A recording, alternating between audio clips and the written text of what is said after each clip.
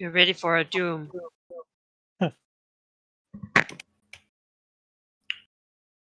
We shall see if you're ready. Ooh, ow.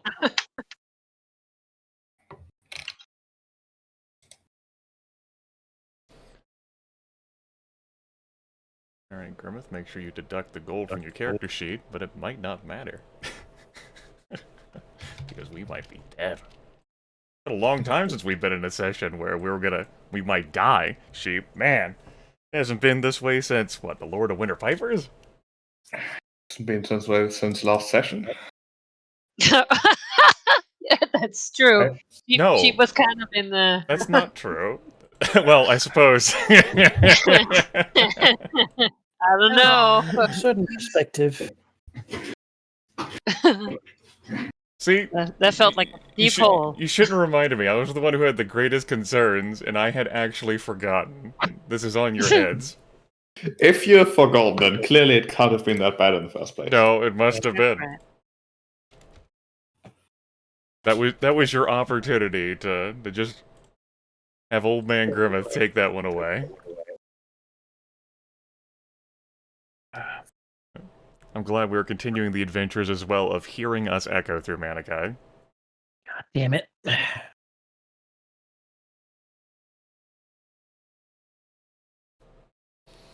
only been 2 weeks. Why don't you people correct him on that when you play on Saturday?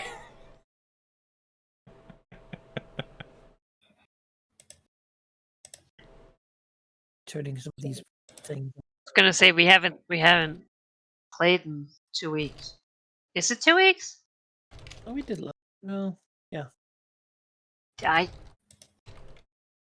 No, we didn't last I time. turned automatic gain control on.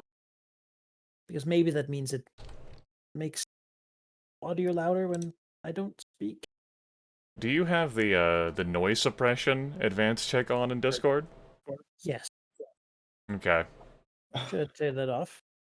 No, leaving that on's good. Okay. I mean, Having it on, I can clap, but no one will know. Now you're just quieter. yeah, but no echo though. No, there's definitely an echo. There is? His mic is absolutely queuing up. Not as much, because he's Oh, quieter, right. but it definitely is queuing up. God damn it. Like, you making yourself quieter does not change the voice sensitivity.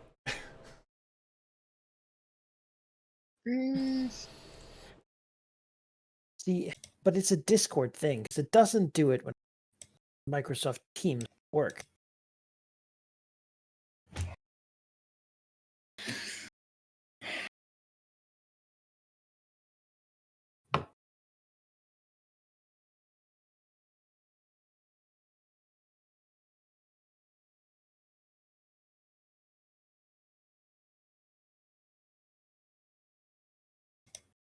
The struggle.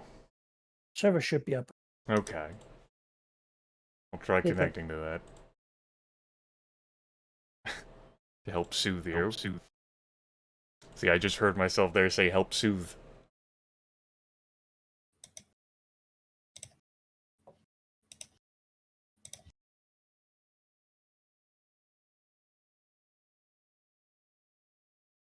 Could you just try to say something? I want to see how this sensitivity thing... Sure, I'll begin communicating with you. Welcome back, everyone, to Dredge of the Dragon Coast. Ha ha ha, jazz hands, we're gonna go die. It's gonna be great and wonderful and everything. And no one will mourn our loss, because we're dragons. And Bassaret can't cry because he has no tear ducts. Did you hear the echo? No. No. I mean, that's good, right? Yeah, but I didn't. Oh, now I heard myself. See, you hear yourself, it seems, whenever I speak. So what you're saying is I just shouldn't interrupt you, and then there won't be any problems. There's definitely times it queues up when you're not speaking, Manikai. Yeah. No, I didn't do anything different, and then you didn't hear it for a while, and...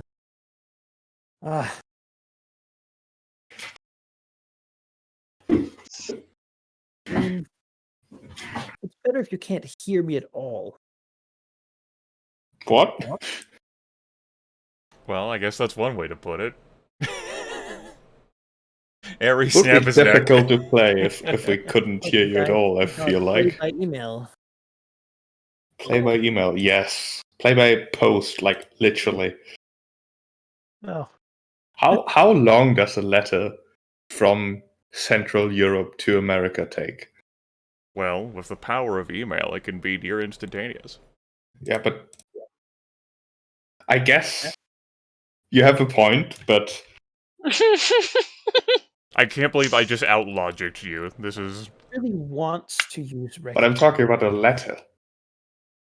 Oh, if I type how long does a letter, the autocomplete says take from USA to Germany.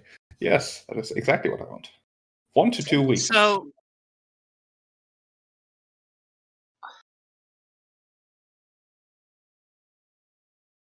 I don't know, Manikai, if we should try and like, I don't know, if it'll. By the way, I heard that no Manikai, like in the I don't know Manikai, through Manikai's microphone. Yeah. I mean, I could just do what I have been doing, which is mute most of the time when I'm not talking. Right, but that doesn't actually resolve the problem. Just sort of. Okay, so in voice and video, Just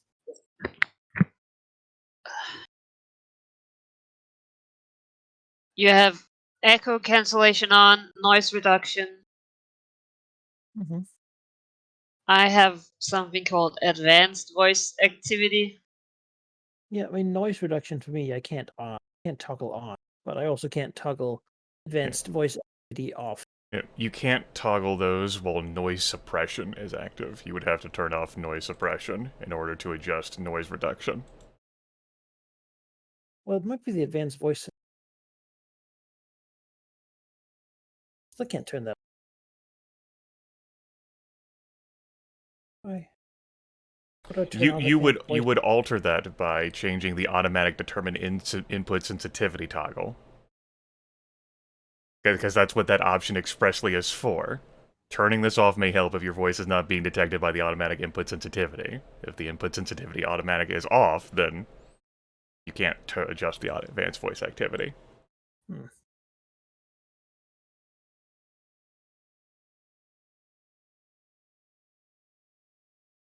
Well, I mean, I could try to have automatic input sensitivity on. I haven't done that ever. That's sort of an uncharted territory.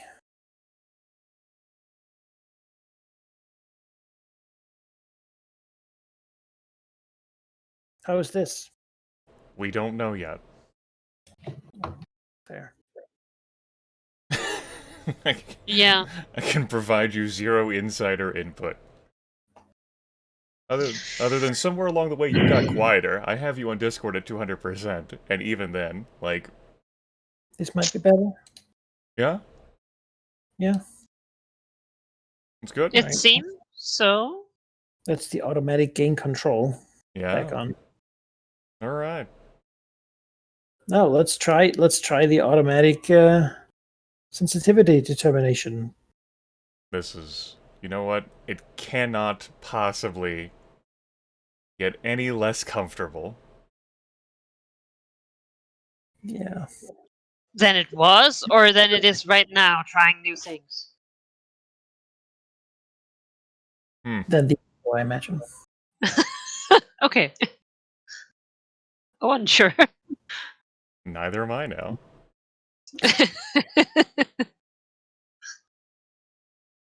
All right, guys. Shall we get Delve. everything from someone? I do believe it's my turn. Alright, you do it then. If you insist. Maybe the bridge version though, because we have some action to get to. Oh yeah.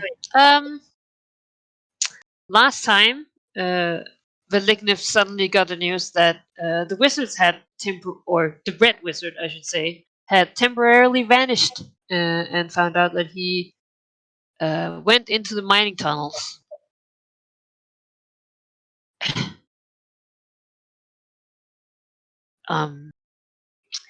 He sees the fire giants close to the tunnels, seem very angry, and when he talks with them, he finds out that they have been attacked by stone giants, and General Victus was apparently almost killed. After that, he convinces the dwarf to go on an exploration to find the source of the undead. There, he finds an ancient being of divine energy that is controlling the stone giants and all the undead. Um, the gracious undead decided not to kill the Lignith since he had been benefiting from our ritual, basically stealing energy from Yafel's evil scheme. Meanwhile, Emmy used the divine black blood of Malar to corrupt the river of Nathland together with Amreth. No Banyan's mark appeared on Crown Prince, and they were really happy because, hey, they hadn't heard from the Banyan for a while. Visigatrix was contacted by followers of Bane and about whether she would want to help them overthrow the Captain's Council. I do believe that the session ended with Emmy telling the other dragons that they should move away since this mountain range was absolutely a horrible place, and it would be more safe if we didn't draw attention to the ritual site. No, she said she didn't know whether it would be better to move away or not. She just made her choice for an entirely different reason. Yeah. History trying to misinterpret that.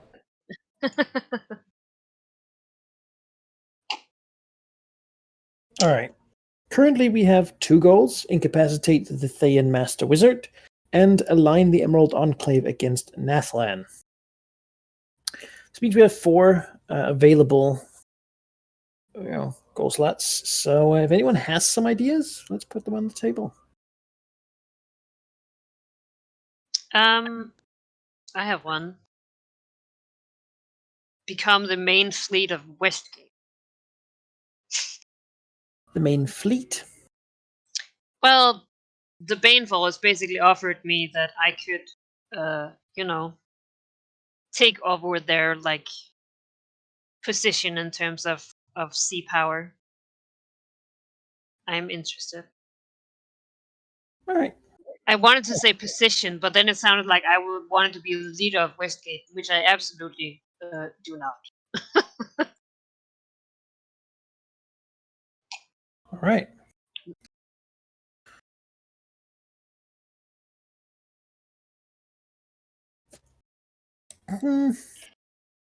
Yeah, all in all, I think that seems like a medium goal. There's definitely, if you did it alone, it would be hard, but you're not alone in working for it. So there's people on both sides with some connections from that.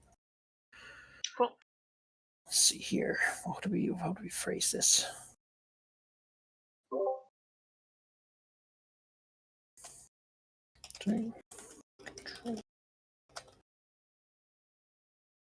Yeah, I don't know if it's like take control of the Captain Council's resources or like. I'm saying take control of the fleets of Westgate. Yes. All right. Awesome.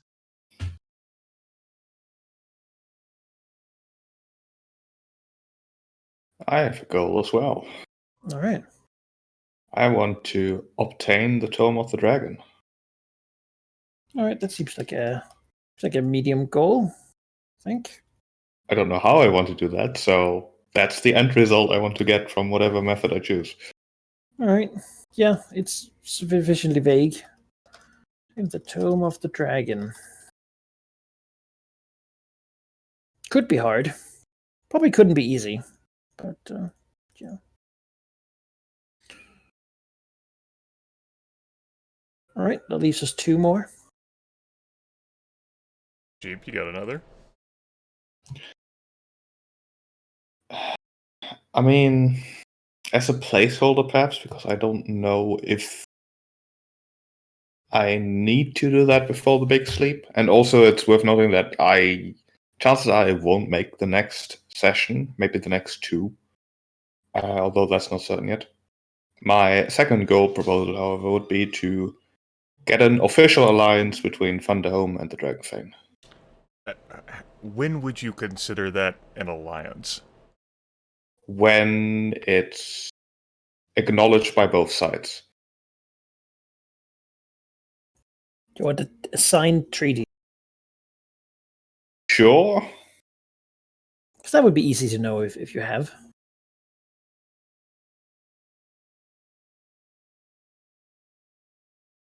I asked that question because Valignith has several points of contention that remain grating, with him and Thunderhome. So yeah, which is why I would like to get there at some point, but there are a lot of tensions that need to be solved first. This goal sounds as complicated as it's how complicated do you want to make it? Me making the double tins when I have my Grand Temple completed, because yeah, if your insistence is on something being done with the silver mine and Thunderhome doesn't budge, then it's true.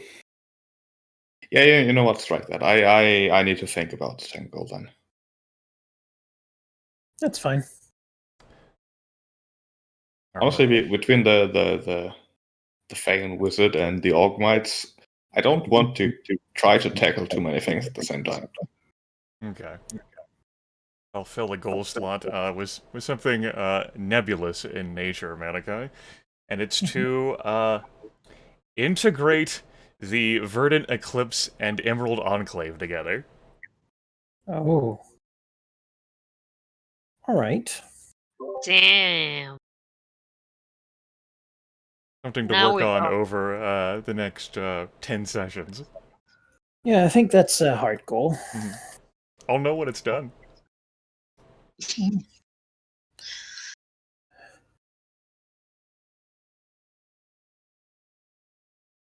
And likely to be removed, given any circumstances that develop. But for now that's in there in the clouds. Written in the stars.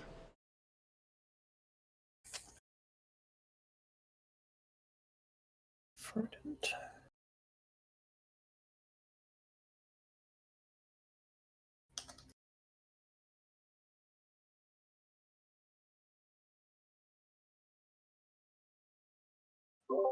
Alright. Then that leaves us with this little list. And Bad the thing. open goal slot. Oh, yes, and of course one empty. Harry, you have something else you want to put down? No, not right now. Alright, I pretty definitively have two. Yeah, I mean, in capacity, the Dan Wizard is mine, technically, so... Alright, we'll leave it open. Good. Then there's nothing else stopping us from simply jumping back into the game.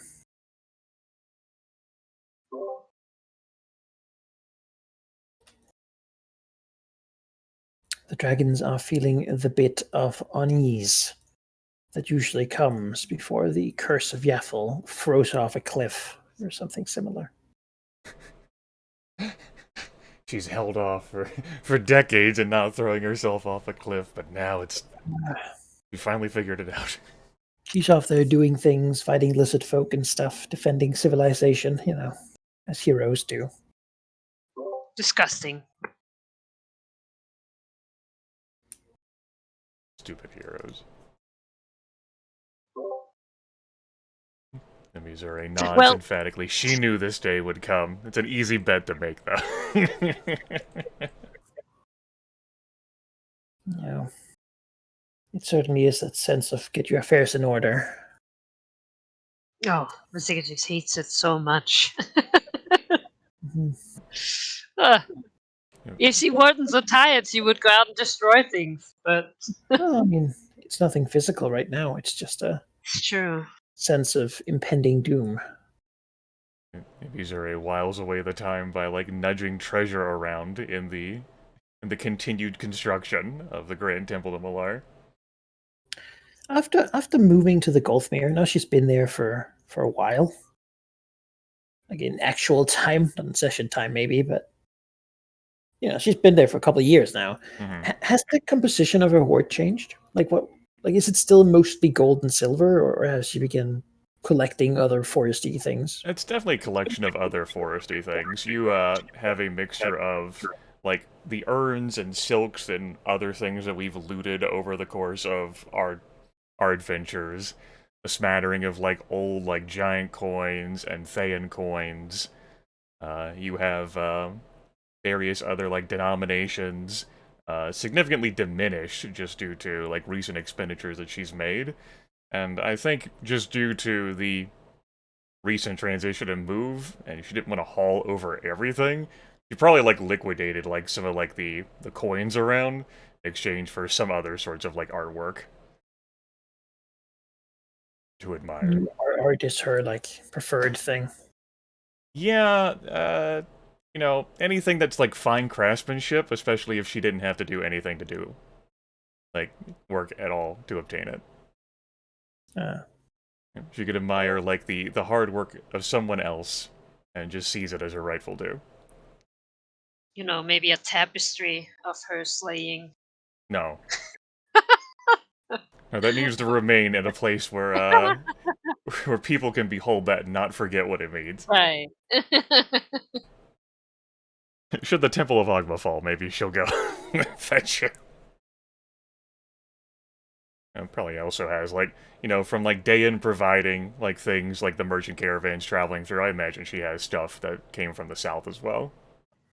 Yes, Diversity. they take that stuff from a very far distance, some of it. Yeah. An eclectic mix of things besides what's just been looted around in the region.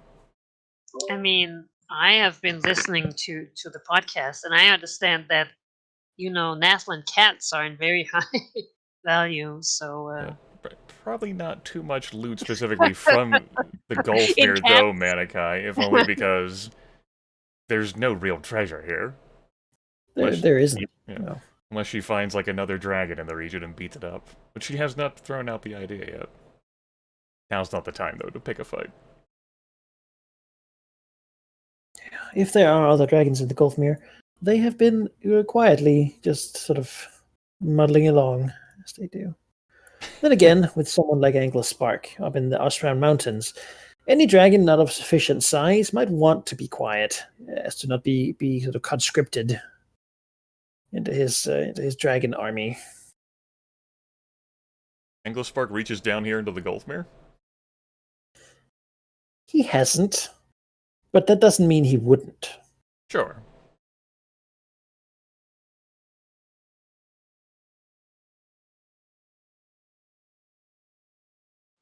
I mean, that goes for any dragon with everything. Yeah. Speaking of which, it's it's time for one of those things. This is an excellent segue. As Recicatrix has a lot of people in West. Yes. They will be contacted. Okay. By with a simple message that seems to have been just disseminated out amongst the people. Basically, someone has made sure that this message would be spread enough that they would pick it up. Okay. Oh, I'm skipping on a name here. Just a second.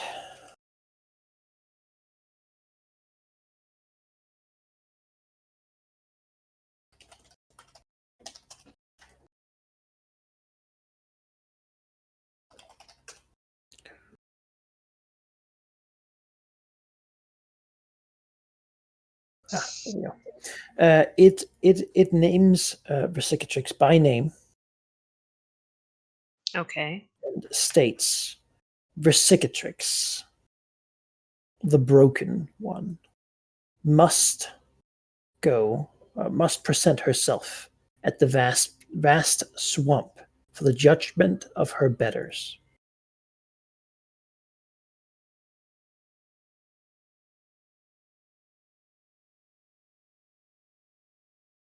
Okay. Would I have any idea what that is about?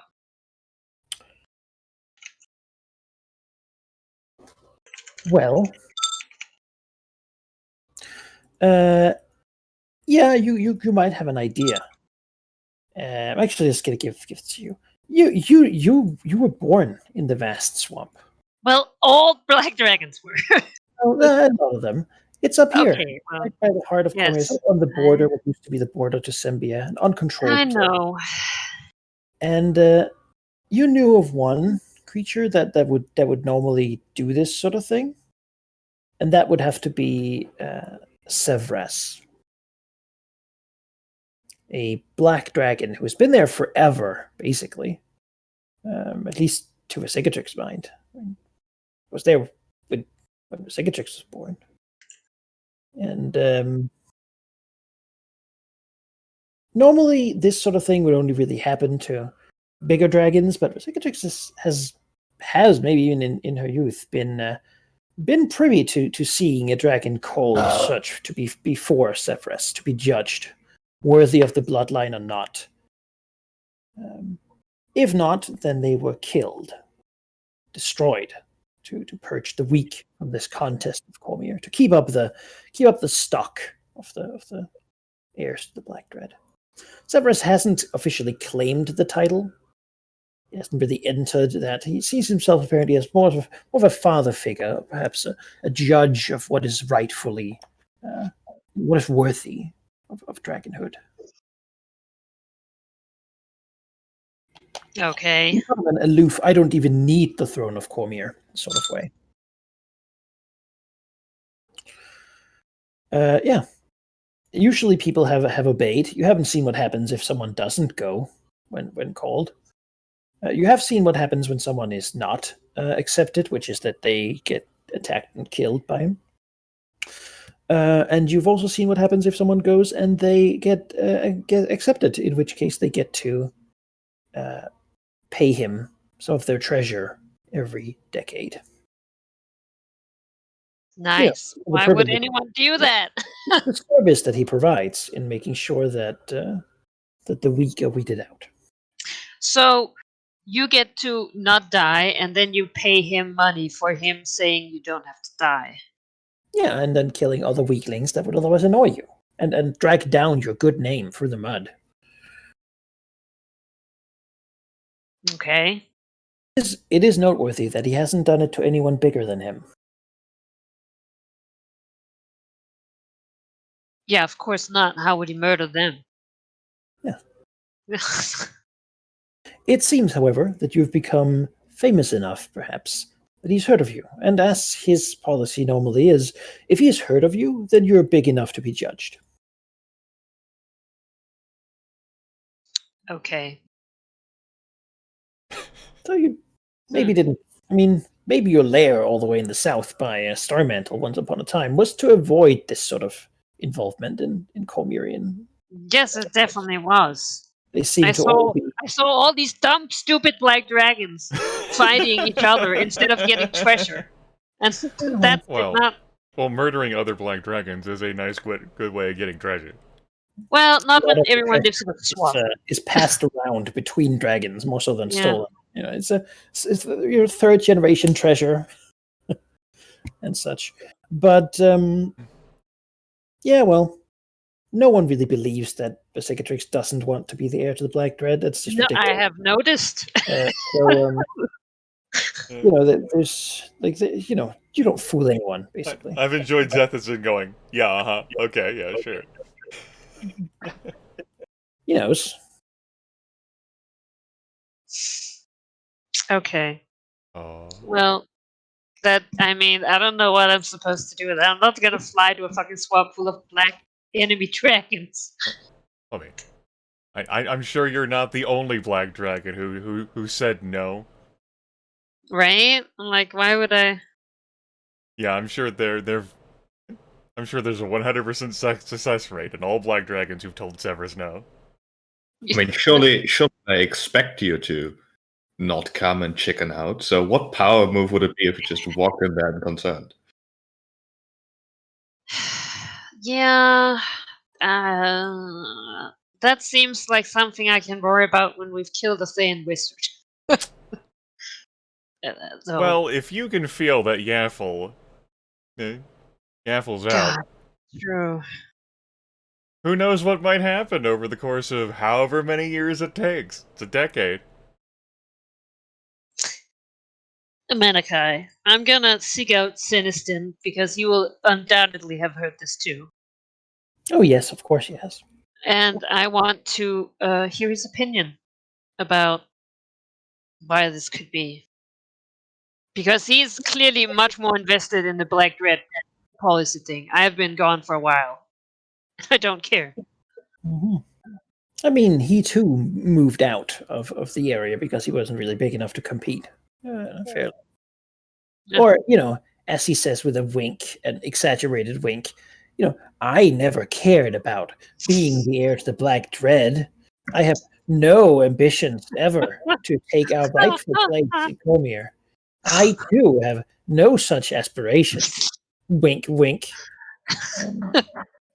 Uh, yeah. Uh-huh. As for Severus, it was going to happen. Just make sure that you pass. So you think I should go? Of course, what choice do you have? If he came for me, I would hide in Westgate. But then again, I was not myself for a time, and I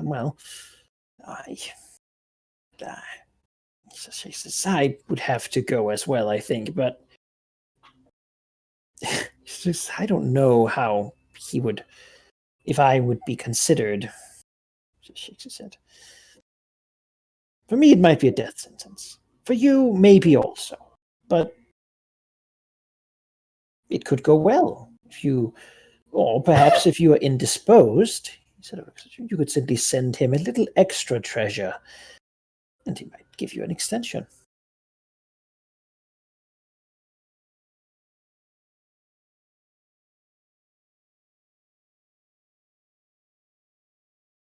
Cedric looks offended at this notion. I mean, I suppose you could try fighting him, but when the weather gets bad, you don't try to fight a cloud. No. There are creatures out here you just cannot kill. Yet. All right. So,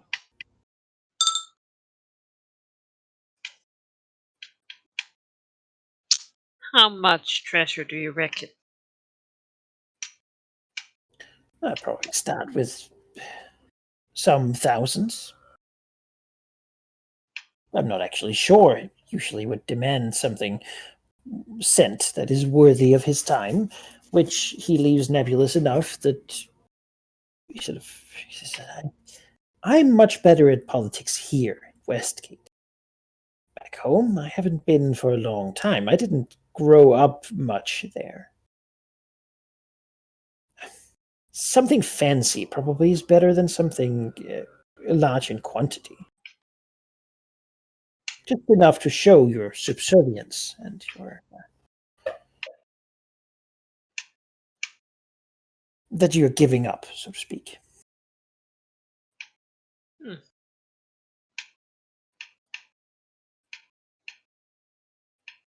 So this court, is it usually just him? Or does Well, all the other dragons show up?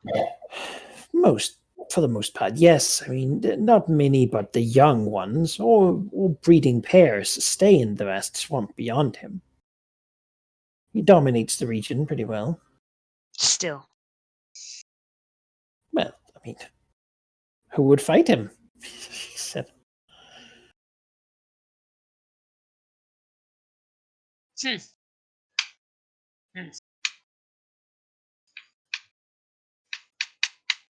I mean, I suppose you could get a couple of dragons together, so he shakes his head. But which of our kind would ever not backstab the others to support him in that fight. I mean, let's be perfectly clear. I mean, yeah. Yes, that is absolutely true. Fuck, man.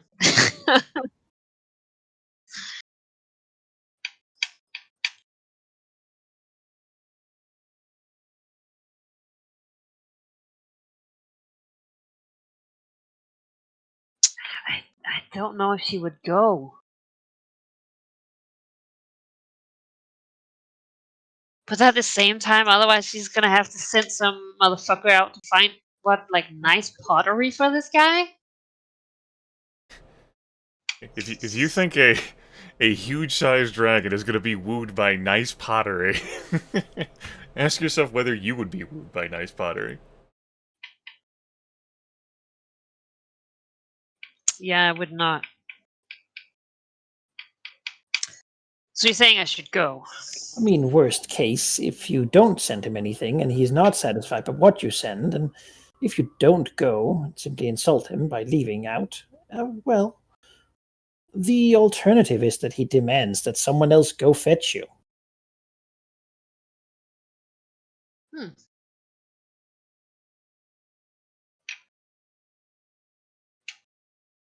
Do you reckon he would have patience to keep doing that? Oh, suppose it doesn't cost him anything. There's the nods. It really doesn't. There are, after all, a fair number of us. And I mean, I suppose if you kept killing them, then eventually you would have insulted him enough for him to go himself, though that would be unheard of. She just rolls her eyes angrily. Fine. I suppose I'll have to go. I don't have time. Just remember to hide all the scars. Why? Oh, no reason. She stares him down. The dragon says,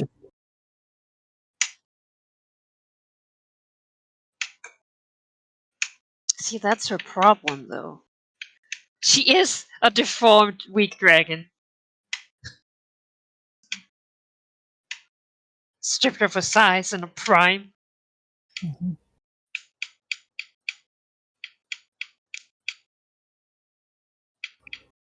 I'm torn between see it done and hiding. Hiding with my tail between my legs. I mean, like, I haven't compelled you because, like, your compulsion could fit with either thing. Like, you could just go or not go, which is why you haven't got a compulsion. Yeah. But it doesn't sound like it'll be done if I don't go, though. It doesn't sound like it's going to be done even if you do go. Right? Again, This which is why I motherfucker. can't, like, shoehorn your compulsion in there for Yeah. you to make you decide. Sevrez, what he does for you is a subscription service. That doesn't seem like I want it. Yeah, he could be You a know part what? of the You rest look of your something. life. Yeah. Well, sure. I'll murder him at one point. Yeah, that's Okay, you that's know what they what? all say. That's a good way to say it, Manikai. I'm not gonna fuck. I You will wanna- not subscribe to Severus. You're not gonna No. go. Okay, sure.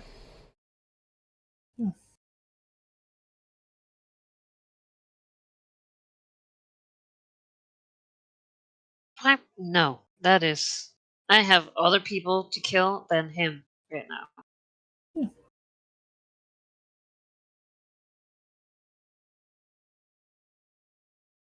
You're gonna send him a present? How much do I reckon? Like as you said, I've been to one of these courts. What is like? It Well, sounds like it's intentionally kept nebulous. yeah. Ideally, you would consider a magic item or treasure of some special relevance enough that he knows that it hurt to give away. Seems to be the way of it. really the suffering someone goes through to give him something is what he desires more than the actual thing. Nice. I love this guy. Yeah. If it didn't come from my shit.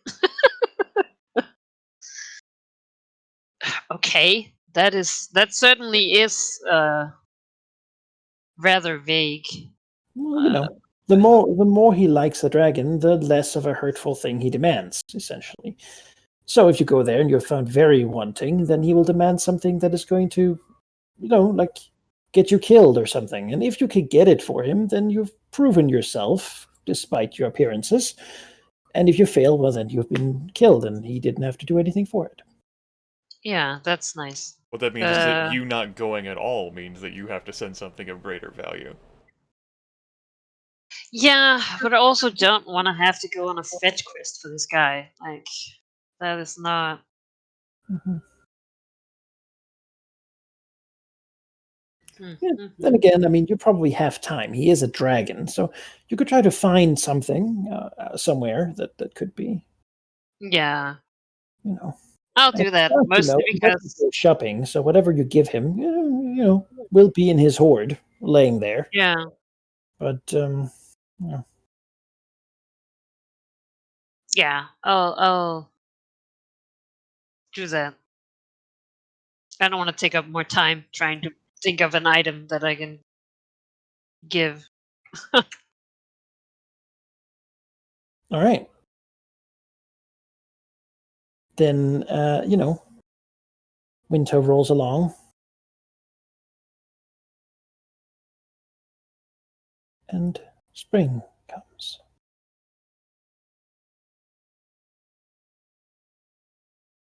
Ah, spring. Summer smile. Good. Time for change and rebirth, which could, in a weird way, be interpreted as killing a lich, right?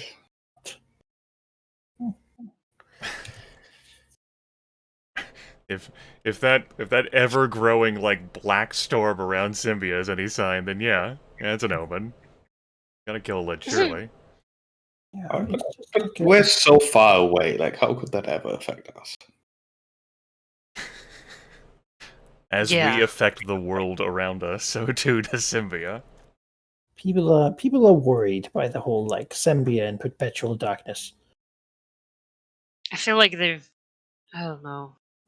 If it grows any further, the captain's council is gonna have to sail through that to get to the damn islands.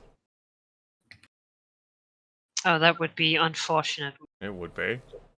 That would be so sad for them.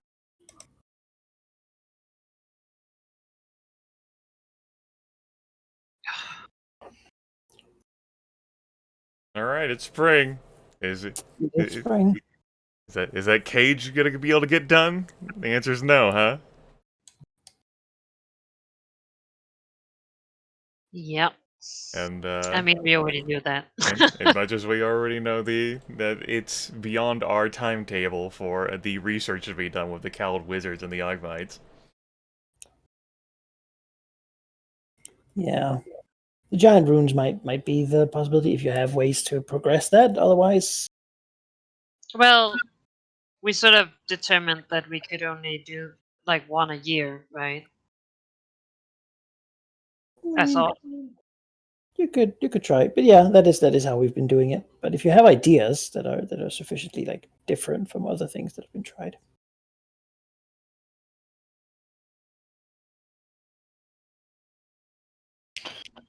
I mean,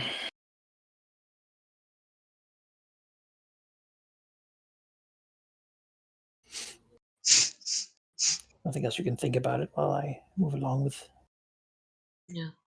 Fetch the fire giants and have them look at it. Fetch. Tell me about. You do not Tell me fetch about- a fire giant.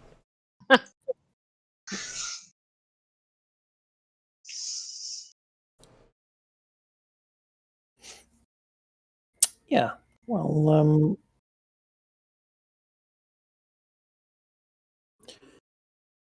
there's an approach. Probably it's Sethiston too that will contact the Marked actually. And just say that he's heard something else that might be interesting to them. Okay. Might be. He's not sure, but it's going around. There are strange people with foreign languages and strange, pale sort of appearances, looking for to spread the news that soon Cormier's doom will come, and for all enemies of Cormier to be ready to strike when it does. Apparently, they believe the Forest Kingdom is due for a terrible fate. So Okay. they are looking for people who might wish to work together in that endeavor, and promising strange gifts in return. What kind of gifts? Magic, information, spells thought lost in ages past.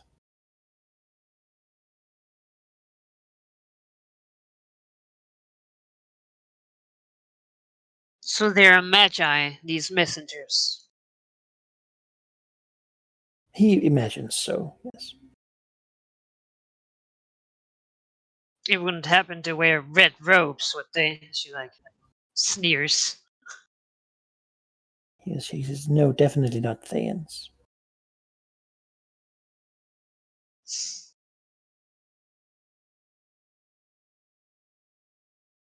Hmm.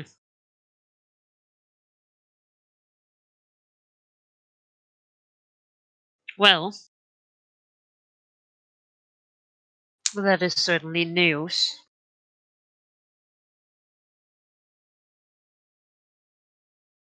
Apparently, all they want in return for their very, well, apparently quite substantial aid in your own endeavors is to imbue you with a tattoo of shadow, which, when time comes, will compel you to support them in their endeavor to conquer and destroy Cormier.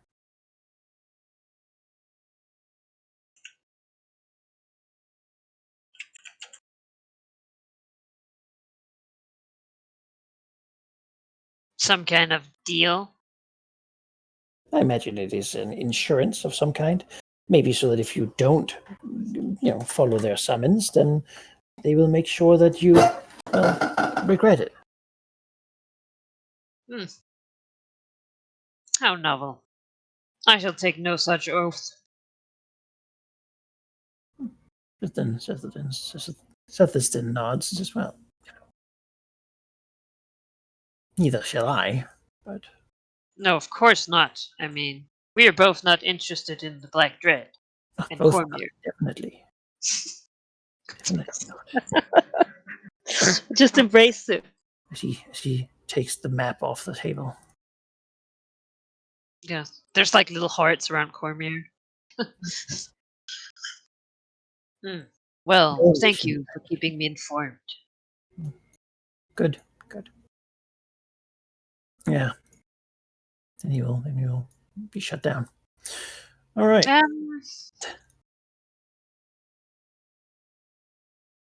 I had a question for him that I cannot remember, so never mind. Oh, okay, sure. Oh no, does he have any news about how Zambia got their powers? Like all this magical item, magic to protect their ships. Well, he figures these shade people has something to do with it. Yeah. It seems similar enough, and Zambia has been desperate for safety.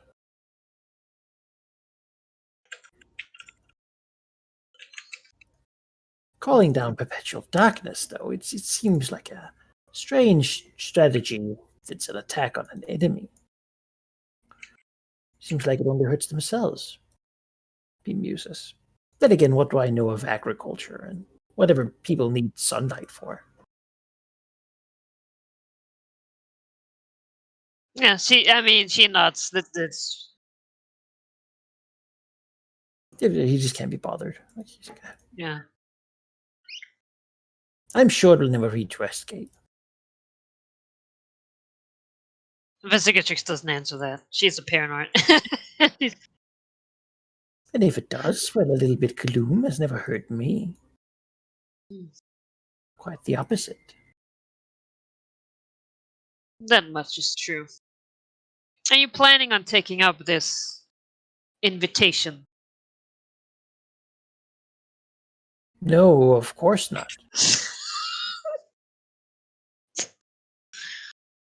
Right.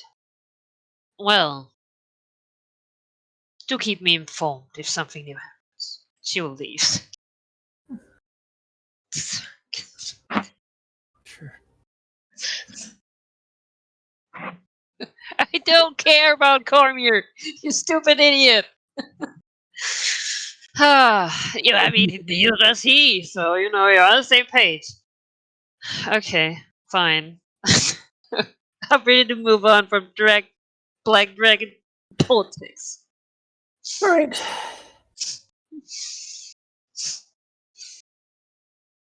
Then, unless any of you have anything else, I will simply proceed with the actions of the world. I mean, I would like to ask, what's the Red Wizard Enclave up to, like, at the moment? They are finishing their portal. Huh. That's their mission right now. Yes. I'm unsure what the catalyst will be for the three of us to finally fight the sledge. Probably before they finish the portal. Well, do we want to do that now, then? Yeah. I agree. I Yeah. guess Villeneuve will just call up Emmy and be like, yo, that But portal's both, open. remember, sending stones. We have There's a sending third one. stones now. Well, Yeah. that's gonna be weird. Hearing we're That's second not- to the Wisp. There's sending stone. I guess we can do a freeway call. Different calls, guys. Just imagine doing that. Free calls. Yeah, I know. Free service. It's a good deal. One-time pay. Yeah, I'm not sure how to roleplay this other than Villeneuve informing you that, whenever you have the time, don't want this thing to be done. Visari Leader is experimenting. Currently, punishment duty is like someone like having to use a violin in front of the sending stone. So it's just like some angry servant. Where rat. Yep. Just like having to fill the task. Playing it horrifically. Yeah. Not at all like the fairy music. Visari Leader there goes to the sending stone. She's like, Alright. How are we going to... What's the method we have? For imprisoning the thing? What if you called a meeting with him, Villeneuve? In the Fane. We do not want to fight him in his own laboratory. I am almost certain that any attempt at deceiving the sledge to move him into a more vulnerable position would... Well, first of all, should not be attempted by myself. And two, would probably not work. I thought that you had tried to be cordial with him so far. The laboratory is also in Valigniv's fame, Ursecatrix. The insult. Well, it is not his anymore, it seems. How? She's just like... Valignith, I can't believe she said that to you. I can't believe how much patience I have and restraint to not respond in a rather explosive manner. I'm quite proud of myself, actually. Yes, me too. Jokes aside, I have an idea of how to contain this lich for a while. Hopefully long enough to find a more permanent solution. We will just need to make sure to not destroy it outright, but I can keep it contained for a while, I believe. The Missouri leader here says, I am uncertain how we will know when it is... But if you have a method by which it is either that or it is destroyed, there is... We cannot leave this fight having achieved neither of those things. Yes, definitely. But perhaps we can at least destroy its minions first. Then I put it into a protective circle where it can't escape from. And then. He says, do you really want to focus on its minions first?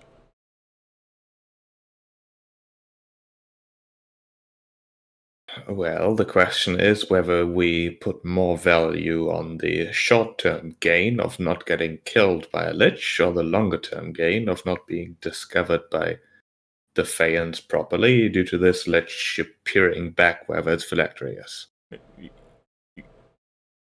I'm asking you whether you think the minions are more dangerous than the liches.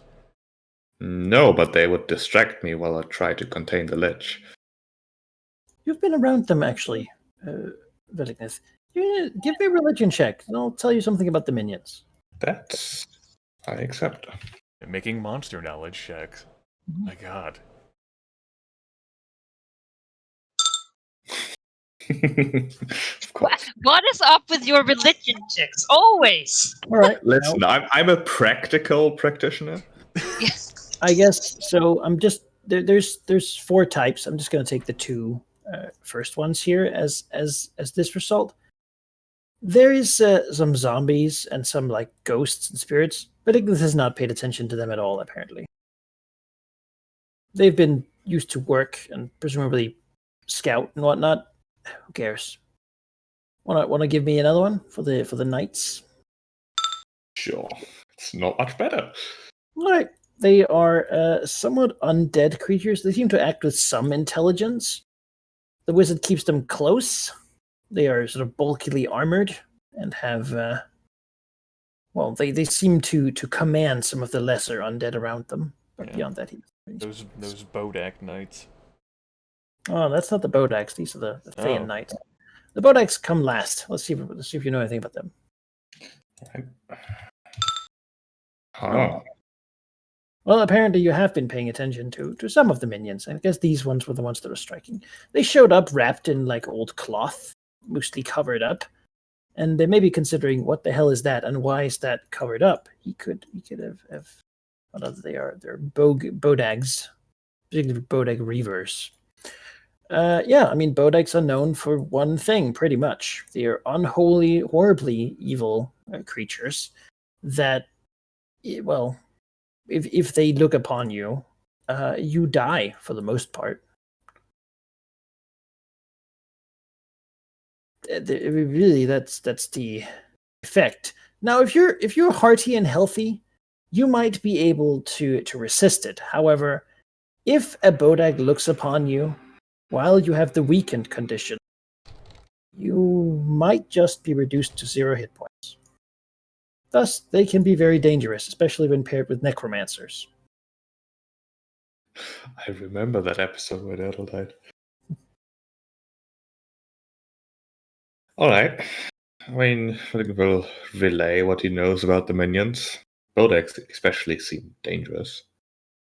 Maybe Zori says, well, other than the acquiring of necrotic resistance, I don't have any special weaponry or tools that I could use to... I imagine holy energy would do something more, but as... I'm not even going to bother making a religion check, like, as I am no... That's not something in my ancestry. Yes, there would be something that could help us in addition to potions of resistance, which Velignov could presumably make because he does have the brew potion ritual. Which Malachi, I'm not sure if that could be part of our of Villingev's check here, but what defense would that death attack of the Bodak target? The death gaze attack targets fortitude. Fortitude. That makes sense. Because what Velignov could make, although the potions are very pricey, are elixirs of fortitude, which, after you drink them, once during an encounter, as an immediate interrupt, when you would be hit by an attack targeting your fortitude defense, you could substitute your defense with a 35. So if it rolls lower than a 35, you can basically use the immediate interrupt to prevent that attack from hitting, which would potentially be particularly useful for the cicatrix, because I don't think her fortitude is particularly high.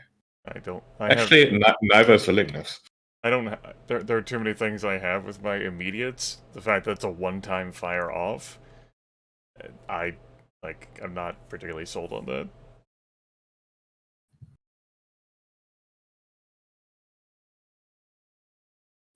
But that would be the only other potion that I've seen could be particularly useful. The others are just you can re-roll a daily attack power once. That seems neat, but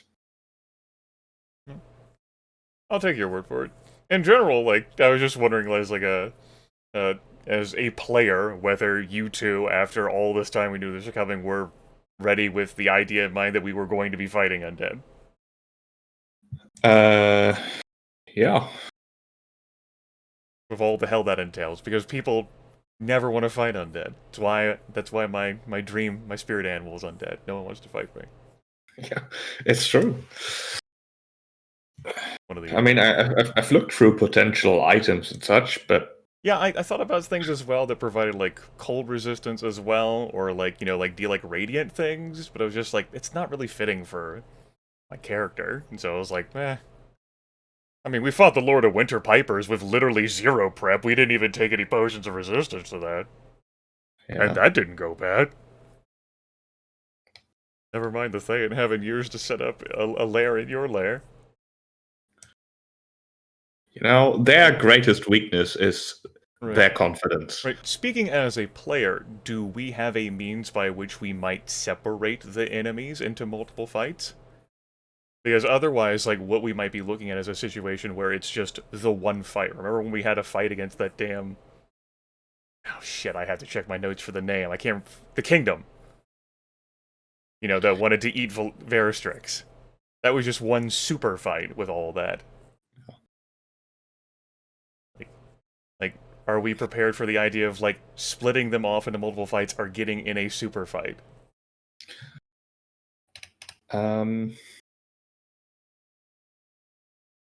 One thing I considered as a possibility was to threaten them with a collapse of the laboratory.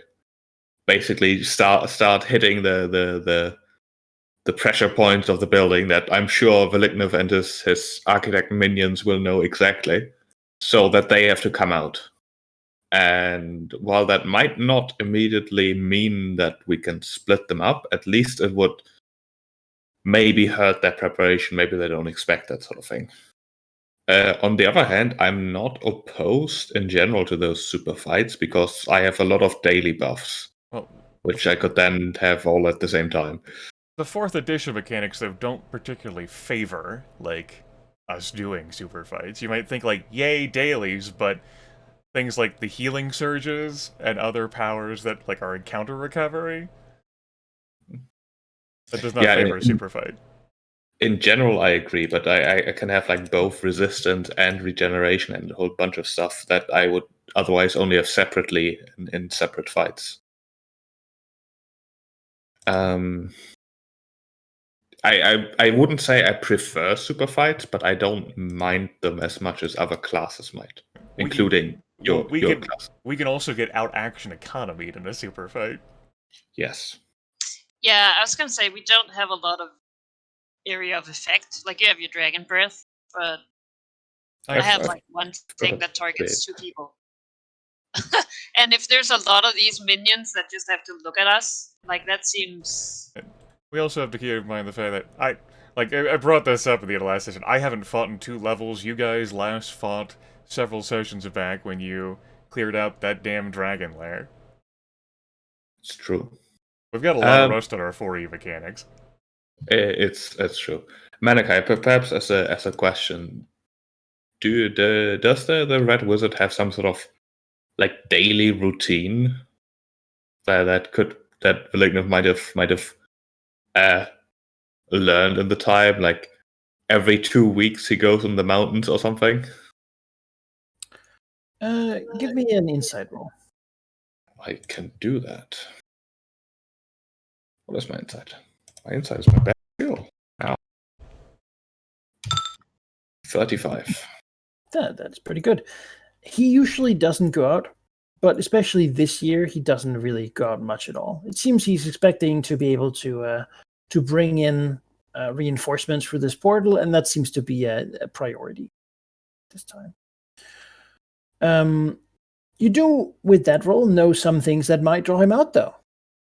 Information that he's here seeking, which means it's either about his lost colleague or Yaffle, or one more thing that might indeed be able to draw him out, and that would be, Thayan exiles. They must be hunted down, as per his master's decree. Right. Well, you don't have tools of deception, because you actually do have genuine knowledge, both of the Thayan exiles as well as your encounter with the stone giant. I'm trying to spread out this talk as I keep hearing myself through Manic. Either through the Thayan exiles or your stone giant encounter. Like, you actually do know what the hell happened to the Thayan Lich that was previously here in the valley. Oh. It is true. I mean, I think using the Thayan exiles as bait, if they agree to it, might be my preferred approach here. Well, you can, you don't even have to, lure them. You can just, say to, let the Lich know through an intermediary that you have information about them. It's true. Otherwise, you're going to have to try and convince the exiles to actually come to the Fane. And you just had an interaction where that wasn't going to happen. You would actually, have to meet up with them again to convince them. Yeah, they wouldn't agree to it. I'd also hate to actually trick them. Yeah. I don't want to give the Lich any information about what goes down there. It doesn't matter if we're actually going to resolve the problem, right? You could genuinely tell the Lich the truth. That's true. The only bluff that's happening there, and it certainly is a bluff, is that you're telling the truth, but also you want the Lich alone. Or, at least out of the sanctuary that it's built. God, that's such a move, though. Like, hey, if we succeed, he's never going to know, so I can tell him anything. I know. Maybe not literally tell him about that we're the dragon, about the whole fucking bargain that Yaffle made with Hell. Let me start at the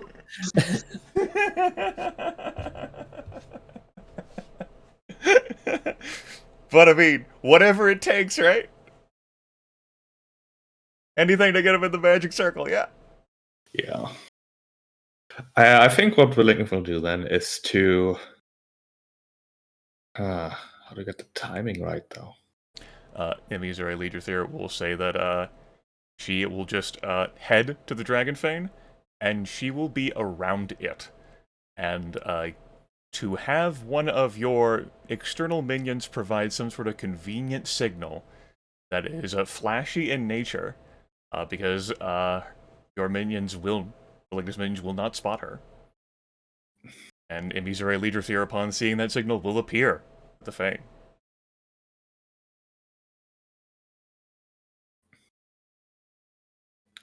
Alright.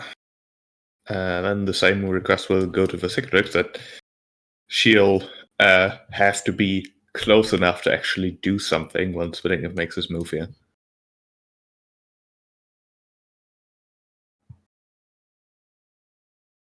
With that, Emizure Leaderthere is going to do what she has been doing for these transits and shapeshift as some sort of large flying bird, which she'll head to the Giants Run Mountains in. And probably when she gets there, turn into a blood eagle.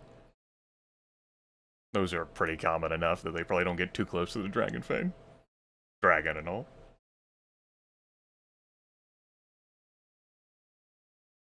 Shapeshift. Ones that did were snacks. So yeah. If Ari, if you've replied, you're muted. Yeah, sorry, my mouse decided to disconnect. I had to do some cable maintenance. Yeah, I mean, Mystic and Strix will hang out in the mountains. I think with her like plus 21 to stealth, there's a good chance that she will not be spotted. Does Malignant intend to attempt to spend his minions in any way against the expedition inside the lair? Other than by potentially bringing down, like, that entire portion of the lair? I think you'll tell them to be ready if they see an opportunity. But quite frankly, I don't. He doesn't believe that they would do anything against the Lich or things that can kill by looking at you. Right? And you also might be concerned that just by them being in a state of readiness, they might give the game away. Yeah, that also. I think what Villigan will do is send like one of the minions that maybe he doesn't care too much about to go down to the Lich's laboratory and deliver a message along the lines of see how do I phrase this in third person? That both the Lich and Malignant obviously know that the Feyant staying at the Fane isn't entirely the best thing, and was mostly allowed because of their very generous gift, and to expedite a retreat of the Feyans back to wherever they came from. Malignant is willing to reveal that he has, in fact, followed the Feyans as they explored down into the depths, and has found out things that they probably haven't. So if that information would potentially be helpful in getting you gone, because you then know what you have to look for and such, then he would be willing to talk about that. Of course, not in the laboratory. I just love the roleplay visualization of this minion attempting to relay the nuances of that to... It's probably a lot of intimidated cost. as fuck, as like... Oh, yeah. I mean, he will mostly be speaking to one of the wraith ghosts that hang out outside the room, or sort of halfway through the door to the laboratory. Yeah. And then wait around, hoping that something will happen so he doesn't have to go back to Vedignus and say, I don't know if you heard. Because that's usually not acceptable. No. All right. More information, sure. I suppose, yeah. You want specifically to have a meeting that's not here. Yes. Yes. I think that's the difficulty, right? Because he would normally just say, well, just show up. You know, if the dragon can just, he lives here, so the same person would think it would be easy for him to just come talk. Fair. I think the response will be something along the lines of Lord Willignith. It was stated that that if money was the problem, he could soon acquire us greater wealth from Thay, and he's working right now on expediting the method with which he can bring about such resources. Beyond that, he's very interested in this information we might have found, though. He assures us that he searched the place rather thoroughly. He does not seem to believe necessarily that he misses stuff.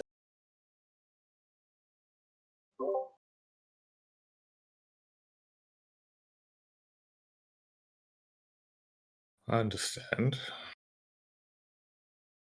We have to try and get him. I mean, he did give you a statue of speaking, I suppose. I suppose he would want to go there. I'll just carry the statue behind me on a wheelbarrow for no particular reason. No, just like get him to the fucking Tiamat altar.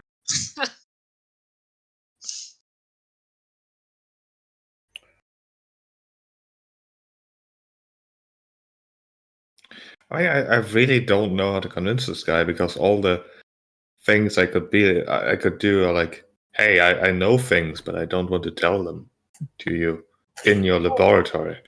You know, you live here. It's your house, and maybe Valignith has some customs and ways of dealing with this sort of thing that you might not, because you're not Valignith specifically.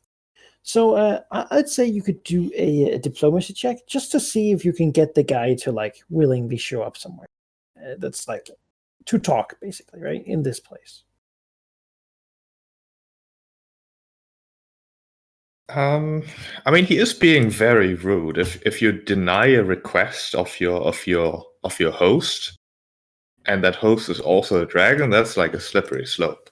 So I can definitely give you a diplomacy check, but of course that would more like be of a you're stepping into rude territory. So maybe just observe the customs here. Diplomacy check. All right. With which I of course mean that it'll be more of an intimidate. I mean, you took the feat, so yeah. 35. All right. With a series of various requests and suggestions and rather sort of subtler threats, perhaps. It'd be a shame if I were to shift the Dragon Fane around at this time of year. Yeah. It'd be a shame if one of the supports was neglected. Mm-hmm. I've been thinking about moving Tiamat's altar into this exact room. And then everything would be hers. Yeah. It appears that the wizard will go talk to you. About how to deal with this situation here, because this is just rather. He wants to have amiable relations. He is a little bit frustrated at this. So you'll meet him at the altar. I think we'll meet on the plateau. Like it's Velignov's usual spot. It's probably the least strange for him to request a meeting at. I mean, the your shrine there to Tiamat also is a no way out thing. Yeah. For the Lich. No, I mean for the Lich. Like if it's a wide open plateau, he can fly. Presumably. That's true. He does hover pretty much all the time. Yeah. Sure. Yeah. Let's talk in the old room, in the temple. All right. I don't have a map for that, but I mean, I do. I suppose you do.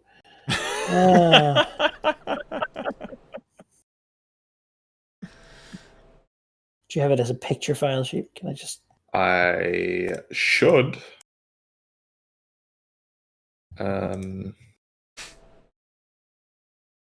Is it this one?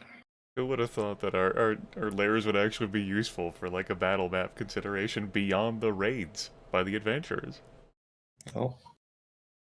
File is too large. I'll just cut it out really quick. Yeah, sure. If you're not a Discord Nitro user, you are limited to 8 gigabytes for the transfer.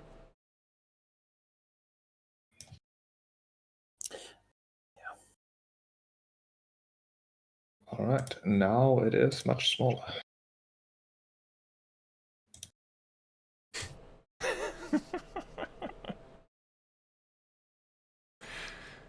Where did I just save it?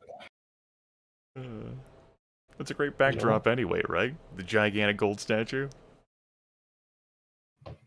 Mm-hmm. All the prizes that have been accumulated. The money.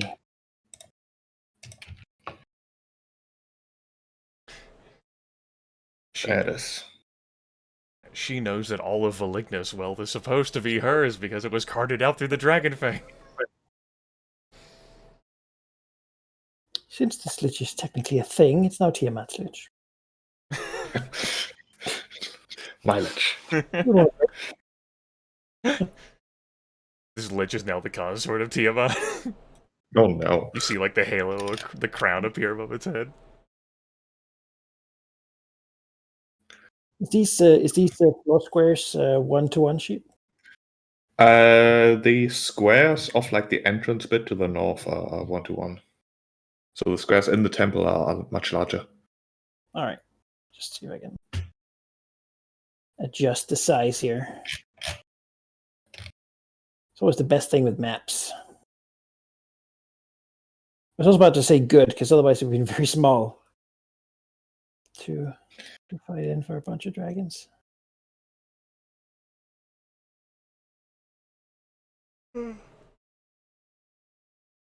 Gonna go get a drink real quick while the map transitioning is happening.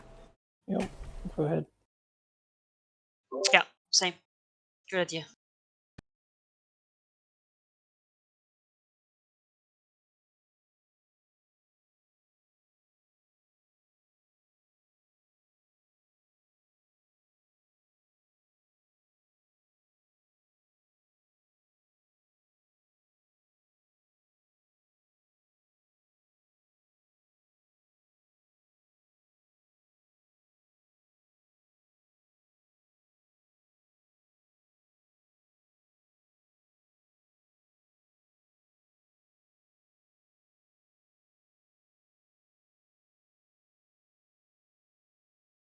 Yeah, that's close enough.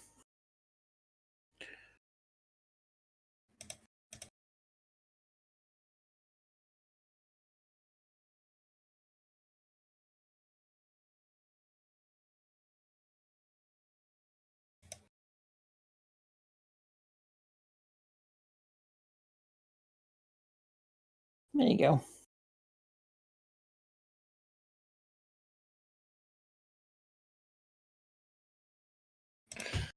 Where is it? I thought I focused you on it. I might be on the wrong map. Oh yeah, there we go. Yeah, looks about right.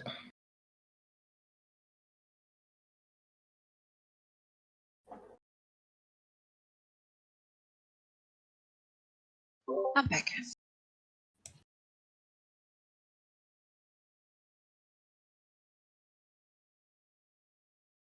Welcome back. It's right enough. No.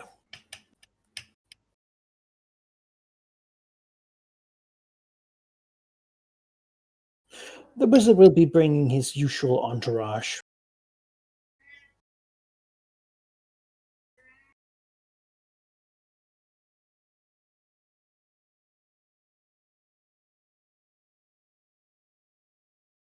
Which is a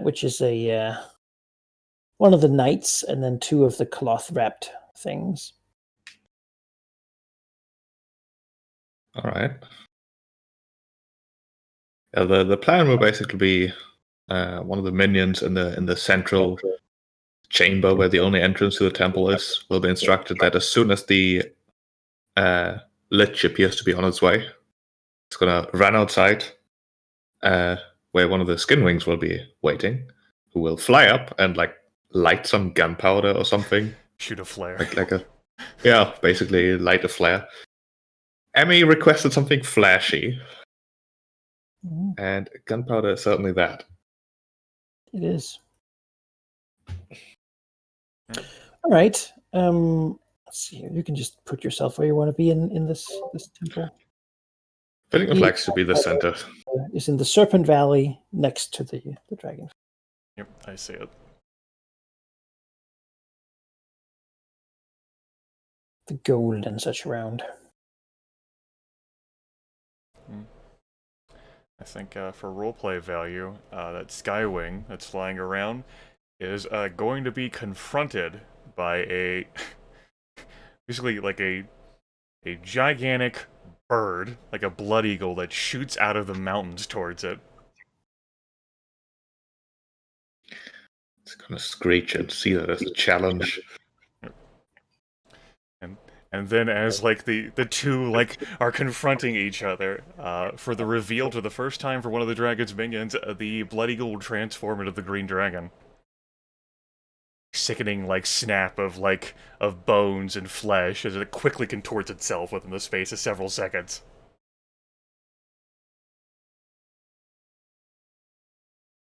Don't know how the hell the lizard rider feels on that.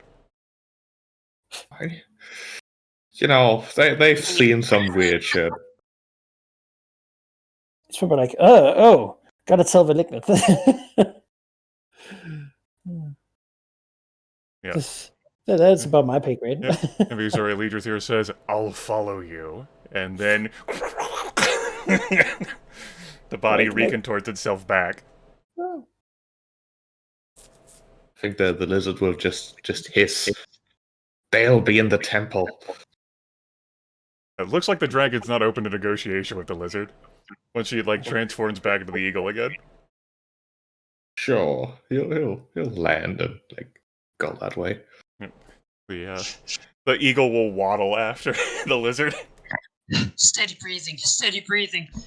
Let's go for the air room. That'll be nice for you. There you go. Yeah. What about Versacatrix?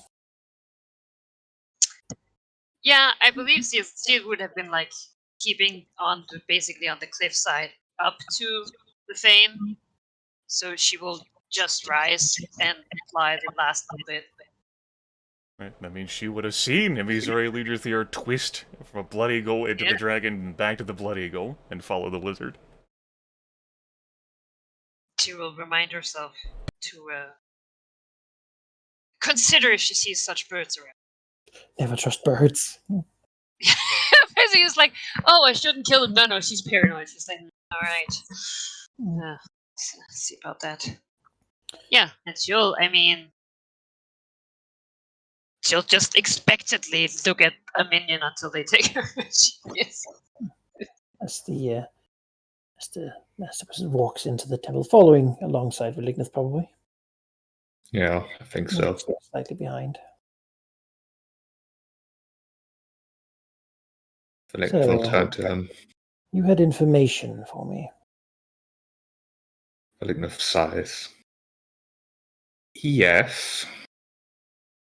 Although I would first like to ask the question, what would it take for you to simply leave, to abandon your search? I can tell you I've found what you're looking for, and it is connected to things that do not have to concern you or Faye. For me to simply leave? When what I am searching for is here, I would have to have... looks at the statue and says, I came here at great expense. I do not leave empty-handed. Your great expense is the reason why you've gotten so far in the first place. And I will expend more. In another year, this place will be much wealthier by my hand. You have been serviceable as a host. I will not call you ungenerous in your presentation. In fact, I will say you have been rather grandiose. Yeah. Neither words nor whatever value of gifts you promise or even deliver makes up for the difficulties you're putting me in. That portal you're building in your laboratory is... I've allowed you to busy yourself with it, but I cannot allow it to be completed. You're not, that is unfortunate. I'm sure we can find a way to change your mind. That is difficult. I'm willing to work with you on this.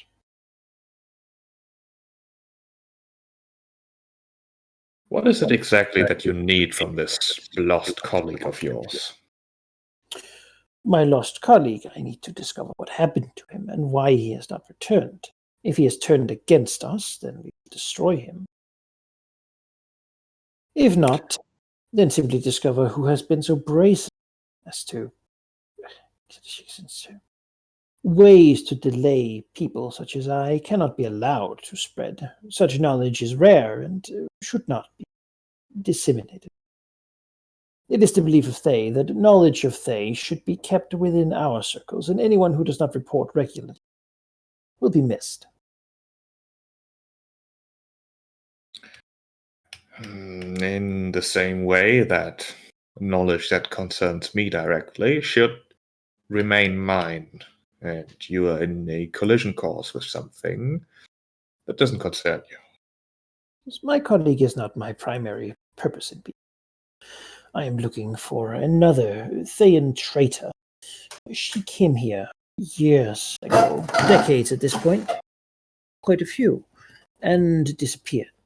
Had great power, though she was found again. My master believes that she might have left something here to aid the other exiles. Rebels, you see. Bent on the destruction of Thay, and the end of our might. That is what I'm truly here seeking. Whatever she left for them. I see. What if, however, the destruction of Fae would happen to be very beneficial to me as well? You frown Agnes, I could not believe such a thing. You understand that being a friend of the Red Wizards, especially in these times, is one of the most...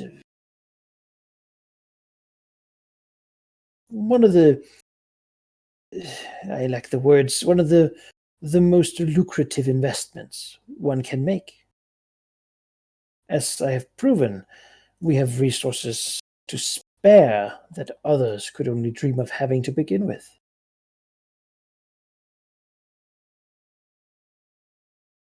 I suppose. I do not know what need could be greater than allies such as we. We are willing to help you with rituals. You can purchase magical items from embassies, and, well, we are rather generous with gift to our friends. Yes, we have somewhat of a soured reputation amongst those who believe that power should be reserved only for those who traditionally kept it. But I'm sure you and I are not such people. We both believe that people such as, well, you and I should get to grow and improve our lot. That is certainly the reputation I have here. Action being of power and consequence. It seems to align rather well with my own intentions and goals.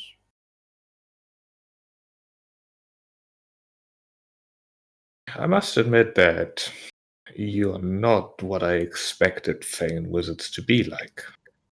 I expected more arrogance, more pomp. You're quite practical. As most of us are these days. The ones who were arrogant were killed, you see, or they refused to bow to our master, and he would destroy them for it. Everyone was made to see eventually. Well, those who weren't, they fled, and we are hunting them down step by step. I consider myself a practical man, and I think of the world in material terms. At least I try to. I am glad, perhaps, that I can change your opinion on my people. Yes, though I'm afraid it will not change much else. How close are this what I can think Emmy and the Six are at this point? Are there noises coming from the entrance already? Well, I'm pretty sure they're gonna be in like the central like waiting area, like the lizard forcibly kept there by the Blood Eagle, and then I guess like the drow that's like walked in after the two of them. The Cicatrix lands as a dragon, and then she just like transforms into herself and just walks in like she owns the place. But of course, having like a net just 21 stealth, she's probably still just automatically walking in shadow. I don't think so. I think the Dragon Fate, especially the central area, is so well lit that you just don't have a. Yeah, that's probably true. Yeah. I mean, I do have a fire cape, so. Yeah, I don't. I think you stand out. I look good. There's your answer, Sheep. Then if you believe that they're close. Well, no Stall. then. It's partly genuine, partly stalling. So he'll let out a brief sigh again as he says, well, certainly changed my opinion. However, that doesn't change anything, unfortunately. It's a matter of, well, it's complicated. But I do hope that you do not take my actions as a personal attack, but rather as a necessity.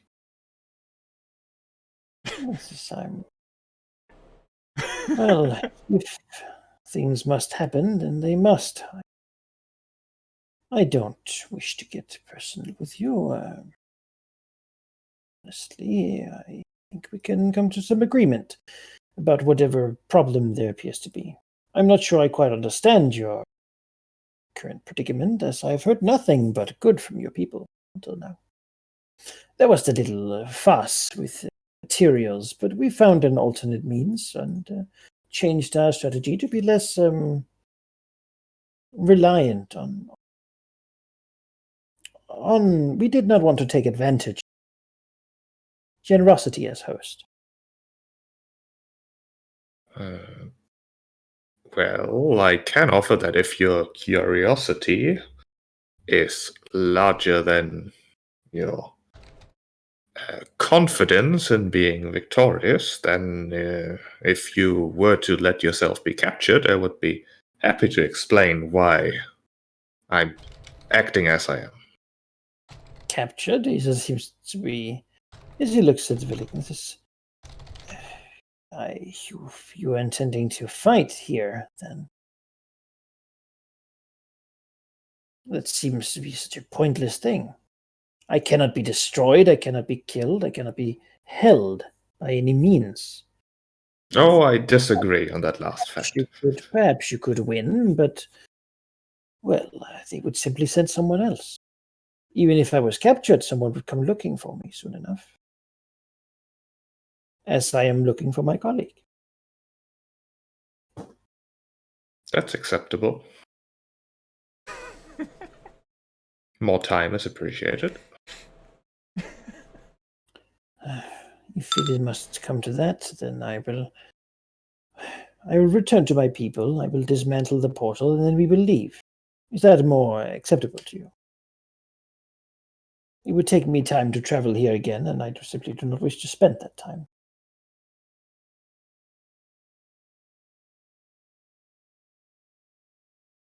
Is he being sincere? Give me an insight check.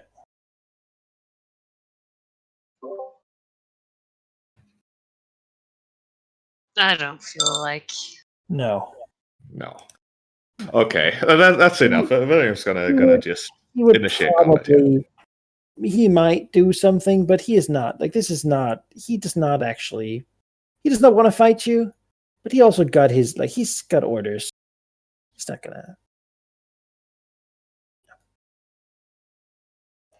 All right, you wanna begin throwing down? Yes. All right, give me some initiative. He's not surprised at this point. You've been No. clear about your intentions. I rolled a 3. That's Malachi, where on this blessed map can we put ourselves? Like here somewhere, like in the hallway, probably. I think you could have crept closer. The voices, really get this sort of a booming voice. Yeah. It's like, I imagine we will fight soon. The loud voices. Here, you've left me no room, and we determined that you're going first. So there you go. I think I couldn't go much closer without. Yeah. There we go. Give me initiative for second tricks. Yeah, sorry. I was like, my grid was not. Actually. Back. Book open? Yeah. Yeah, that's what we'll do. I'm not gonna be in that form. I'm gonna be following as this.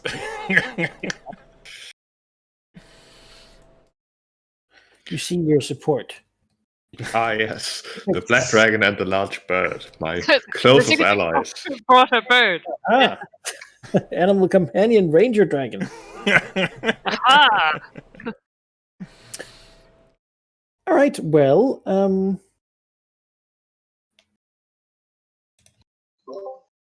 Velignith enters to begin fighting, and I suppose the Bodaks don't act first. I suppose the first thing is that Cicatrix is rushing down this corridor As she is. and sees, the minute second of Velignith beginning to shift into. Oh no, I would have to go for the knight first. The knight has a spiky, sort of blackened shield and a unique blade. It seems to Were be. the reavers the one that would look at you and you die? Yes. Okay, well maybe I go for them then.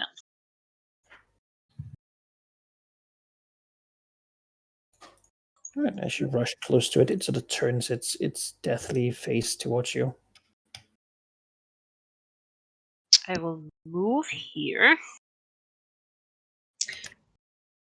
And how much distance is there? Perfect. And I will minor action. Oh lord. The range of their current gaze. While within this gaze, it's an aura effect, making a melee or ranged attack against the Bodak damages you 10 necrotic damage before the attack roll is made, and you take a -2 penalty to the attack roll. Wow. I deducted the healing surge off of me to denote the resist 10 necrotic. I'll also put that Oh, in yeah. my. I'll do that Okay. after. I think. Yeah. Oh. And I will use. Wait. That was interrupted. My stance. I believe. Meditation of the blade. Until the end of encounter, your dagger damage die increases by 1 size. So, D6s, guys. It's exciting. Mhm. And I will move 2 and attack him. And that's -2, however. That a 1? I think that's a 1. It looks like it, yeah. Yeah. It's an absolute miss. You still take the 10 damage, though. I also have 10 necrotic. Ah, well, there you go. Ari, if I can make a suggestion for your macros, if instead of the GT in the square brackets, you just have the T, then you can hover over your rolls and see what you actually rolled. With the GT, only the GM can do that. With the T, everyone can see the rolls. So wow. what? I think Grimith told me. What is it again? Just T? T. Oh well, that's very easy. So that's why you all can see it. Yeah. Who You knew? won't- Yeah, you swing and the thing sort of ripples. That's me. Over its gaze. Well, do you all have 10 necrotic resistance? That's. Velignith doesn't yet. Okay. I do, though, and so does Ari. Hmm? You deduct a healing surge with the use of the potion. Yeah. And the money, of course. Oh, I did. All right. Anything else? Ah, fuck. No. All right. Sure. Bodak sees you. And Wait, would Yeah. I know it's someone? all right. Let's see here. Bodak wishes to simply step out from this corner and turn its face towards Cicatrix using its death gaze.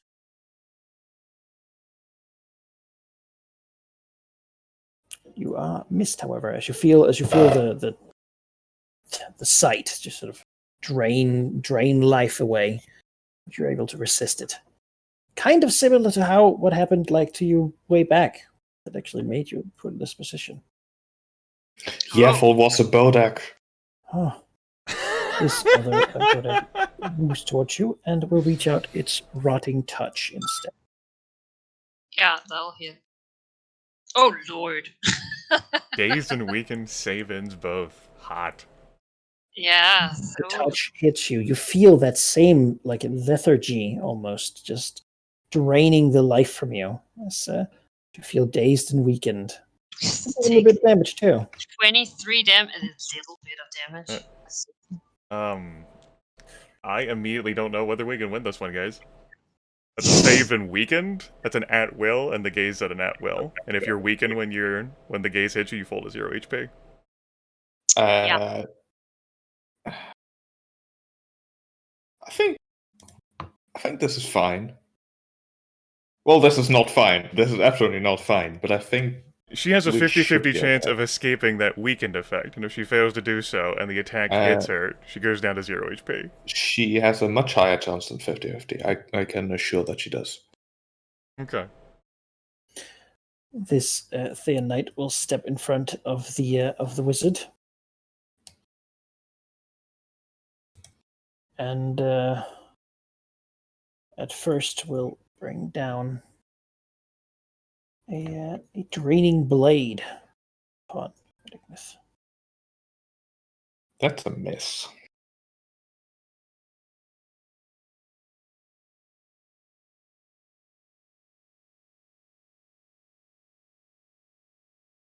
Gimme. Okay. Well, we're about to do some research here. The form, according to Wild Shape, doesn't alter my movement speed, so quickly hobbling in, this is fucking Bone Eagle, Blood Eagle. Completely unfitting at all with, the environment. The move action. Waddle, waddle, waddle, waddle, waddle, waddle, waddle. A minor action, because that's what Wild Shape takes. Can only use this power once per round. Transform into the Green Dragon. Like so. A whole bunch of sickening bones and flesh snapping as she waddles down the hall. That leaves her with her standard action. I will use an action point to give myself an extra move action. We're going to take that down to 0 action points. And as a reminder to myself and to everyone, when I spend an action point, take an extra action, I am insubstantial and phasing until the start of my next turn. I'll mark that down in the label. So then, with the rest of with the second move action, we will move to be here. Through insubstantial and phasing. And we're about to conduct some research. Missouri Legislator's ancestry does not know shit at all about what the hell she's seeing. She hasn't bothered to, super look into it. It sounds like bad news, though, and Basrek told her it was bad news. And so she's about to conduct some hands-on research. She's going to lash out with her psionic energy to channel a burst of pain at this Thean Master Wizard, and see whether it can in fact be susceptible with her Mind Blade. A 36 versus the Lich's Will. Alright, well, let's see here. Is that it targets living creatures, or is it... It's one creature specifies, not living. Alright. Let's see, undead are blanket immune to poison. Generally, do not breathe or sleep. Immune to things that target living creatures. That is the effects of the undead keyword, which does not mean that they cannot be made unconscious, as long as they're not, as long as it does, as long as you can target non-living creatures with it, then yeah, I suppose it would hit. Now, with that, even that is a hit on the. Okay. So I guess that means that for the time being, as he basically faces Malignant, he begins to speak dread words or something, and then from behind, the phasing ghost dragon will. Yep. Lashes out with her psionic power to overwhelm the Thean. and knock it unconscious. Save ends. It's Alas, just like planks onto the ground. alas, she had to use her action point to get to this point, but she performs a draconic equivalent of like a fist pump. Yeah. I mean, hey. Yes, that worked! Oh, that's the end. Alright, well, That's the end of my turn. his turn, he has to make a save. To not be unconscious. 10. His turn ends, and he takes 17 psychic damage, or it, I should say. And, yeah, 17 psychic damage. As he just goes limp for a moment, then like the bones rattle just as he begins to move again on the ground. Probably seething at that point. I mean, that's just what is this sorcery? This is a terrible situation. Now there's suddenly 3 dragons. That was not what he expected to deal with. Okay. Right, Flickmuff will move over here. Provoking from the knight, I presume. Yes. All right. It's a miss. Good. Then minor action to drink his potion, which he hasn't. Oh, by the way, then you would also, from being within the Lich's aura, take 5 necrotic damage at the start of your turn. Sure. But then he will drink the potion, so that won't be a problem anymore. And then, with the divine fortune of Tiamat herself to get a +1, he will Sacred Flame Bodak Reaver number 2. All right. That's +1. I said it's a 1. 37 versus reflex. That's pretty good. For 11 radiant damage, that should be, if that matters. It does. It does matter a lot. 11, you say. That's 16. They're vulnerable. Okay, and Beyond that, some of the gloom around the Bodak is struck with radiance disappears, as it is unable. Any weakened effect, if inflicted by this Bodak, is ignored until the end of its next turn. okay. I mean, first of all, the Cicatrix gets a saving throw. I will take that. Yeah, Also, please do. You're on Reaver duty. I'm gonna leave these guys to you. 1d20, yeah? Alright, Yes. that's enough. That'll do it. Shake off the days weaken. And there you go. If you hadn't saved, I would have action pointed, done that again. I also have a helmet that makes me able to save against, not weakened, but dazed at the start of my turn. I mean, it's weekend and dazed, so Yeah, Both. I don't know how that would work. It counts. Oh. yeah. If you save against the days, you save against the weekend too. It's just that what that means. Yeah, that'll be Evelyn's turn. All right. Cicatrix. Okay, so should I move from these guys and go for Thayan guy? Sheep expressly noted that he wanted the minions taken care of. Otherwise, you can't contain the lich. The Bodaks do seem very dangerous, as does the Lich. Yeah. I can harass as a defender. I can try and haunt this lich to the end of days. Yes. Haunting the lich, yes. Okay. Well.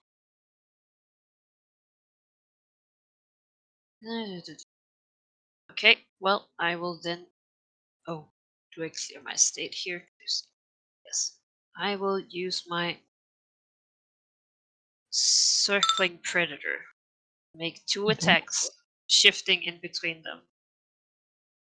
All right, so a 38 does hit. 20 damage. Look at that. Seeing the attack numbers print out now that you changed the GT to Oh, a T. I crit on the second attack. Which is then 20 damage. We're playing an edition where undead can be critically hit. Oh my god. Oh my god.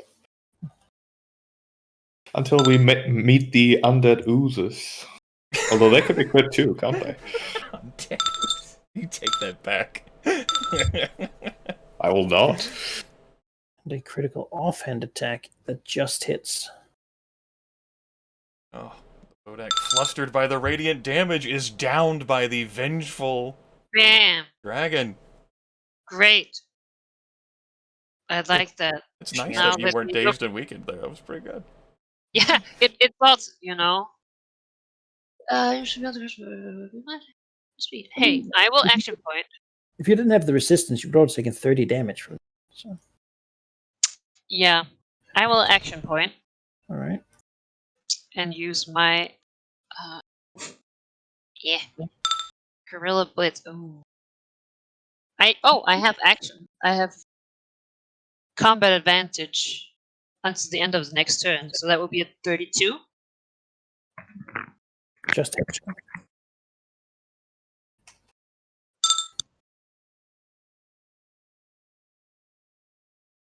Cool. All right. Yep. Well, it will turn towards you and do its rotting touch. Looks like a hit. Yeah. 12 damage after resistance, and a dazed and weakened save ends both.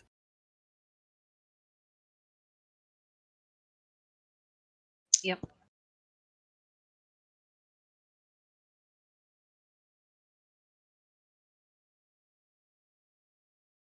They don't appear particularly sort of intelligent, these things. They're sort of maliciously looking to hurt you. This knight sees this dragon being a problem. He'll step over here and Action.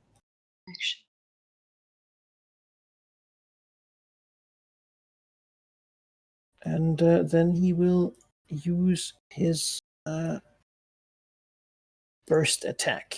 Yeah, raises a hand and will do the unholy flames. It's against Belignith and Amy. 38, Yep. yeah? Yep. Those are both 20s. So that's okay. Double 20, so that's max damage on both attacks. That's 32 plus 16. Okay. That's 4. I take the full 48 because I'm not resistant to fire. I am immune to fire and resistant to necrotic. How does that work? That means you'll take 38 damage instead of 48. Okay, I take the lower, okay. Yeah, because it's necrotic and fire, just having fire is not good enough. Okay. Yeah, 147 minus 48 takes me to 99 HP. Okay.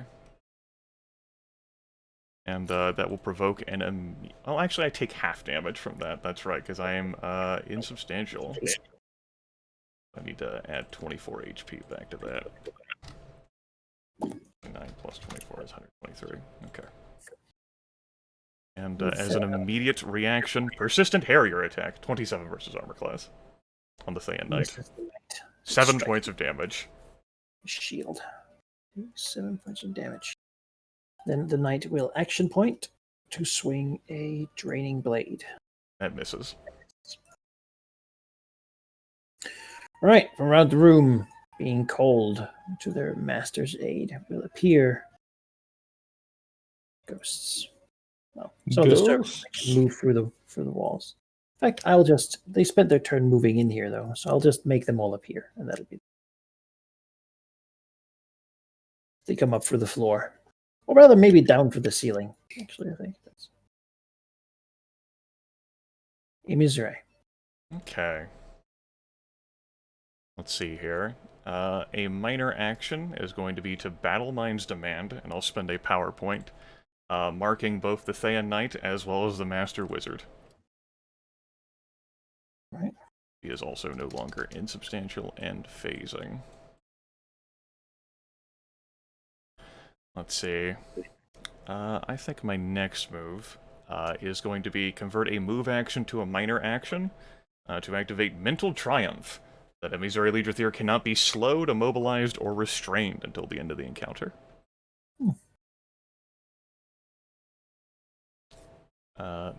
The final move is going to be to activate another daily of hers. She has picked up and swapped for something else. As the dragon gets into... Let's read the description here. You assume perfect positioning and strike with precision to leave a lasting wound. While in this stance, you can deliver a staggering blow to any enemy that tries to move away from you. Yes, it's a stance move. The primary attack is each enemy in a close burst 1, so that's 2 targets, the Thea Knight and the prone Master Wizard. Let's go ahead and perform this. Attacks. That'll be a miss against the Thea Knight for half damage, and then a 38 versus armor class on the Master Wizard. Yep, that hits. Okay. 28 damage, and the target also takes ongoing 5 damage on a hit. Save ends.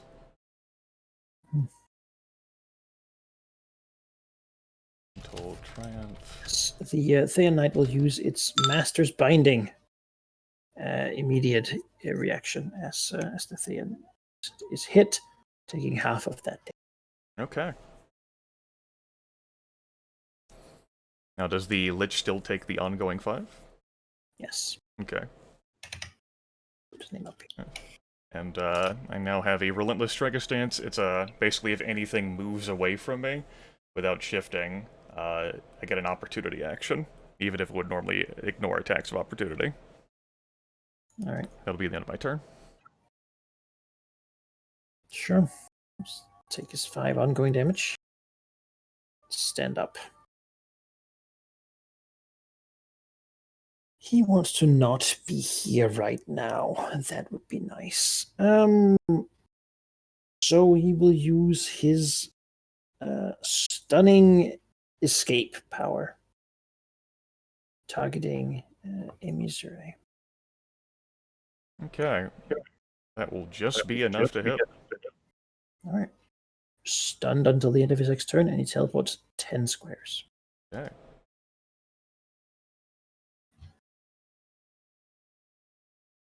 He goes over here, then looks quickly to Grimith, who seems to be the one who is doesn't really work. Okay. A shame. A shame indeed. But Ignith seems to be the one who is sort of closest to getting to him, so he will point to it. A necrotic lance attack as a minor action. I mean, it's a reflex, so it hits. Gesture for his ghosts to go get Velignith. Oh yes, please. Please come closer. And he also has his regeneration. So he heals. Return. So Malignus is dazed? And then essay. Yeah, we knew about the minor action range days. Yep, that power was revealed to us back when the were-rats harassed the expedition. Yeah. I'm stunned. That power was not revealed. No. The Fortitude 35 would have helped Shiva. I know, I wasn't gonna say anything. I could have. I did make one of those potions for will save, because I assumed those would be If bad. you drank a potion, I believe, so you should only take 3. Oh yeah, that's a good point. I have resistance 10. Velignov will say no to this daze. Wait, it's until the end of turn. He can't do that. Mhm. Then he will simply Sacred Flame the Bodak. Alright. Hello. There. 38 for 11 Radiant. And the Cicatrix gets a saving throw. You're gonna give Cicatrix a saving throw, not the person who's stunned? You're stunned until end of turn. Is it? Shit. Yeah, target is stunned till the end of the next turn. Yep. Damn. I would if I could. So it shakes off the weakened and the dazed.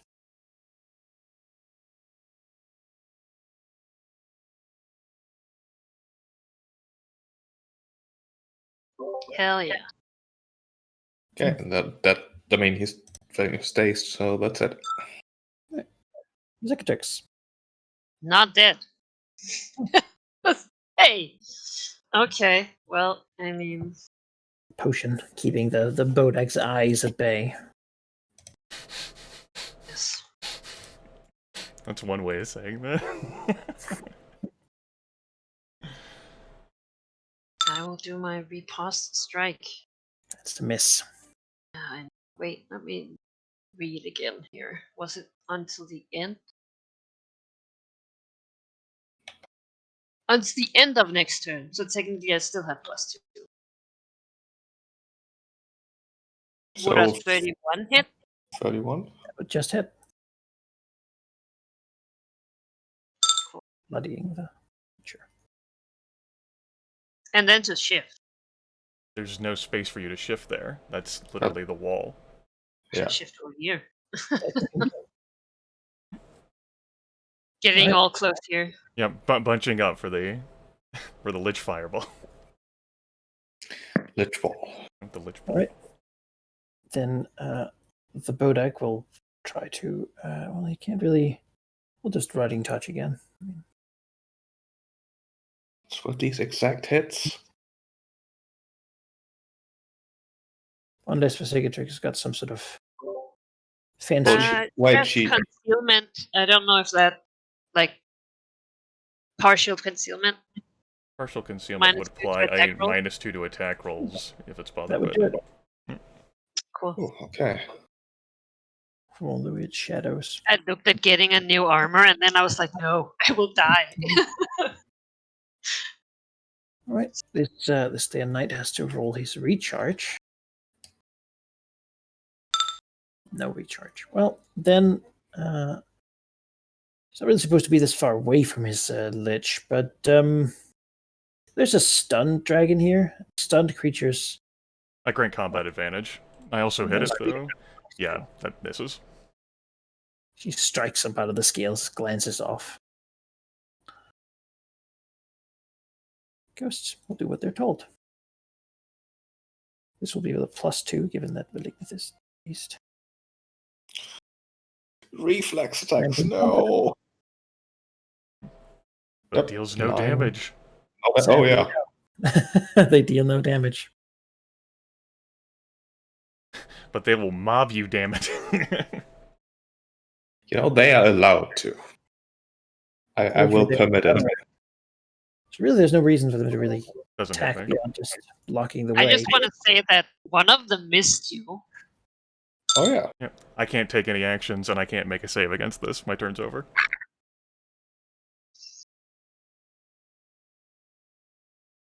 Can we walk through the ghosts? They're ghosts, right?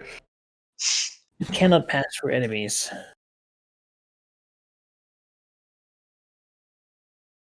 Yeah. Oh, they're not really.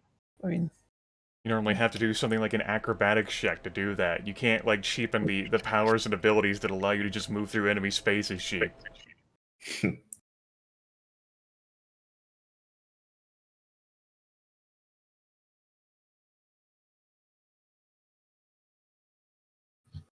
Right, Lich. What you got?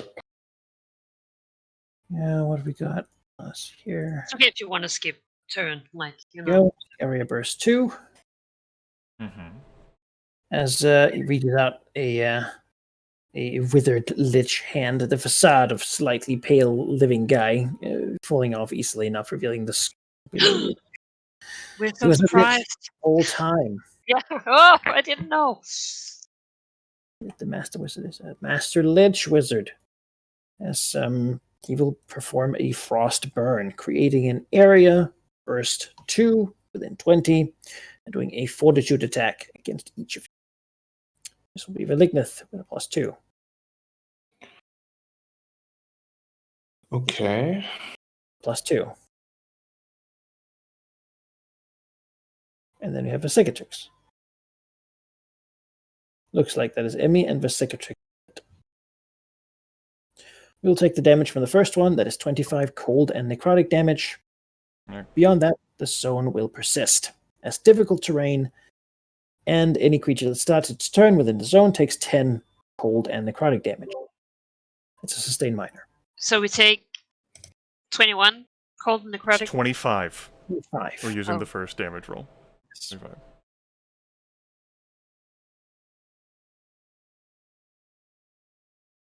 Man, this guy grants a motherfucker down. Yeah, he will move over this way.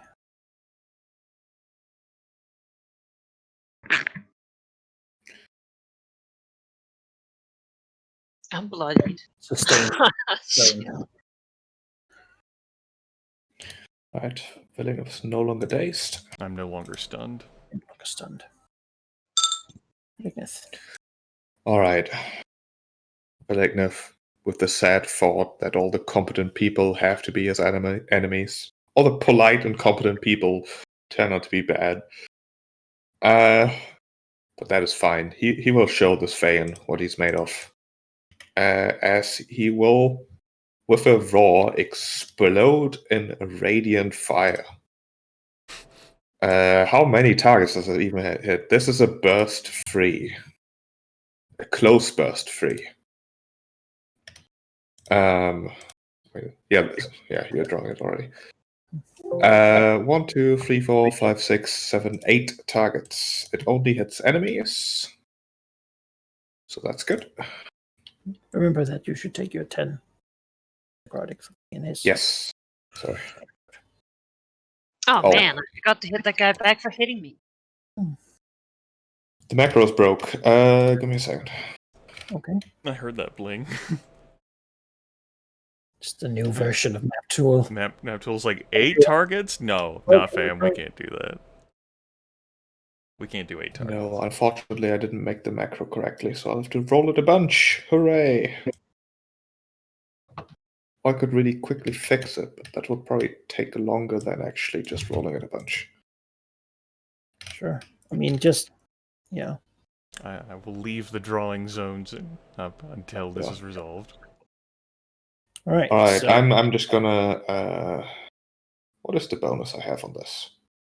25 right now, but So that is 1, 2 against the lich, a ghost, another ghost, another ghost, another ghost, the knight, a ghost.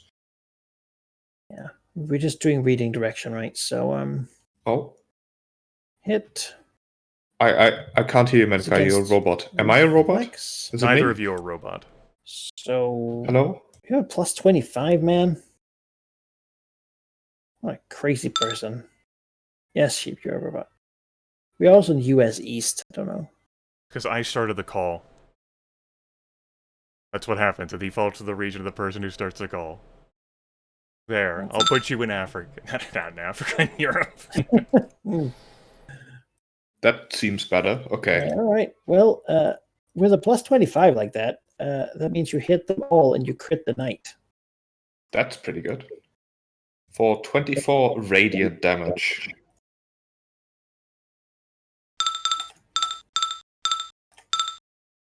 Or in the knight's case, for... I don't even know.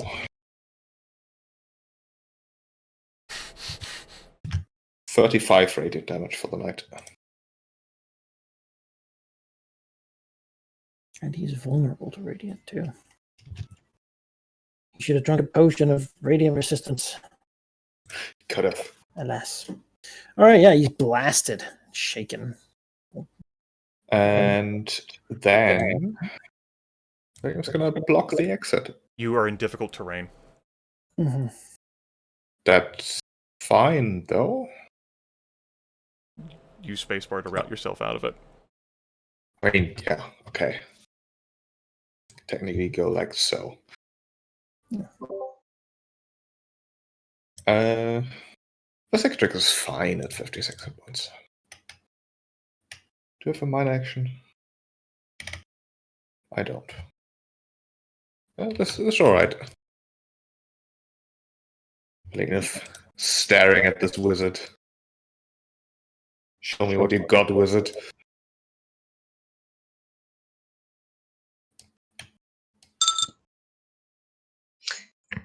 Malachi is it was only resistant to or immune to poison, right? Would acid still work on the Bodak? Probably. Great. You take 10 damage at the start of your turn. Off. Oh, yeah. We are in the Alright. Frostburn zone. Ow! Tendrils of black ice rise from every surface. Yeah, I don't enjoy it. Okay. Even with the +2, I don't think that'll That's a hit. miss. Yeah. Yeah.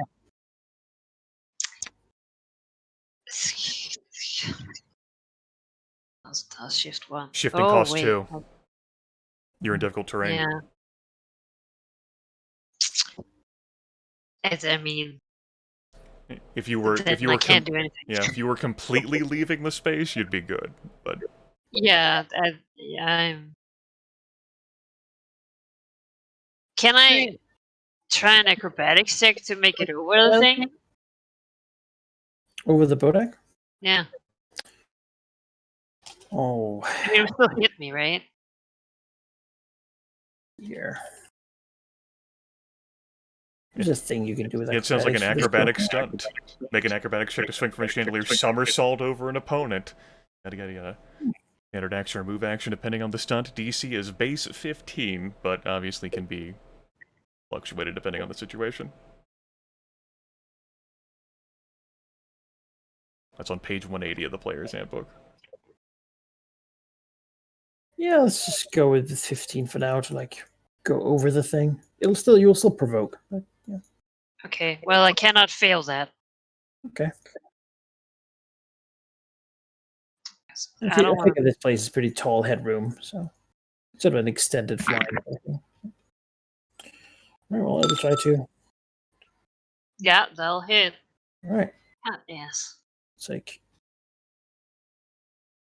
15. 15 damage and be dazed and weakened. Save us both.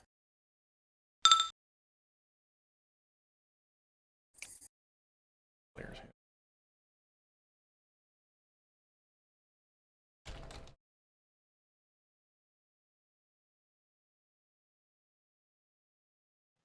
Yep, I mean, that's me. All right.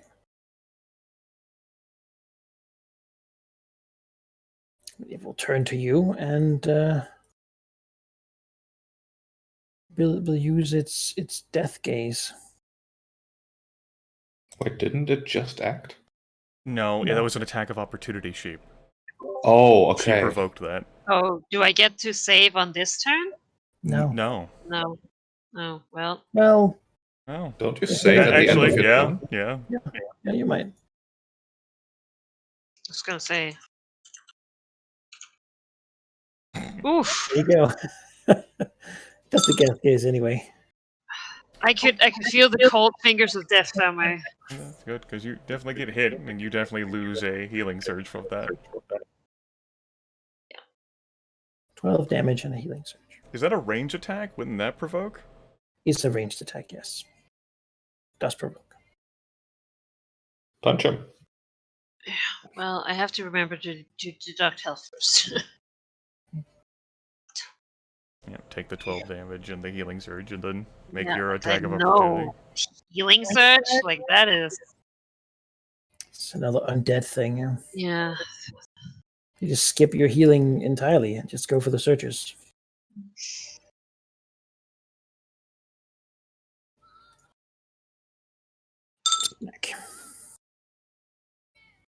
All right. Yeah. Knight will do his recharge. Not recharging.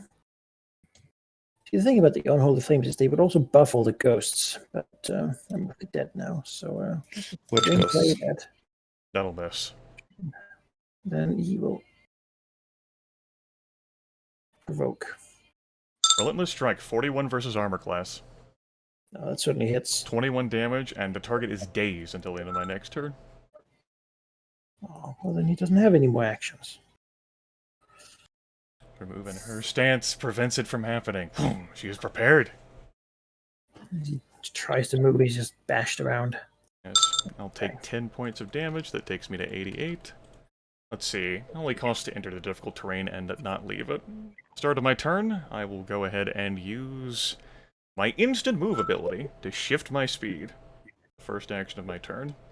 1, 2, 3, 4, 5, 6, 7, 8, 9. I forgot that your move speed is Incredible. 9. What the hell?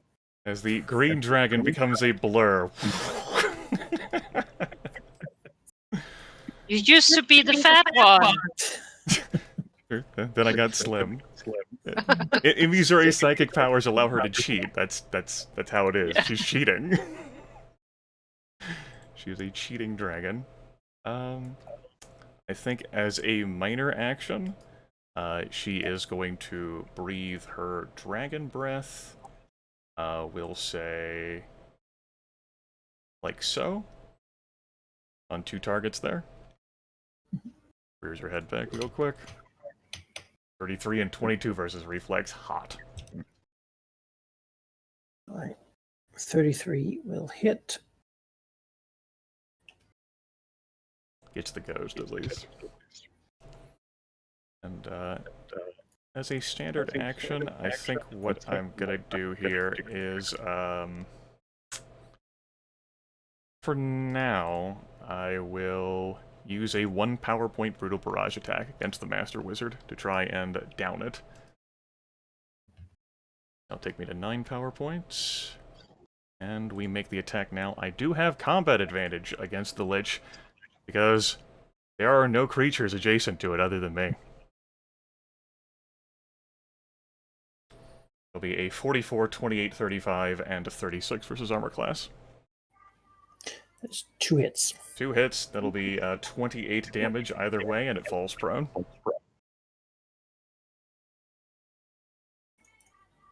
Just knocked on the ground. As the cheating dragon catches up with the Lich. That'll be the end of her turn. All right. You stand up. What the hell is this? Damn monsters. Lich has the audacity to say, damn, you take that back. That needs to be stopped. So he will hold out his hand to use his power Wither upon Imizure. See if he can slow the dragon down. What is that, like a range power? Is that what kind of power is that? Yeah, melee power. Okay, melee power. Lich's touch. That definitely hits, but she's not slowed. She has mental triumph on. All right. As the ongoing 10 necrotic damage. 20. Well, he doesn't care about that either, I suppose. Yep. He touches the dragon, but sees that it cares not for being slowed, even though the after effect would make it slowed forever, potentially. God, it would. Jeez. That's terrible. We're not gonna slay this Phaeon, so... Well, we would eventually take an extended rest, so... Oh. Well, that's a problem. Just did that. Yeah.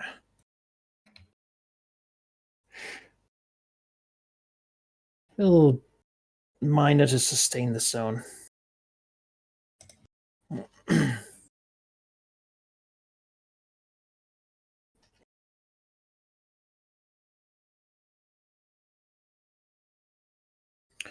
This ghost will come here. Flank with him. Yep, that hits. Congratulations.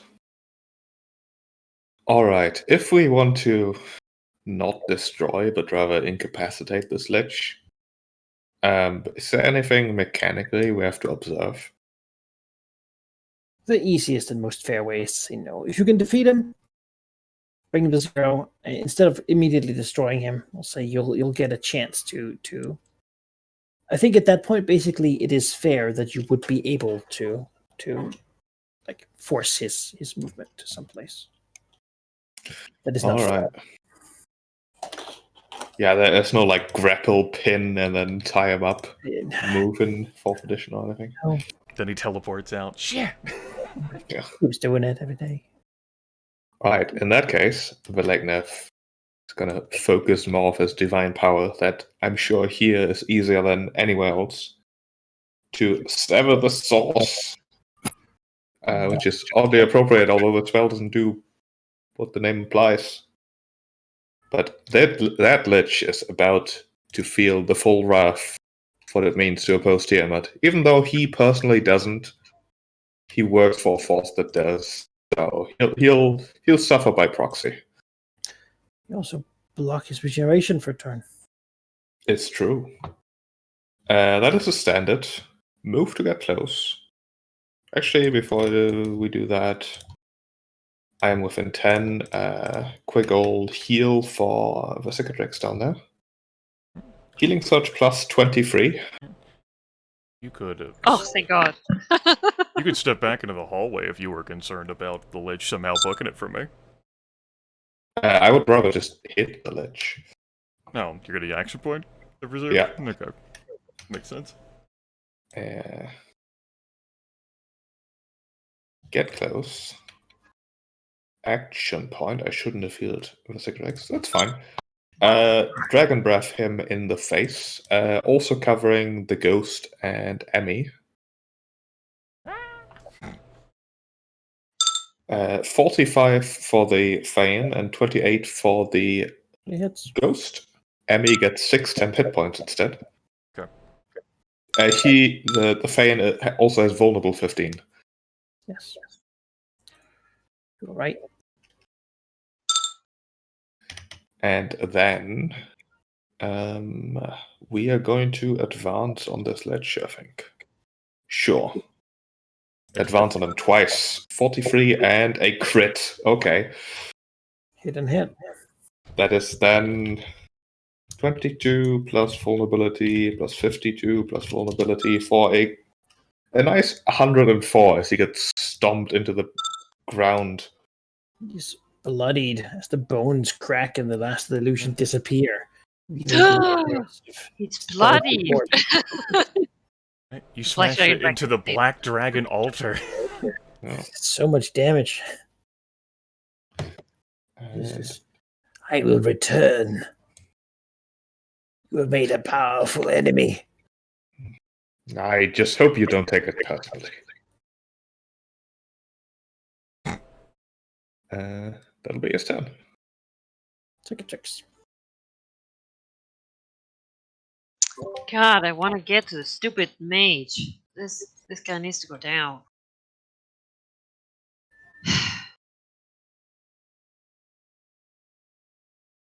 Well, It's a hit.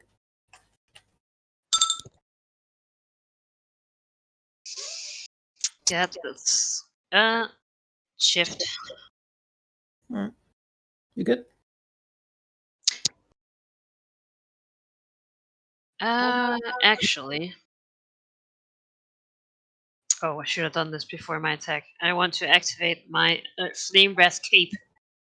As a minor action, until the end of your next turn, your melee attacks deal extra fire damage, which is 4.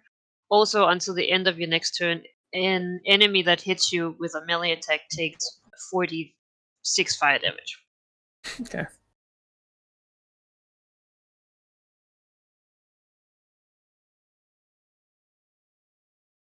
And then I'm done.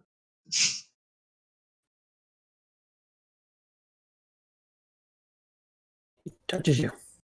That will hit, and I will get to attack it. And the flame cape happens. Yeah. First, there will be a melee basic attack. That is a miss.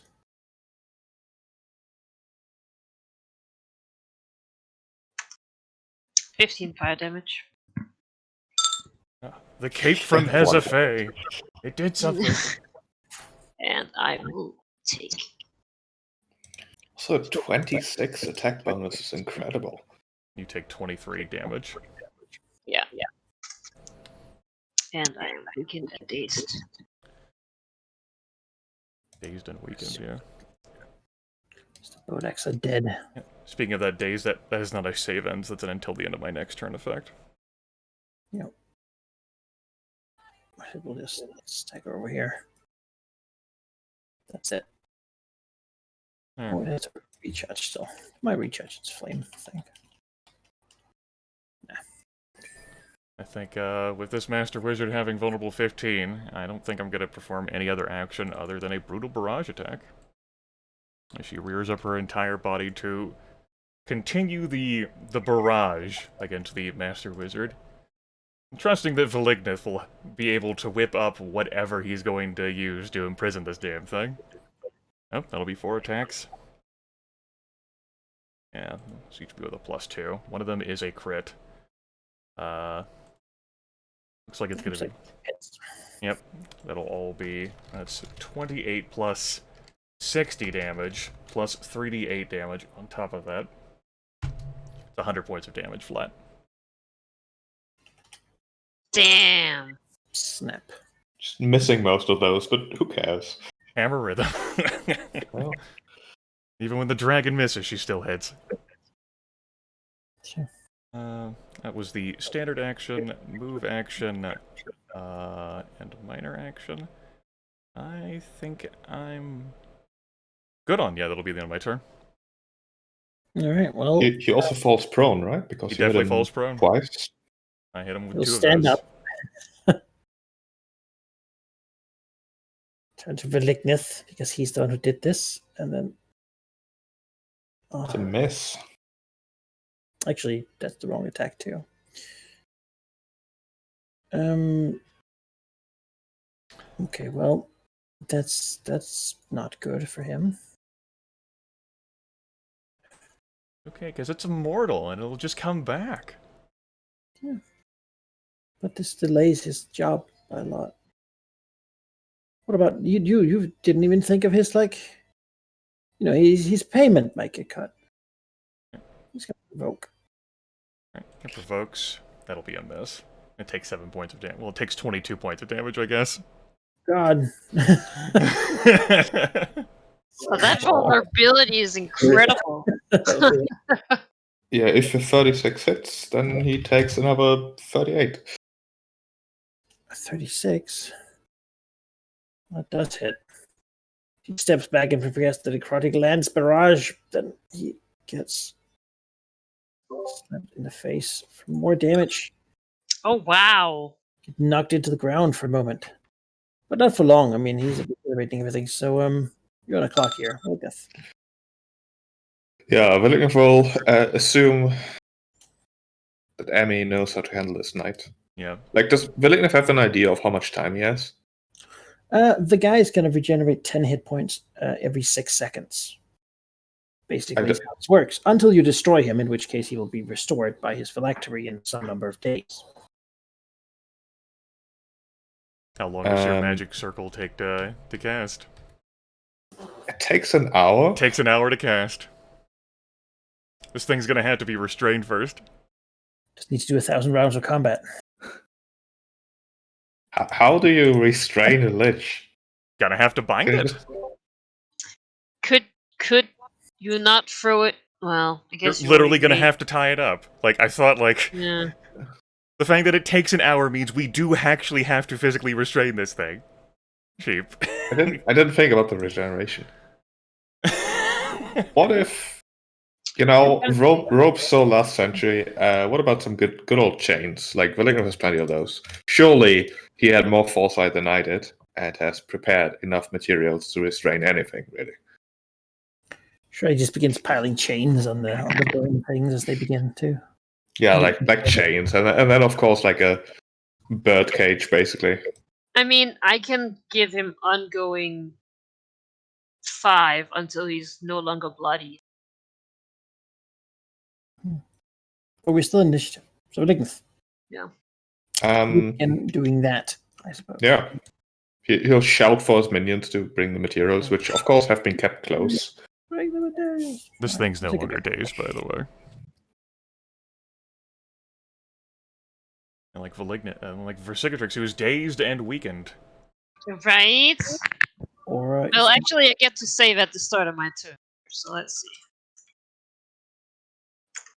Yes! Haha! Dragon will not be dazed.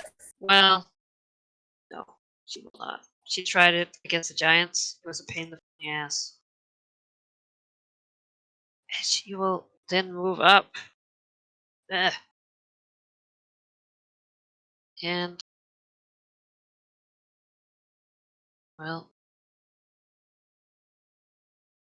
how big of a threat is this guy?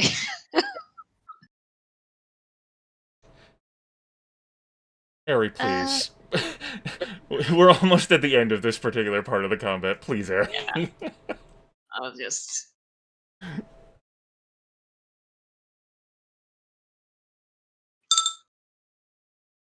All right.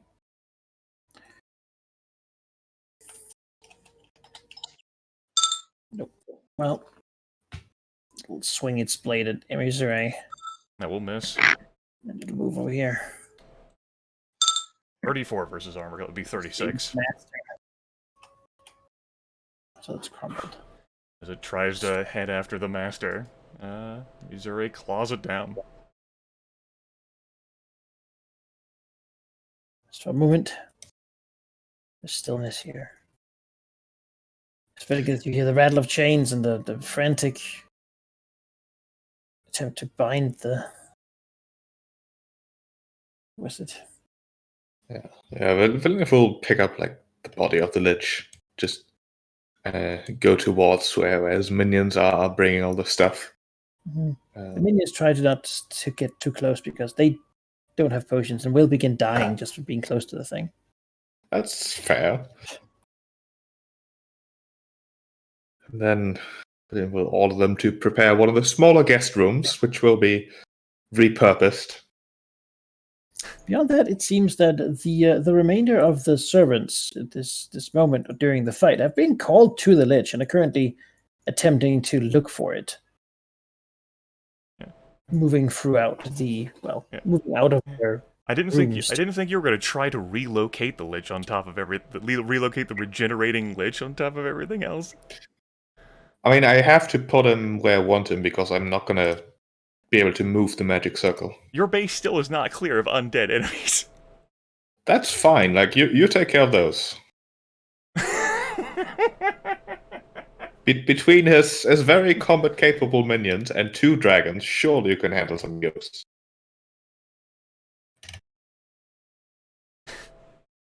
I'm squinting at the monitor right now. The hard part is over, trust me. I was gonna say I'm still bloodied, but Okay, so you want us to leave you alone with the regenerating lich while we go resolve the... Understood. No, just protect Velen. If you don't have to run around clearing things. Okay. Sure. what are we Okay. You gonna hang around here, or do you want to go to a different location? We're apparently going to some small room that Valignif wants to relocate the lich to because you can't do it in the temple. I mean, it's not far. It's just up the stairs, and then that's it basically. Right. But I don't have a map for that. We'll use their room map.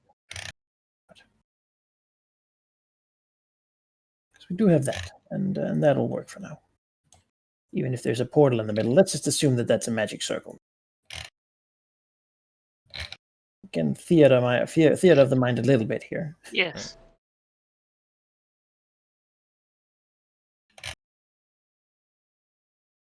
Where's the doors? I figure down here. Okay. I just need to know where I'm standing. As you hear the sound of dwarven like screams and such, you know. Hmm. I think Missouri will stand over here because, you know, the incorporeal undead could come from anywhere. Yes, that is definitely a thing as they come to save their master. He's fine though. He'll live. Well, it's a poor choice of words. But you better hope one of those chains doesn't get flung over the circle you're trying to build over the next hour. It'll be fine. They've practiced. Just visually now. Tell a dwarf, here, struggle as much as you can. As bursting through the doors come a mountain of the undead servants of this lich, trying to get to him. Oh my god. Roll initiative. Fuck. Ah, great. Great. Well, I will re-roll that because that is not okay. it's important to know how much time would have passed, because not better. like even though like there was a transition between encounters, and so our stuff may very well have worn off even if we didn't take a short rest. I mean, if we went straight here, it would be like 4 rounds of movement. Okay. A minute or so. All right. Basically, if you don't get a short rest, your stuff is still going. All right. I just wanted I feel like to that's fair. check that.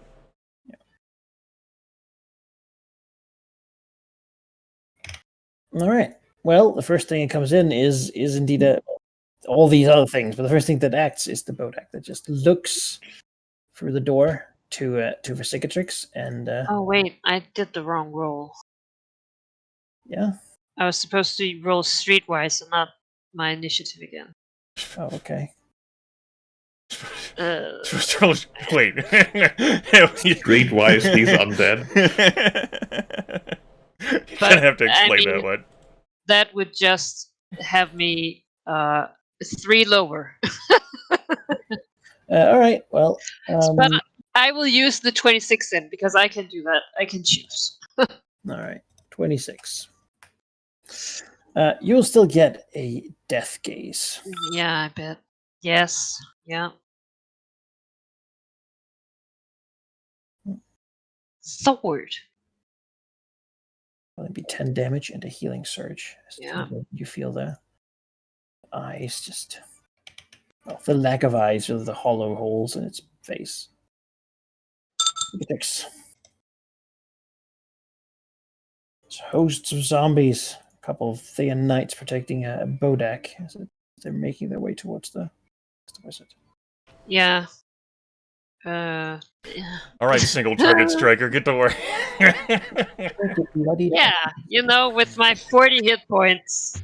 Never mind that the leader is busy right now building a circle.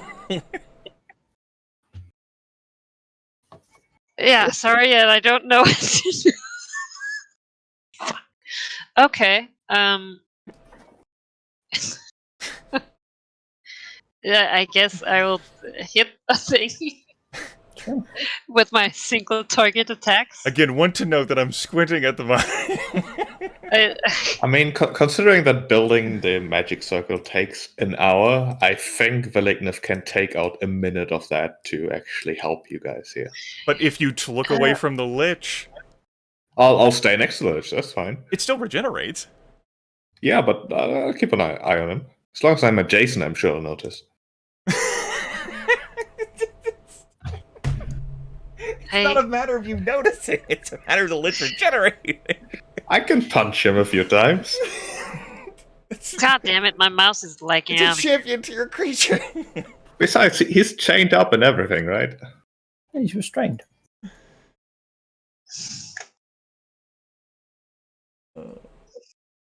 Alright. Yeah, he may be championed here, but I'm almost epic here.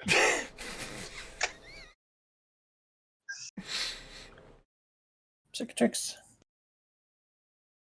Yeah, my mouse was not working. It's working again. That's What very do you annoying. I guess I will shift in and Moves in. attack one of these things. Which one? Okay. They're basically hordes of zombies.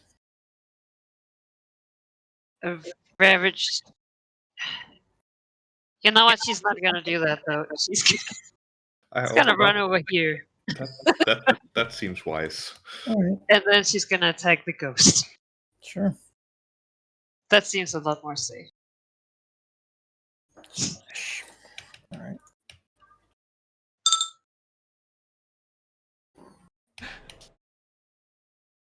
Strikes it. The thing mostly meant as a scout, not as a fight dragon. Emisary Leader Thera whips her head around as the cowardly black dragon flees from all of the undead. Emisary will remember this for the rest of her days. Chicken shit dragon. She's supposed to be older. Emisary will move like that as a move action. Since I dropped an enemy, I get to spend a healing surge. So I'm gonna go do that. Yeah, that sounds good. And as a That was the standard, plan. alright, as a standard action, she will draw her psionic energy, the winds that constantly whip around her, into herself, and then lash out at them in a close blast 3, targeting visible enemies. In which case, those 2 ravaged hosts will spend 2 power points, putting her at 6 of 11, perform a bull's strength attack. 42 and 33 versus armor class for 17 untyped damage. It pushes them 1 square. As bodies go flying back out of the door. I did not realize they were minions. I figured they'd be like the mummies. I was very worried. A minor action. I will not overwrite the 6 temporary HP. Battle Mind's Demand, he says, like squinting. What's that, a close burst? Nah, it's the end of my turn.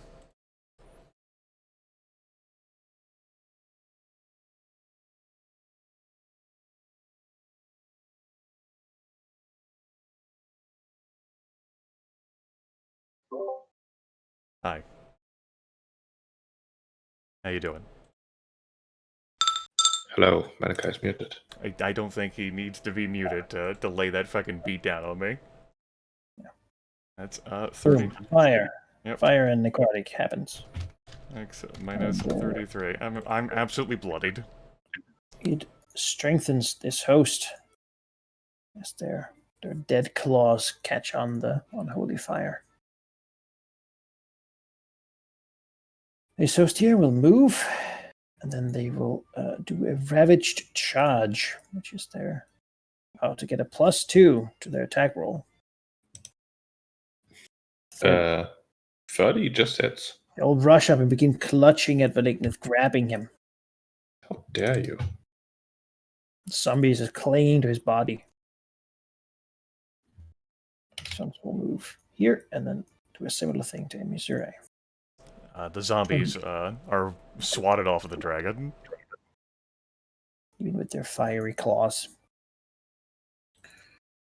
All right. This one will move up. Then provoke moving here. I'll take that. For crit for 53.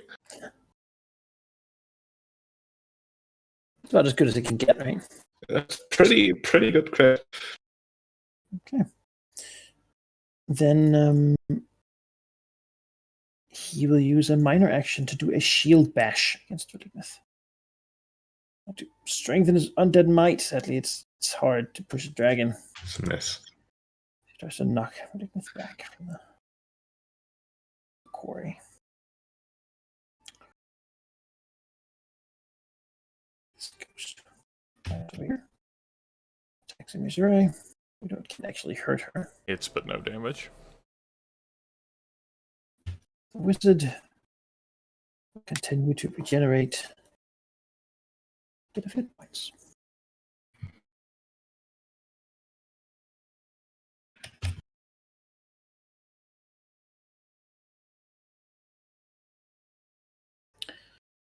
Valignith. They are all very spread out.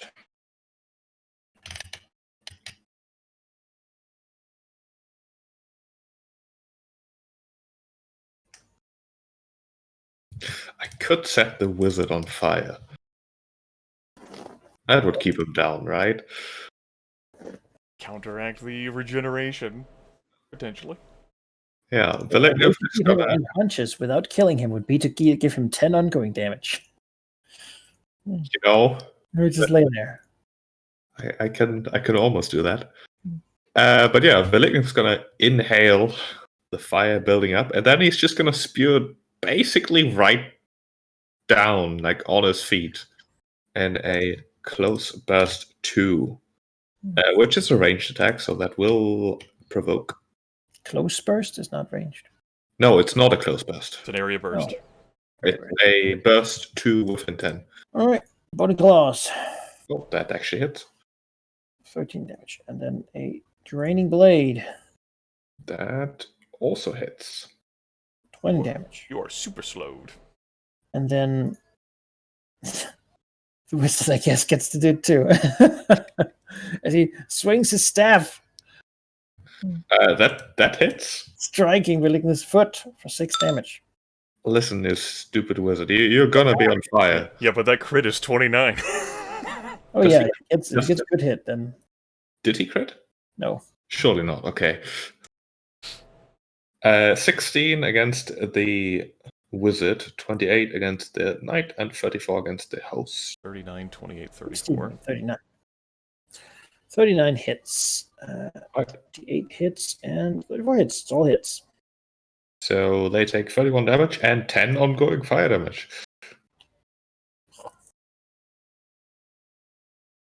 You stay down, you stupid. But not 2 down. Just down enough. 1 foot in the grit. As the bones regenerate just about as fast as they can be burned. You know, maybe it's good that liches don't feel pain, because that would be a crappy way to hang out. All right, yeah. Anything else?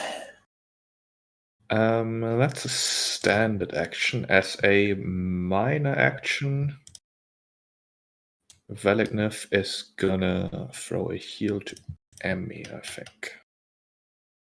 Yeah. Healing word for Emmy. Healing Surge plus 24. Okay. Also, when does regeneration trigger? The start of one's turn or at the end? Good question.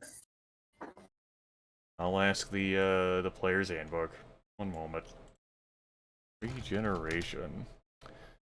At the start of your turn, it's right after ongoing damage. So you take the ongoing damage first, and then you regenerate. Okay. So start of next turn, but you don't forget some hit points back. And also save against... How many slows does he have at this point? Like 2 and then end of turn? You can save against the save ends, but you can't save against the end until the end next Yeah. turn. Okay. At least that one is gone. I'm no longer bloodied. That'll be his turn.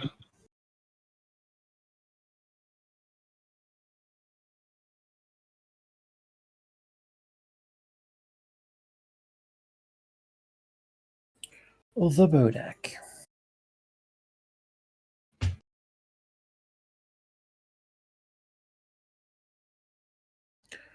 We'll move over here and look at Velignith.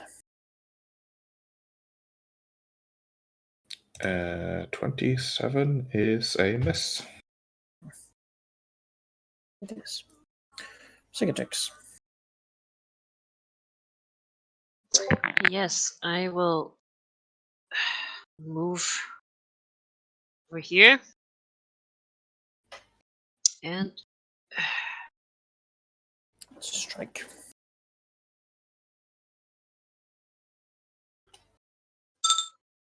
$19 damage to hit. The target is prone and takes ongoing.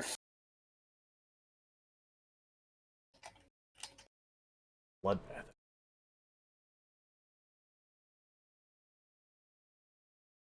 So in the counter, every time you hit the target, it takes more ongoing damage. All right. Making the Nope. Bodak bleed, apparently. well, it doesn't specify bleeding. Untyped. It's true. Bloodbath. Right. Emmy.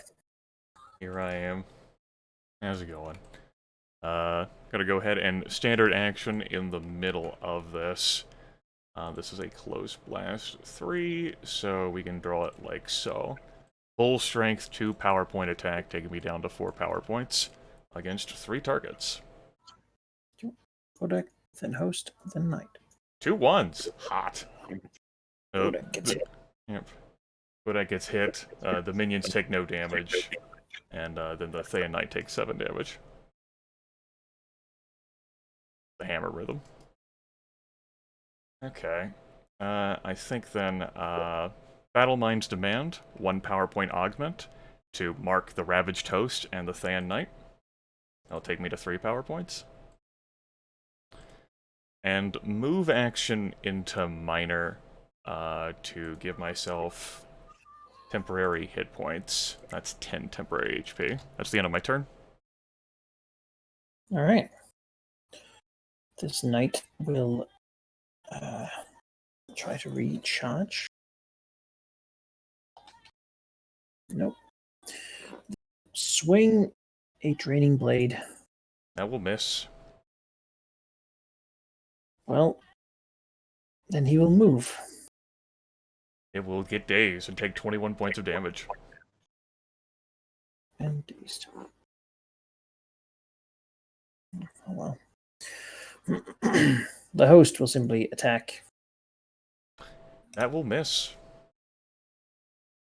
Even with the advantage from the ghost. Yeah, because I didn't hit the Ravaged Host. So yes, because of that, I will be hit. You roll 121 minus 18, that's 103. However, I am not slowed. I am mobbed. Shouldn't I take extra fire damage? No, that should not be there anymore. Okay. It only lasts for the round. That's the wrong condition thing. Still marked not on fire. Good. The knight up here takes his ongoing damage. Then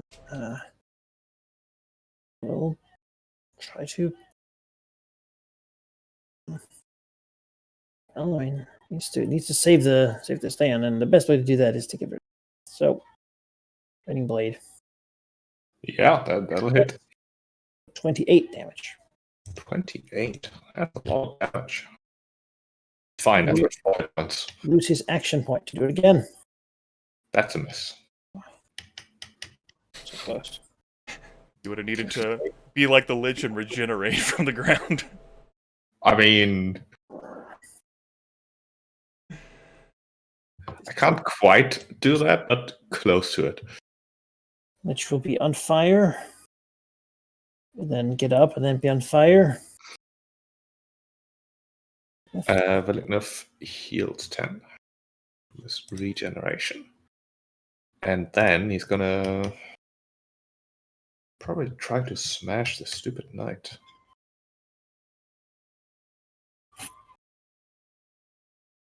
Could also heal.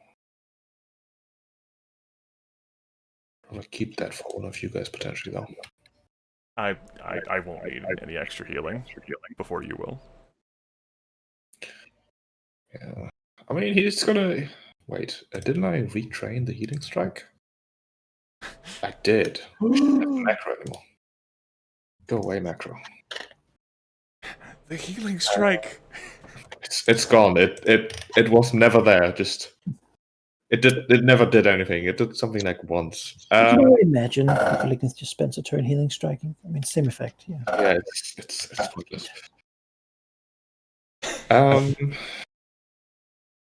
Yeah, he's just gonna heal himself with a cure critical wounds, as if he spent 3 healing surges. So I'm just gonna do that, and then refund them at the end.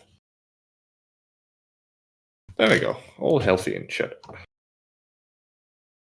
14, 16. And that'll be his turn, really. All right. Then this ghost will move over here. And I've forgotten this so far, but it might be relevant here. So while next to these guys, you all... No, that would potentially be worth knowing. They're not entirely useless.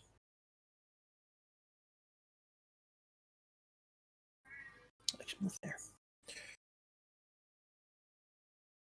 Bodak will take his ongoing damage, then stand up, and then reach out to strike Berserkatrix. No, we're Psychotrax.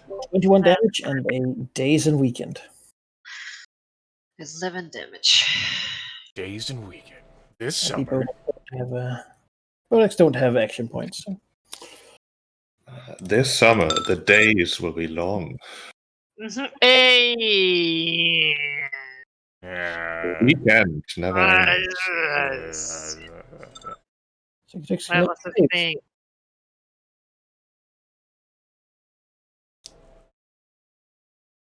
Oh, sorry, I'm still trying to apply all my contingencies. Well, and then I get to try and save. At the end of it, though. Nope, She has sorry. a Oh, circlet. start. I am clear. Well, that's convenient. Shaking off. Although, he saved. Well, that's awkward. 1. Is a miss. That will not hit. Yeah.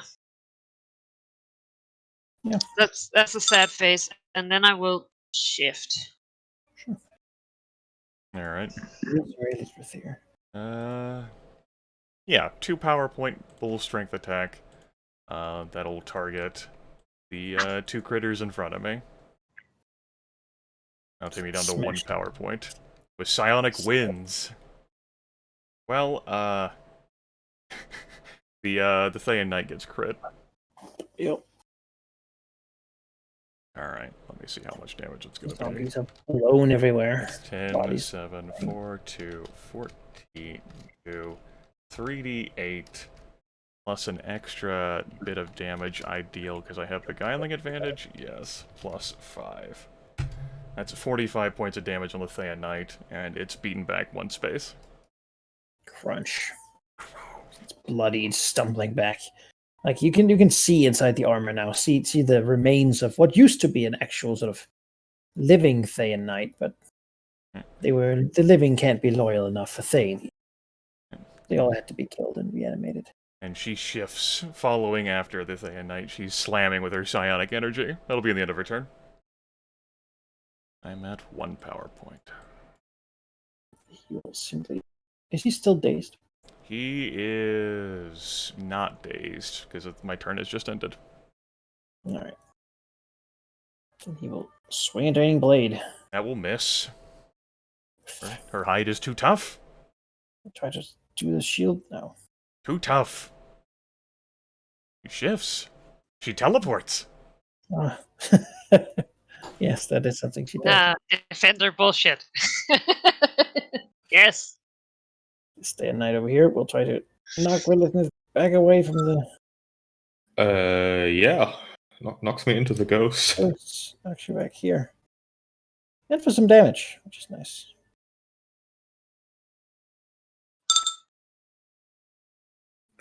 We'll put out the fire on the lich.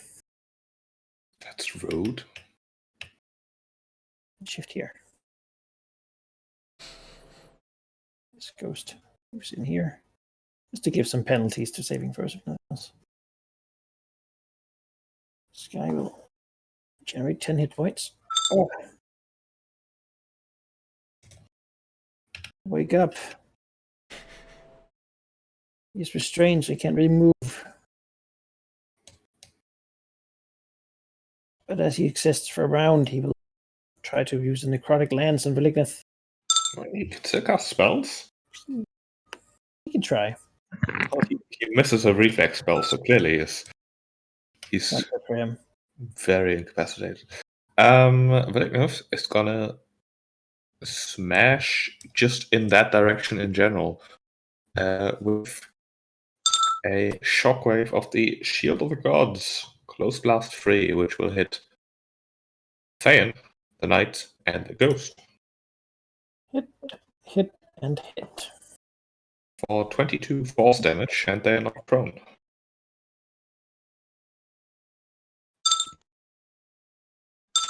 Oh. Go, and this guy is back down. And Valignith will take the shield himself.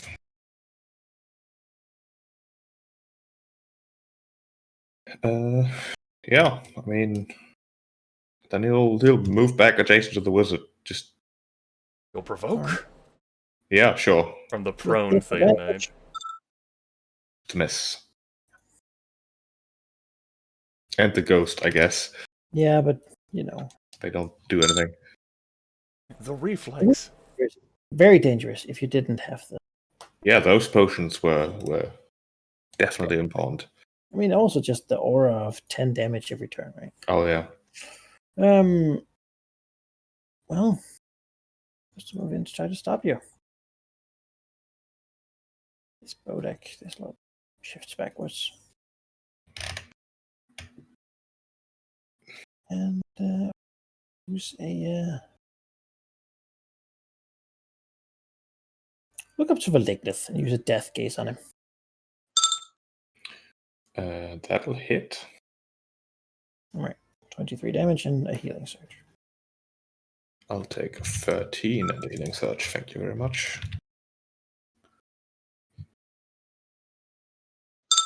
Cicatrix.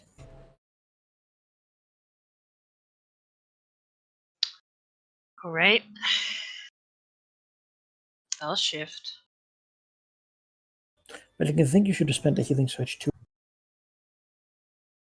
To do what? Oh, to use the potion.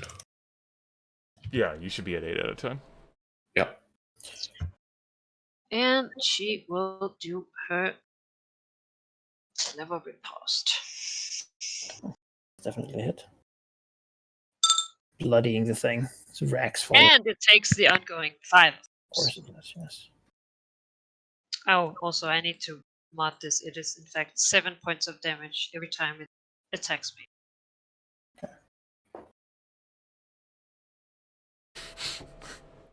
There we go. I'm sorry. Okay. As it. Let's see here.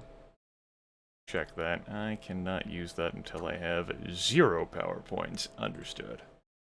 Alright. We go ahead and utilize the final power point to renew the mark on the knight, and also mark the Bodak Reaver, what the battle minds demand. That will take me to 0 power points.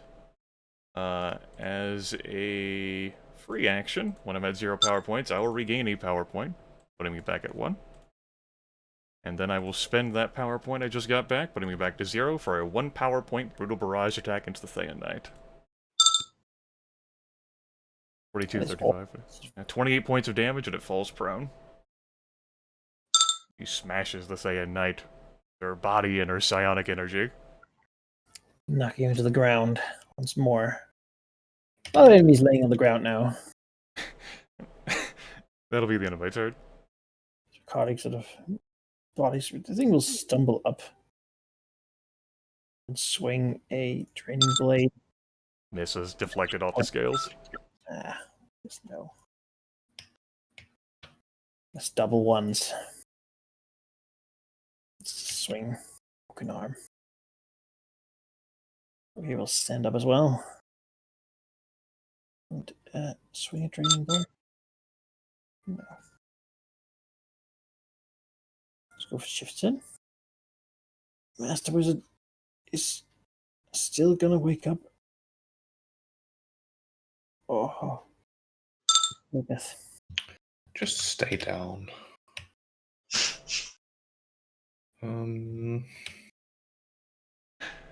Dragon breath. No.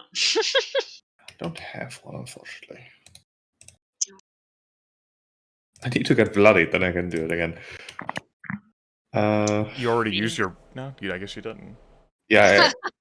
Well, You did go bloodied, and you were down to 4 HP.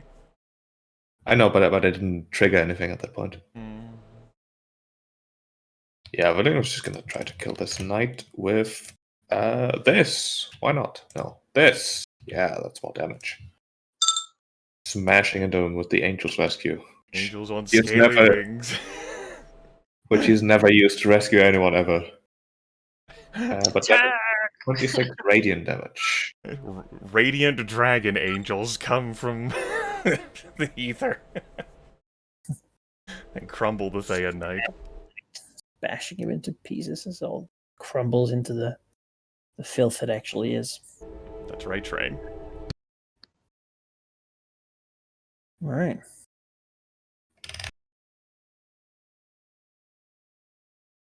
This ghost will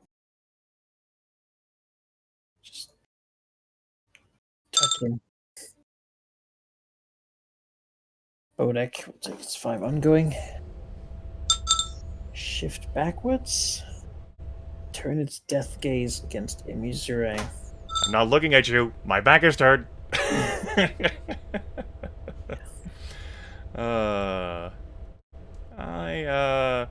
I'll take 0 damage from that, but lose the healing surge. Make it save against the ongoing.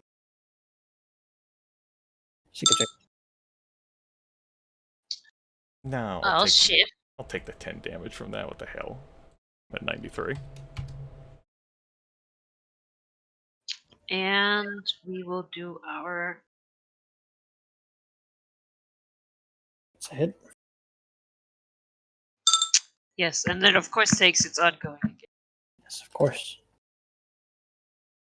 Smashing it again. Target cannot shift into the end of your next turn. If the target provokes an opportunity attack, you get a bonus equal to your strength modifier to the attack, which is 5. Alright. Misere. Okay. Unaugmented Brew Barrage attack against the Thayan Knight.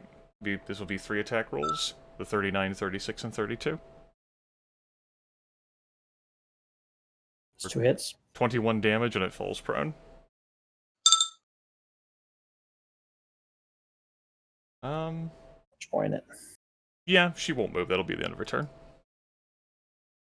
Alright. We'll stand up and swing its draining blade. That'll miss. God, that guy is not... It shifted or moved? Moves. Okay. I roll a 1. It takes 7 points of damage but gets away.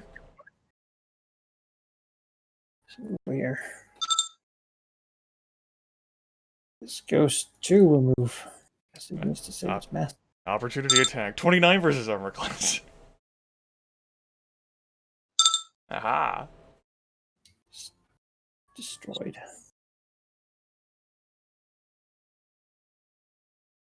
Oh, the hit points. Ah. Oh. If only he could escape. I'll let him try to do a minor action spell at a minus. We'll skip over that again. Sheep, do you want to do an heck of opportunity? As he wiggles the restraints and whatnot. I want him to stop wiggling. It's hard to, he's all made of bones. Oh, well, that'll need to take care of the hit point. Yeah. As he reaches up his fingers and gets punched in the face by a dragon. Clearly he wasn't chained well enough then. Well, his finger bones and such can sort of move independently. Ugh. Terrible. Then we're just gonna turn around, hit this knight. Fire. Forgemaster's Flame. Hits. I guess he's marked, and an ally within 5 can spend a healing surge. With second tricks, you can spend a healing surge if you want. I'll take it. And yeah. Ghost. It's all up to you now. Oh wait, the Bodek's still there. I say, Bodek's like, what about me? Bodek. His turn begins as he takes the blow. Well, see? Yeah. I think this ghost is going to die too. I mean, can't hurt you. That fight is over. There's no more reinforcements coming from.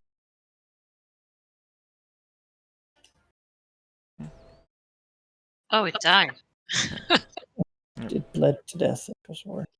And Misere looks at where Cicatrix when that happens and says, "Watch over Valignith." And she stalks out towards the room that the Thayans had kept. Which, yeah, I know, looks like this map, but purposes will put me here. Oh yeah, Cicatrix will go to the other side of this fucking thing and visit. She's ready. She has exquisite skill in filleting people exactly as she wants them to. And Well, I mean, he's all made of bone. There's nothing we need to. I'm sure she has experience with breaking bones. Melting them with acid. How long does the potions last? It's until the end of encounter thing. Ah, how lucky. Yeah. Oh, they would expire. Yeah, well, we'll get to work. It's gonna take an hour. Yeah, the potions definitely, like, the resistance definitely wouldn't last that long. Like, you guys would be taking 5 points of necrotic damage. It's a good thing I have Oh, another yeah. one. Like, you cannot make an argument that until the end of the encounter will take an hour. Like, No. No, Yeah. I wasn't. What? I mean, there's the thing about Magic Circle is I don't have to draw it right around him. I can do it like in a much bigger circle. Right, but he still has to be continually damaged, yeah? Sure, but Williams can do that from range. Okay. I can only give him ongoing 5. I'm not used to folks being able to continue to attack and fight while also casting a ritual. Yeah, I mean, That's why I'm bringing that up. Like, like you're taking a break every, like, 6 seconds or 12 seconds to throw out an attack that will probably hit, and then go back to the ritual. It's not uninterrupted work. Which sounds like Yeah, it's going to take sure. longer than an hour. I mean, I didn't consider regeneration. Like, I don't know how to conceptually make that work. Well, so, give me a dungeoneering check. I think maybe what sort of things could work too. It's possible that you bathing it in radiant energy would prevent its regeneration from firing off. Yeah, there are ways. I mean, with this, it doesn't exactly, but I think we can probably say that there are ways that it could be done. Like gentle repose exists to stop bodies from decomposing.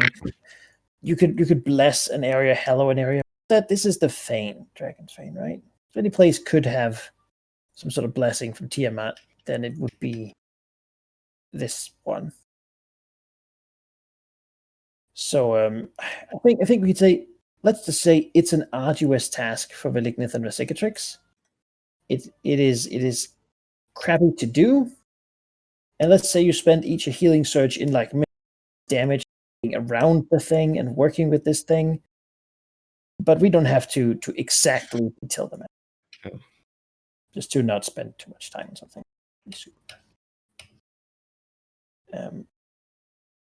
So if you want to spend that, then we can just Yep. Yeah, sure. I mean, I have one left. I have no.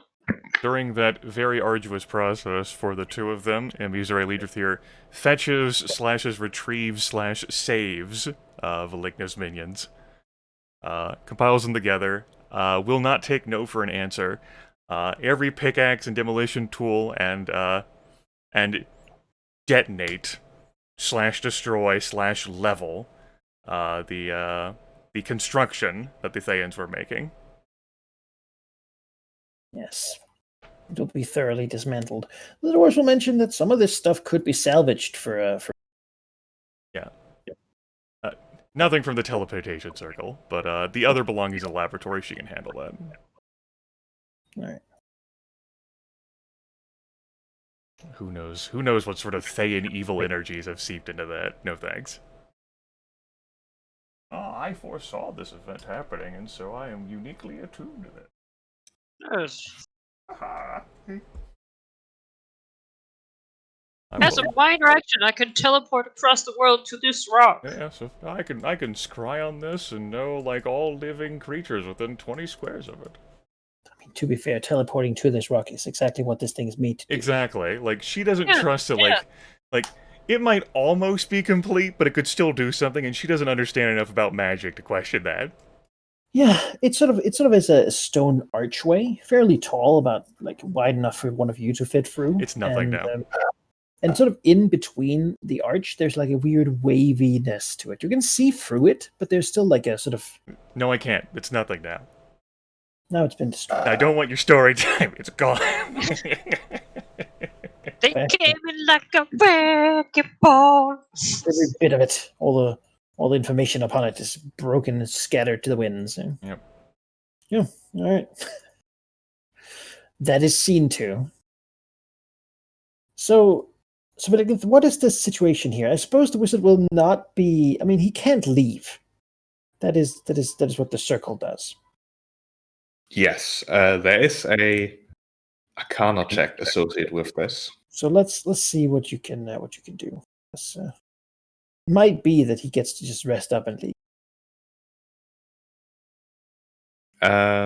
Sure. It is Arcana check. Yeah, straight up Arcana check. Based for your That's pretty good. An affected creature whose level is lower than your Arcana check result minus 10 cannot pass through the circle. Affect creatures through the circle's boundary or affect the boundary in any way. So level 23 creatures and lower are completely stopped by this magic circle. And you had to roll pretty well to get this guy, actually, but 23 will do it. He's not Okay. 23. So yeah, maybe how sure is Velignith that he made this right? Like when he doesn't know if it works to begin with. The thing is, he only has to be sure that it lasts for like a couple days, because this is not going to be the only layer of defense. Like the wizard is going to be chained. He's going to be in a tiny cage. There's going to be a circle around that. Around that is going to be a bigger cage, and then another circle, and then another cage, and that should be okay. Yeah. All right. This is all a delay tactic until something more permanent can be found. All right. Maybe pour cement into the cage and then, yeah, sort of paranoidly have defenses. Sure. For now, though, I mean, yeah, he's got like a circle, but like this big, you know. I was gonna say, I don't think Vercingetorix will leave before there's a couple of extra security measures. Sounds like Vercingetorix is going to be staying over the next few days then. Yeah. Oh yeah. She's going to see how it's done. She's just gonna circle around this. Yeah, see how it's done. Yeah. That's right. That's going to be... The few days is going to be enough time for Missouri Leader here to hunt down any remaining undead creature and then have a gander through the equipment of the expedition and the materials. Besides the nuked teleportation circle, there was an entire laboratory there. Yes, there is. The stuff is varied and certainly of use to wizards. It's good quality. She reckons that altogether it's worth 70,000 gold in various materials and reagents and sort of sellable wizard equipment. Beyond that, there is a single item, or rather, there was upon the wizard's body, which might have fallen off during one of the breaking battles. A small silver ring that is most certainly magical. Yeah. It is a ring of the risen. Familiar? It's a 23 ring. It has a property that when you have 0 hit points or fewer, and spend a healing surge, you gain 2d6 extra hit points. That it has a daily power, no action, that when you get to spend a healing surge as a result of an ally's action, you can spend another healing surge. Benefits someone who has plenty of healing surges. You don't spend another healing surge, you would just gain as if you had spent. Okay. Wow. Neat. That's really good. Of course, Velignith knows nothing of this ring.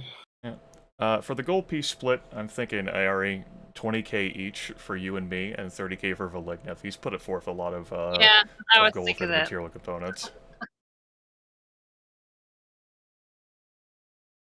As for the I see. ring, that's definitely not going to be useful for Velignith, and he's armed to the teeth with rings anyway. That's true. Ari, both you and I can make use out of that mechanically. Yeah. I don't know which is better. On one hand, I think you have a lot more healing surges than me, I do. but I also right now have 2 rings. I mean, I haven't actually used them for anything. Yeah. But technically, I have 2 rings. Yeah, I only have 1 ring. Yeah. Alright. I think that's fair that you get it. Alright, yeah. We'll go ahead and take the ring. Makes sense the green dragon will be like, I could just, Yeah, so 70,000 gold pieces worth of sellable reagents. I'll handle selling this stuff, guys. Don't you worry. I fell right onto this ring. It's stuck now. What does it have in its pocket? She looks a beautiful price tag. There we go. Make sure you add your 20k and 30k gold pieces respectively. As the Thane Wizard will wake up, right? In this circle, covered in like chains and ropes and probably like prayer slips and whatever else you could get, really. You know, some dwarf put like sovereign glue all over the guy. I love that. Right? It's like, just get some in there. It's expensive, but you know what? Can stick all these bones together in a clump. That's dedication. It's initiative. The initiative I expect from my minions. Gluing liches. Oh, that is the only option that the hags didn't foresee. We should have just glued him. Yeah. You know, he will be awake in there in the circle. And be quite bemused at the current situation. Expecting perhaps to wake up somewhere else.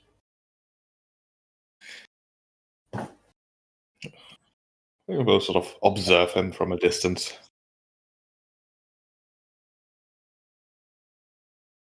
He will observe his surroundings. And then simply contently wait. Relictith perhaps seeing some of his own reaction to imprisonment.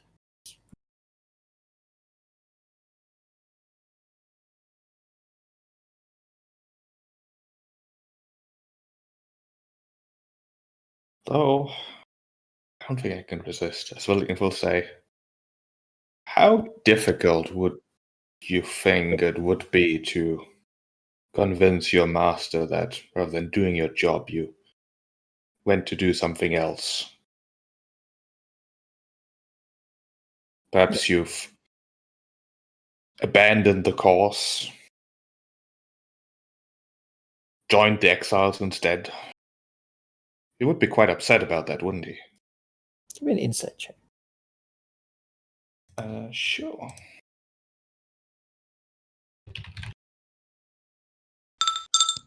Terrible. You aren't sure exactly what he's... you were there too. You give me one as well, maybe, if you want to. I do want use these skills while we have a chance. Right? And I think, because I'm from Cormier, I do believe I have advantage on insight checks. Oh. I can reroll one, I think. Just check. With advantage? What You can magic? reroll any insight check.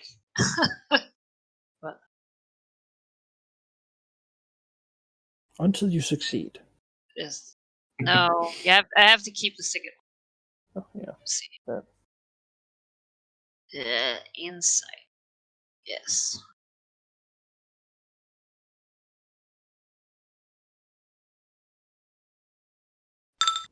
Yeah, I'm gonna reroll that. That makes sense. I have to keep the second one. Yeah. What if the second one is worse? Yeah, it's not. All right. Well.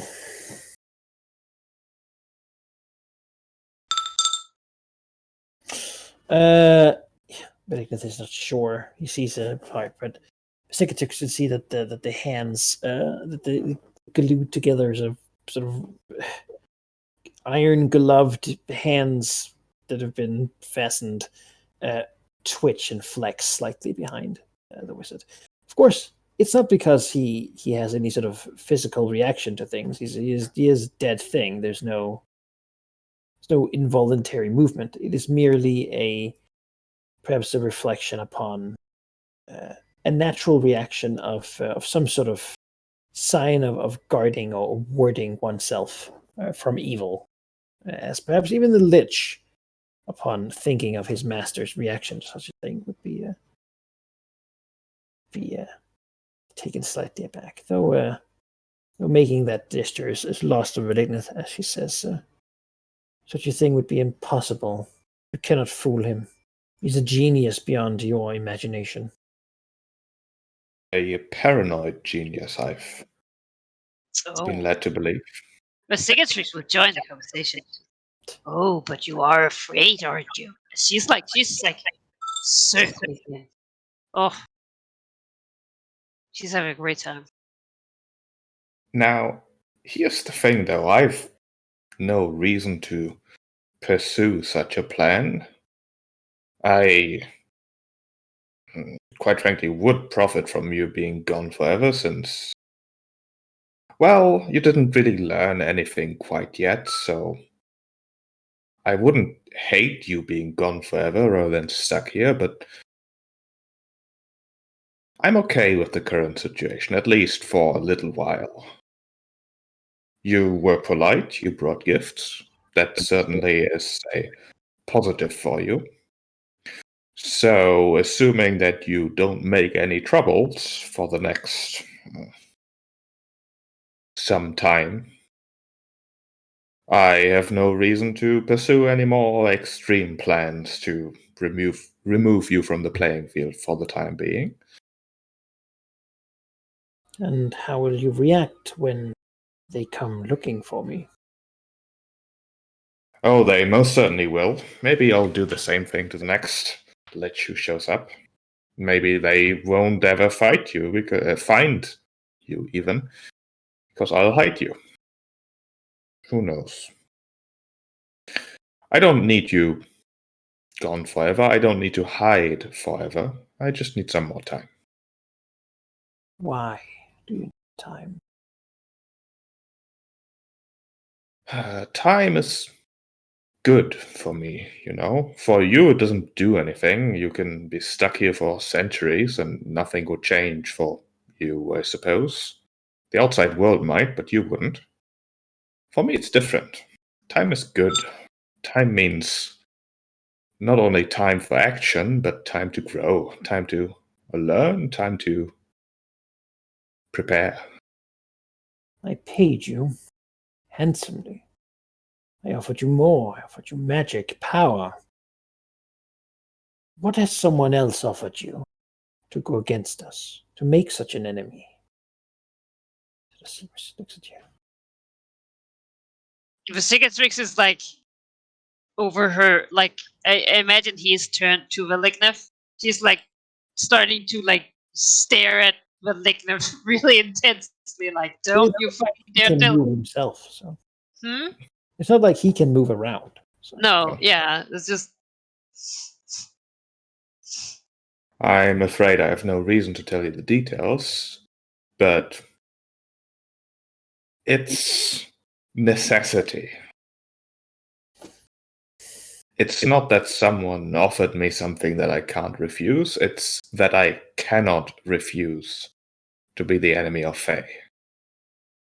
Not yet, anyways. Perhaps that might change in the future. It very well might. I wouldn't want to. Some sort of compulsion. We could have found a way. I could have aided you in getting rid of it. You wouldn't have had a reason to aid me. Not yet.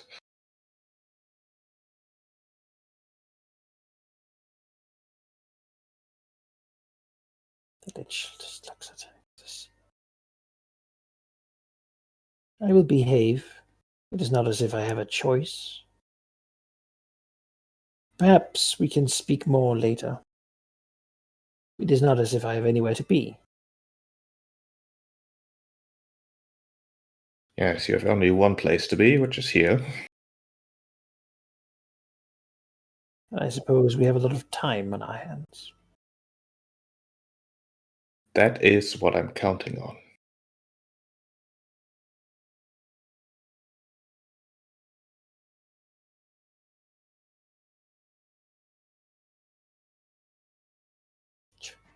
We'll settle in. I mean, it doesn't really have a choice now to sit or move, be. It's just here.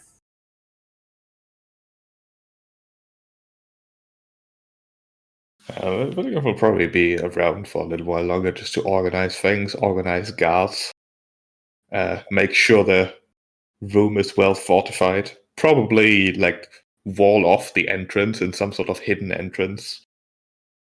That only he can find. Yeah, rather than a door. get all that organized. This lich has to stay here for a while at least. Making a big furnace. You have to walk through the furnace to get. Yeah. Yeah. Well, I mean, he's Nyandak here settle down, and he doesn't really have a choice in that matter. For now, at least, he'll just be patient. No, he will. He will. Want to have conversations with it about this or that. I mean, you got to do something while just waiting. Yeah, I'm also sort of counting on the fact that either the restraints or the magic circle or the magic of the Fane or the lead-lined room. Sure, let's line the room in lead. That seems good. Well, I'm sure the Lich will get out of the restraints and within a day, and then it's just the magic circle that's stopping it. Yeah, but I'm thinking about sending, for example, like rituals. I'm sure there's a way to stop them. I'm also sure that D&D 4th edition just didn't care about making those methods available. Yeah, you're making efforts. It turns out you have a bunch of 30,000 unsellable wizard reagents that you might be able to turn into something that can stop sending. Yeah. At least for now, you've won yourself some time. I was gonna say, We wanted time.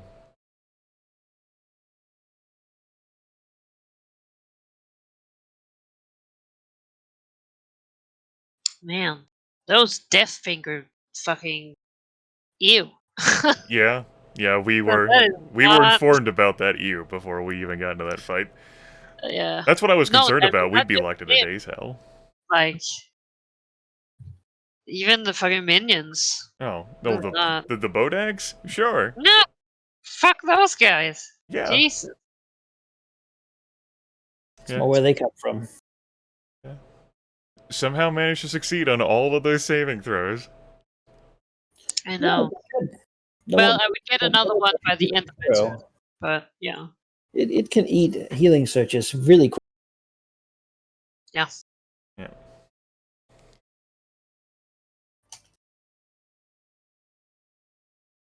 Yeah, even I had a healing surge eaten. God, down to 11. Still got a couple of dailies, especially with my items. We have to fight more. Especially since I don't think we're getting another long rest before the curse. No, probably not. Take a short rest, though. Yes, Take a short rest. As over these days, a Misery Legion Theory is an organizational machine here at the Fane, in liquidating things, like reagents.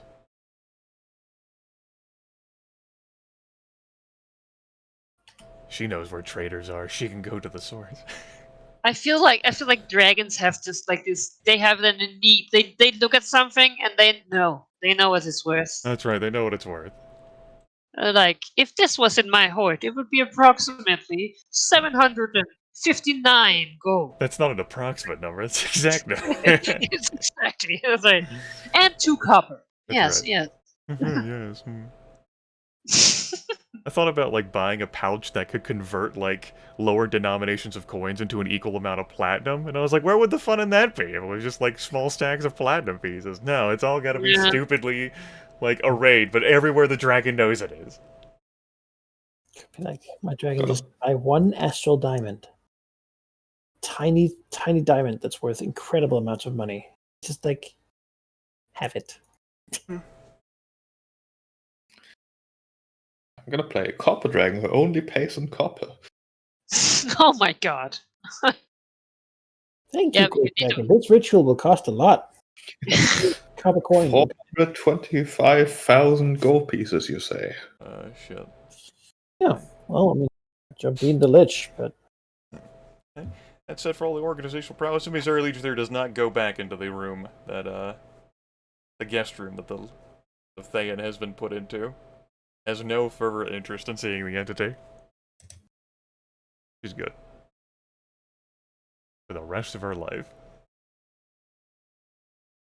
Speak to Ideally, But will Malignant go visit him, like, in between, when, after this event? Probably infrequently. Just looking if everything is still in order, and if he then wants to say a few words, he's welcome to. So we might as well discuss what we found below.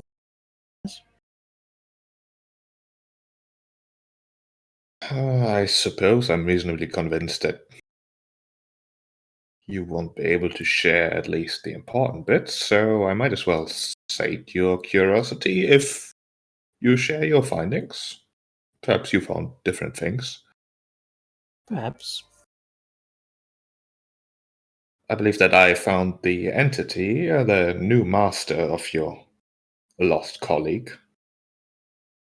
I've spoken with it. It intends to do something on a incredible necromantic scale, resurrecting many giants and taking over the surface.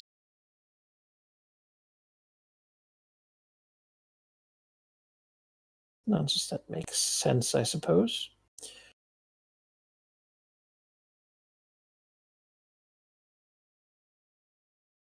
I myself found something else. I was looking for a compatriot and followed an arcane signature. What I found, however, was an enslaved spirit of an arcanist from a local, as it were.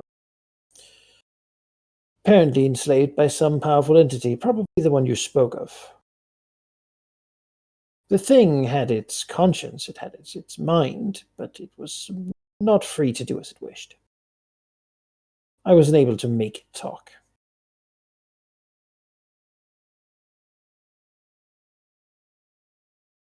What was its purpose? I know little enough. It is clear, though, that it had been roaming far to do something, sort of gestures vaguely upwards, above the mountains. I have yet to really investigate high in them. When I attempted to ascend, a couple of birds came close to me. It seems they have since disappeared. I had thought to go back to it, if not other leads proved worthwhile. Buried above the mountains. There are cloud giants who used to reside there until I. How to put this? They imprisoned me, I destroyed the entire mountain. I don't believe any of them are left, although I've never seen their bodies, I suppose. How relatable.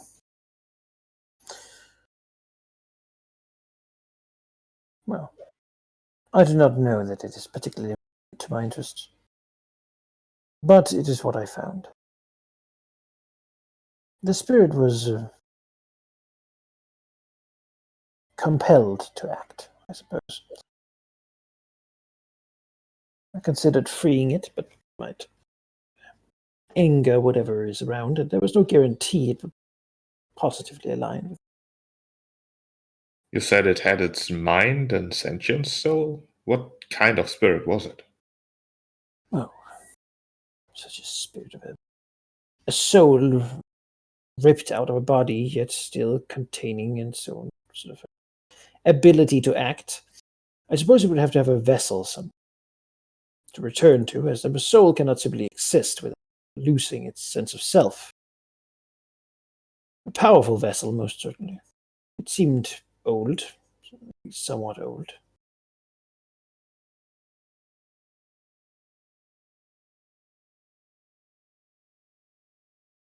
And you don't know what it was doing. It was traveling, returning to somewhere below.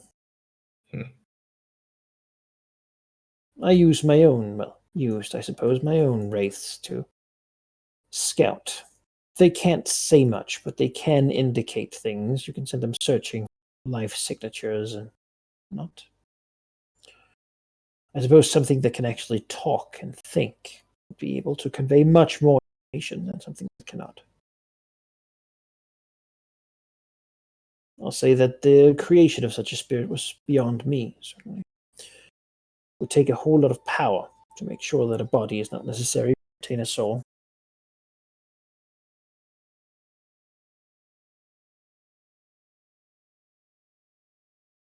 Power that is certainly available for that being that is enslaved your compatriot. No. If that is the one, it would appear that it has at least one mortal wizard in its employ.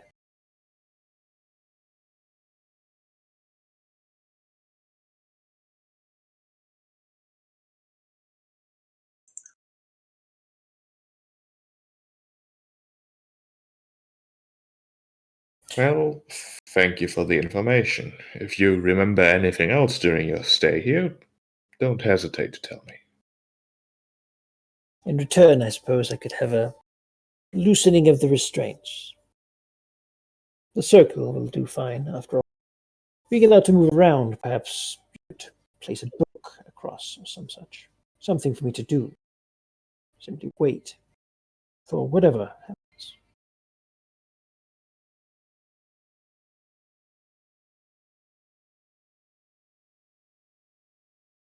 Does he have ulterior motives of wanting to potentially escape, or is he literally just asking for that? Can I What do an kind, insight what here? kind of question is that, Don't Chief? give him anything. Are you I was gonna serious? say, when is this I want to occurring? know. Are you, This I- is like months after or I just something. I just want to know. Does the Lich okay? have ulterior motives? Does the Lich want to escape? Of course the Lich wants you to break the circle by passing a book over. It appears that that it is a twofold request. He's happy to be given any sort of leeway, probably with the idea that one, it's more comfortable that way, and two, the end goal probably be to talk to Malignith, befriend him in some way, and slowly ease your way to not being stuck in this place.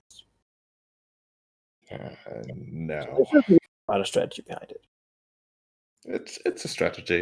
I think it's gonna shake his large head and say, "No.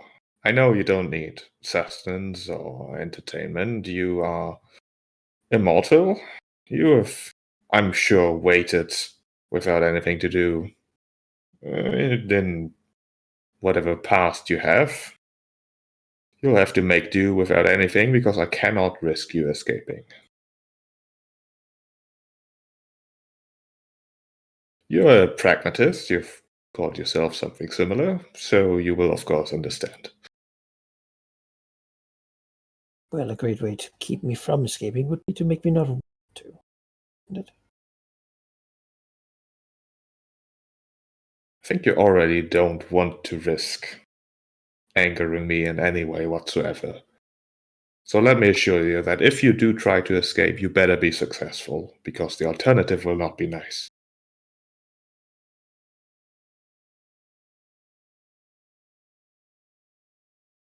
I hope our future conversations can be more amiable than this. I hope so too.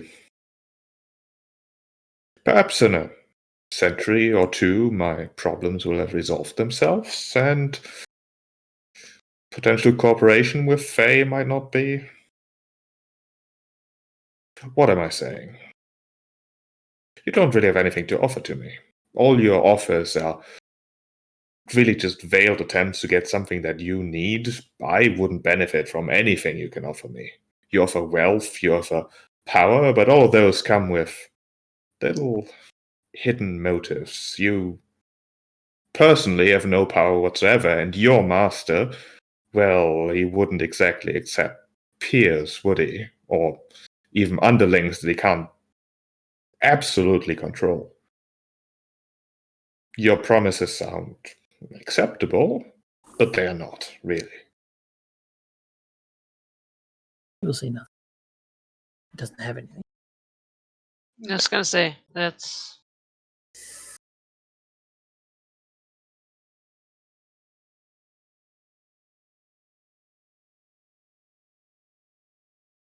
Yeah, Yeah, well, if we'll just turn around and leave.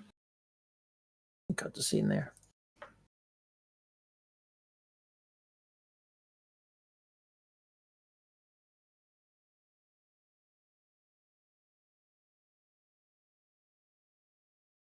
well. Hey, we survived. Sure. Should it? You were ready, as it turns out.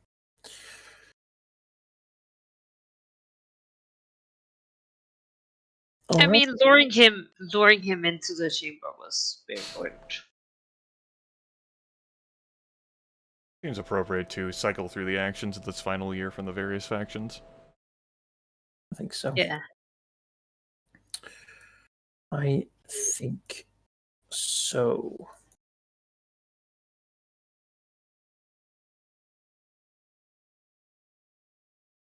But here they are still out. I did want to visit the Orkmites this session really quick. I don't... cheap. We have so much things to do. I think that can wait until after the Curse of Lethargy. I don't think now's a good time. Yeah, you're right. You're right. Let's do that later. Alright. It's not that important anyway. Cormyr will move their first forces successfully past the annoying dragon turtle. After all, isn't really at a level where it can compete with the power of Cormyr, as they manage to put their people to support and defend Tazir, hopefully against this Red Banner host that's attacking it, bringing some much aided relief to the city.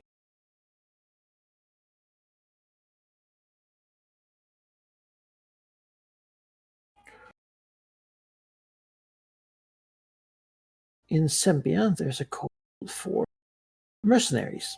Good prices offered as they are hiring them to go up further north. Once again, begin looking at Dale, a place where the shadow has now also begun to spread. As it seems to. The Red Banner host is somewhat dismayed by this Cormyrian presence into.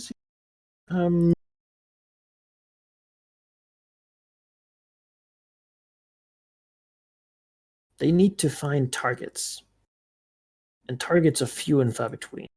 This is sort of closed off to them, which means there's the Dragon Fane, Delavagma, Westgate, and Tazir. They'll move over here to have a better striking range. Since Cormyrians now fly their banner above Tazir. If they had acted before Cormyr, they would have attacked. But current situation, they will have to content themselves with raid now before they decide which faction to strike out hard against. Also, this allows them to actually sort of incorporate the money that they stole, which gives them a pretty damn strong ability to hit enemies. They are a true threat again. First, are still gone dealing with their own thing. The Captain's Council. Let's see if they can keep it up. This is the important role.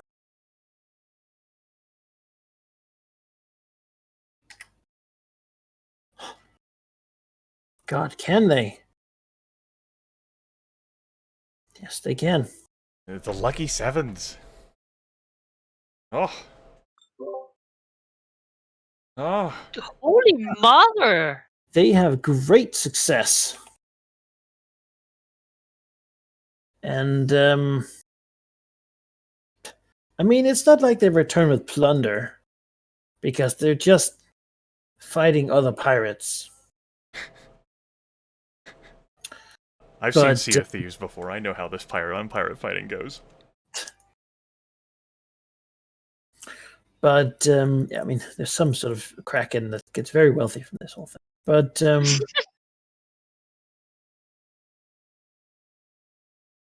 yeah, I think at this year will declaration of the Captain's Council being not just a power here in Westgate, but beginning to grow outside of it. To the point where we might put them out here. Say you'll have to just here. This. Oh wow. So they haven't manifested the power yet, but on the seas, I mean, Cormyrians are busy here in the Lake of Dragons. Like Zambia, who knows what they're doing up their forces. Captain's Council, a lot of success. They beat what they needed by a good high margin. As probably It's just that they happen to be more unified in this than they have been in anything else. And thus, they just do it. They go in, they smash their opponents, they rally quite a few of them to join them because, who wouldn't want to be part of this? It's just, it's basically just like a pirate friend circle sort of thing. It's, Why a pirate king when we can be pirate kings, ah? Every man a king, they call us. They sail into the harbor, And we'll see how long that lasts. they rule Westgate and they rule the high seas. This is serious because they give them access to some of the things that are on the pirate islands. Bit of a crazy place with a lot of weird stuff on them. So we'll see what sort of things they can bring back home if need be. If nothing else, it also means that they allow us slightly less, based in Westgate, because the city is great as a base of operations, but now you get the Pirate Isle. You can strike anywhere. You have a far better range. You need to be a king. Get to sell all the stuff. Yeah.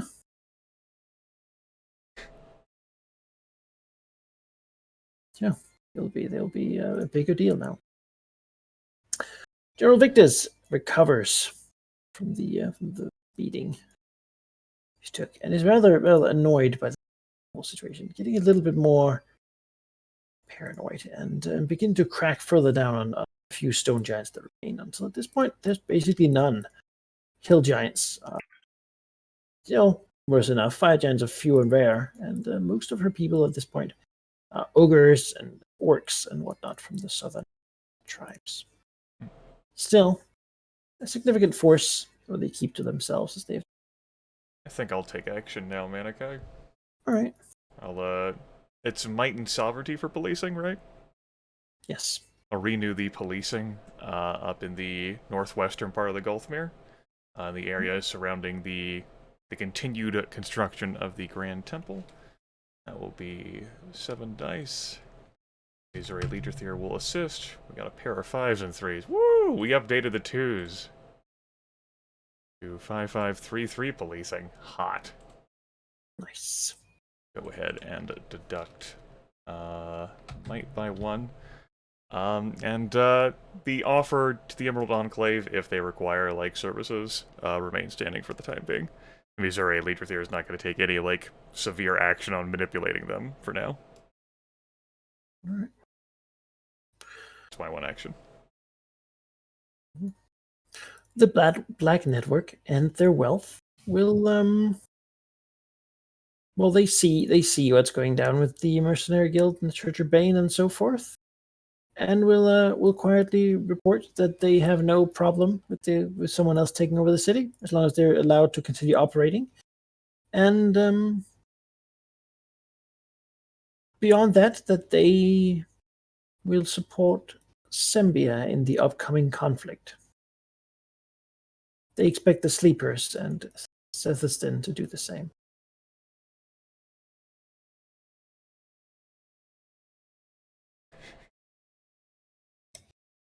It's happening again, Ari. Do you see this? Another guild war is coming! I know.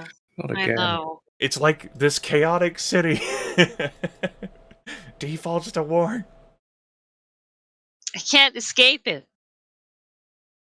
Westgate keeps on Guild Wars. Now Right. a dragon wants to fight with me. Like a decade. That's right. Yeah, it's been like the true heir to the Black Dread would naturally wade into these affairs in Westgate. Yeah, no one wants to actually be the Black Dread. Oh my god! I will have to slaughter all black dragons in this area to get peace. If you just want a city to stop being so damn chaotic, just look at Elm and Elversol. They are very peaceful these days. I don't know. The dwarves will actually, that's their turn. Will pose a request to Berigneth. Okay. Elversol used to be a good trading city and a hub for the yet now the ruins are haunted by a horrible monster. They wish the dragon's help in taking it down, getting rid of the monster that haunts those ruins, so that it can be rebuilt, perhaps as a common city of peace between their peoples. city where trade can happen between the Dragonfane and the dwarves and even Cormyrians and people from Westgate and sort of a trade hub once more. They want to make lots of money, and I respect that. Meet and talk, but they cannot fight a purple worm. At least they don't want to fight a purple worm. Be a bad time. But a dragon can do a lot of that. They know that he could defeat that thing. Just beat it up. Could he, though? I believe so. Is this a thing I agree to, and then I have to wait 10 sessions until the other 2 dragons have time? It is something you could do, probably. I want to do it. I'll put that out there. Personal dragon involvement, so to speak. All right, you want to do it? Yeah. Sure. It's going to take 10s on dice here to beat it. Now having Malignant will make that down to 8s. 8s, you say? Okay. Because he cannot really, it's not going to be him fighting. It's more like baiting it, breathing on it, nugging around. He doesn't yeah. All right, we're gonna buff the might then. Territory, sovereignty, 7. Malignant will help buffing the might. I wish that was the actual roll.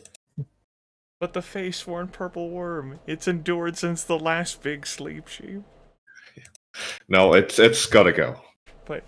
But it's what stopped the Cormyrian expedition from moving into the region. A new city of Elversol will do that in the future. Do you really trust Thunderhome to take care of that? I mean, they've not been entirely incompetent. The trust factor wasn't measuring their competence. Let's actually buff might again.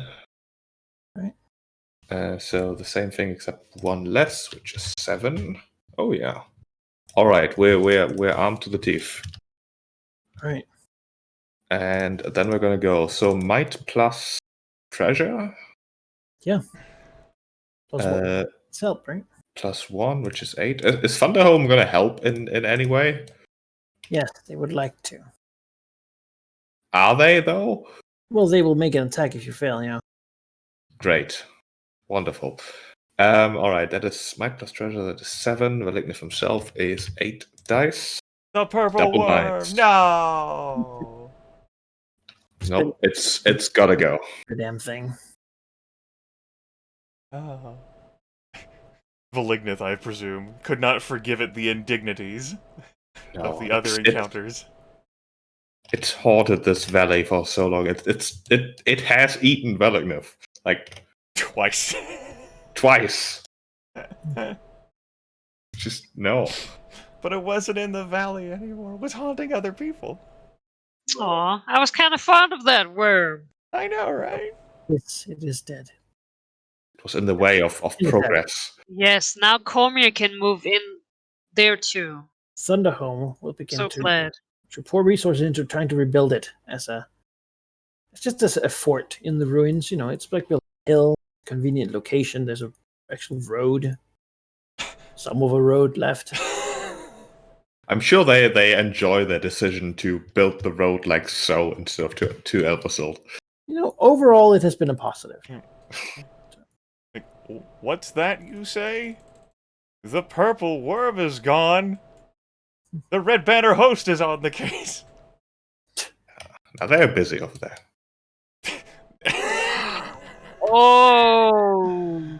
I mean, if they want loot and such, they're probably not gonna pay too much attention to an outpost just under construction. Yeah, what's the least defended? Elversol. It's also the least loot filled, though. They have just been told by the Fae last session that they need to fucking start murdering people. They're not delivering the suffering and pain. As Thunder will begin that process of construction. We'll see. Ian's host is gonna just take control of the plains more. beginning to spread down to basically take over the area, like all this sort of space that Emissary vacated. They're more than happy to add that to their own territory. And prosper. I mean, they'll do some policing, just patrolling the land.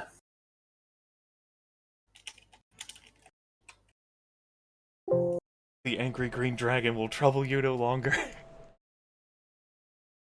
Humble caravans. No, centaurs do. There's actually a But pair then- of 8s there with that policing. It wasn't just the triple 4s. That's true.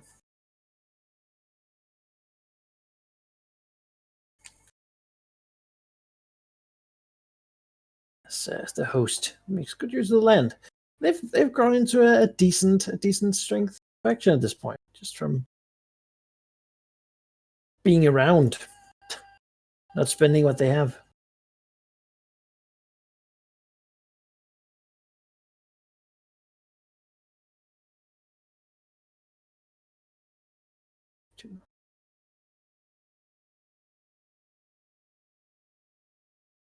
Yes, actually.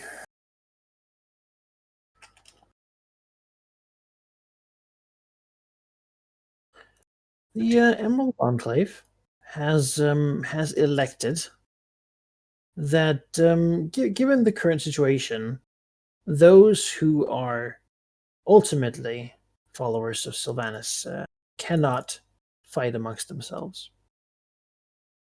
Thus, they have invited peoples of the Black Blood to work more closely with them, which is, a controversial statement.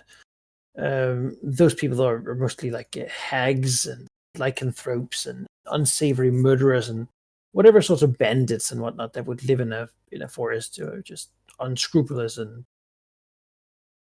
cruel, for the most part.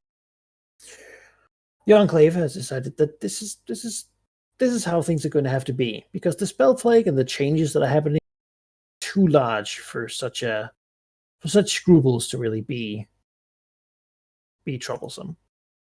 This has not made the Enclave seem nicer to most people. They're sort of willing to waive such things, and beyond that, they wish to reach out to find places they can stay. One of these things that they will actually, someone will speak to Missouri about. Again, the Enclave doesn't really act as a whole; it's more like individuals doing Right. things with the shared goal. Someone who has If- enough importance. Yeah, is to, since the Shrine of Malar has been sort of vacated, have an official presence there of the. The Missouri Legions here would not be able to stop them. No.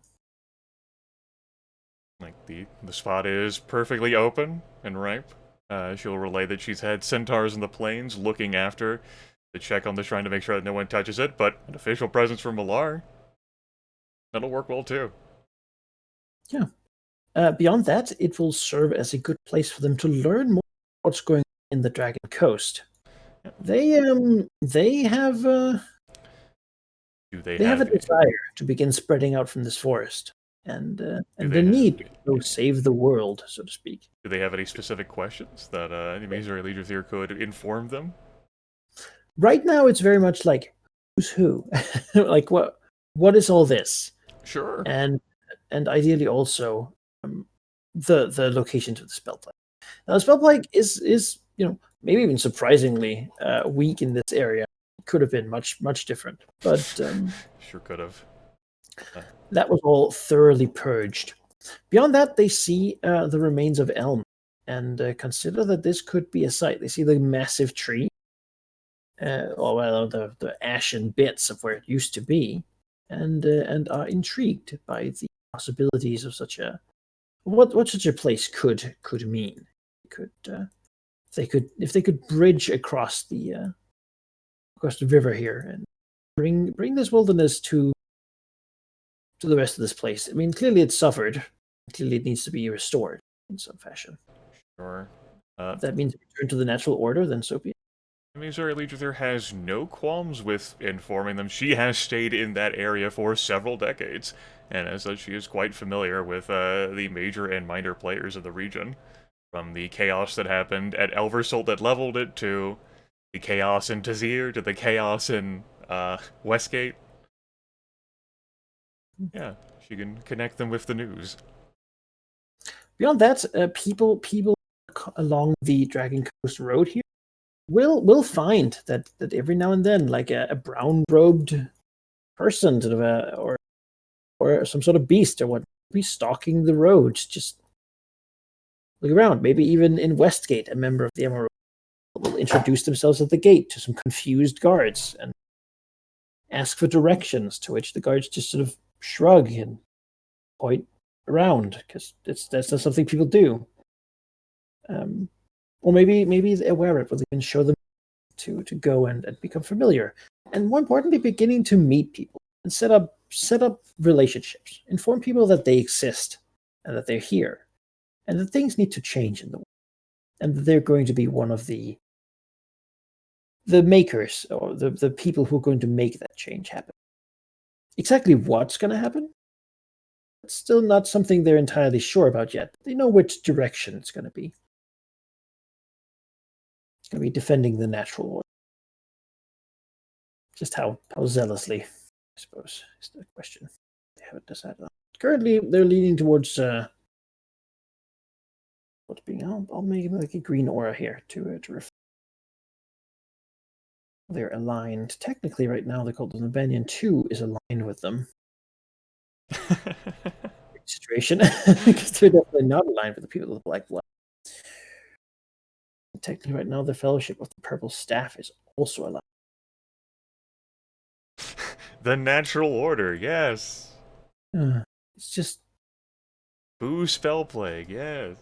Yeah, everyone can agree on that, but from there, it's a bit more difficult to decide on what's going to happen.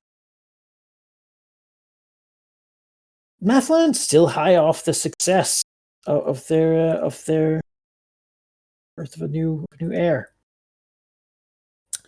Will simply trudge along. They don't know the terrible things that are coming down the river to them just yet, but late this year they will begin to feel it.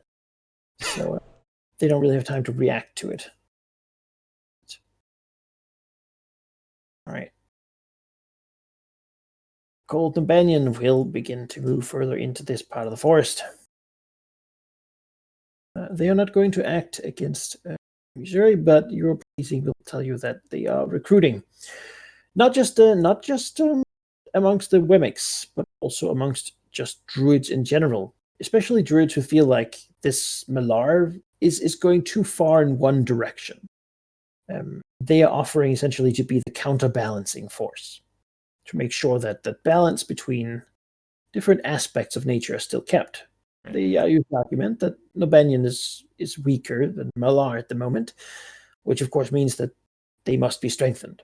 They will be doing an influence or espionage here to put some favor the other way.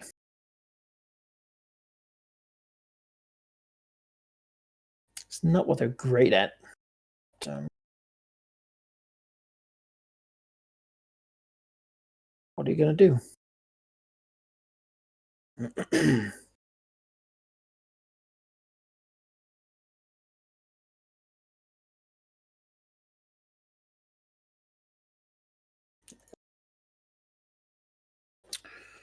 Influence and treasure. I'll, instead of actually working to defend, I'll actually take my own influence and treasure action. I've been fine to not take any actions to influence except by doing something such as Great as Star Mantle, but if the Cult of Obanians actually come in here and, like, wave around, I think I'm gonna counter it espionage against that. Look at them. They earned nothing. Whereas the Emerald Enclave and Cinder Moon and Emissary Legiothier, like, freed Star Mantle.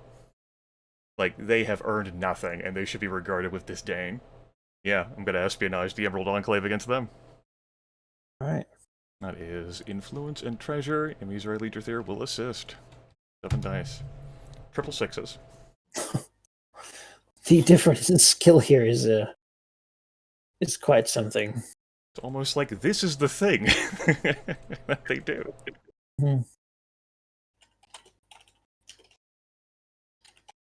Yeah, resulting in their to garner some support.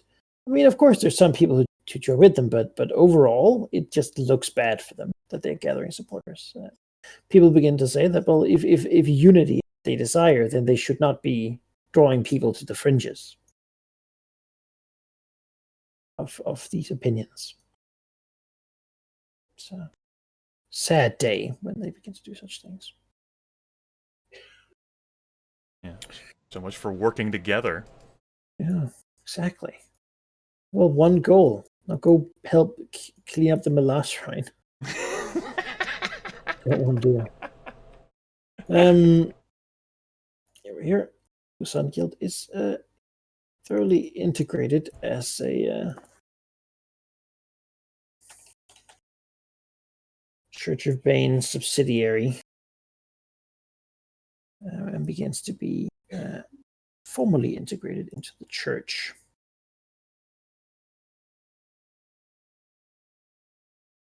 Its entirety.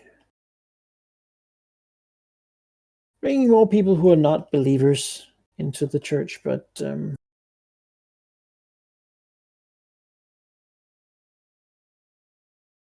that'll have to be remedied in time. For now, the church grows with more slavers and certainly a bit more wealth, which is always useful. It still needs fighting men. The Grand Mercenary Guild is a good force in that regard to have.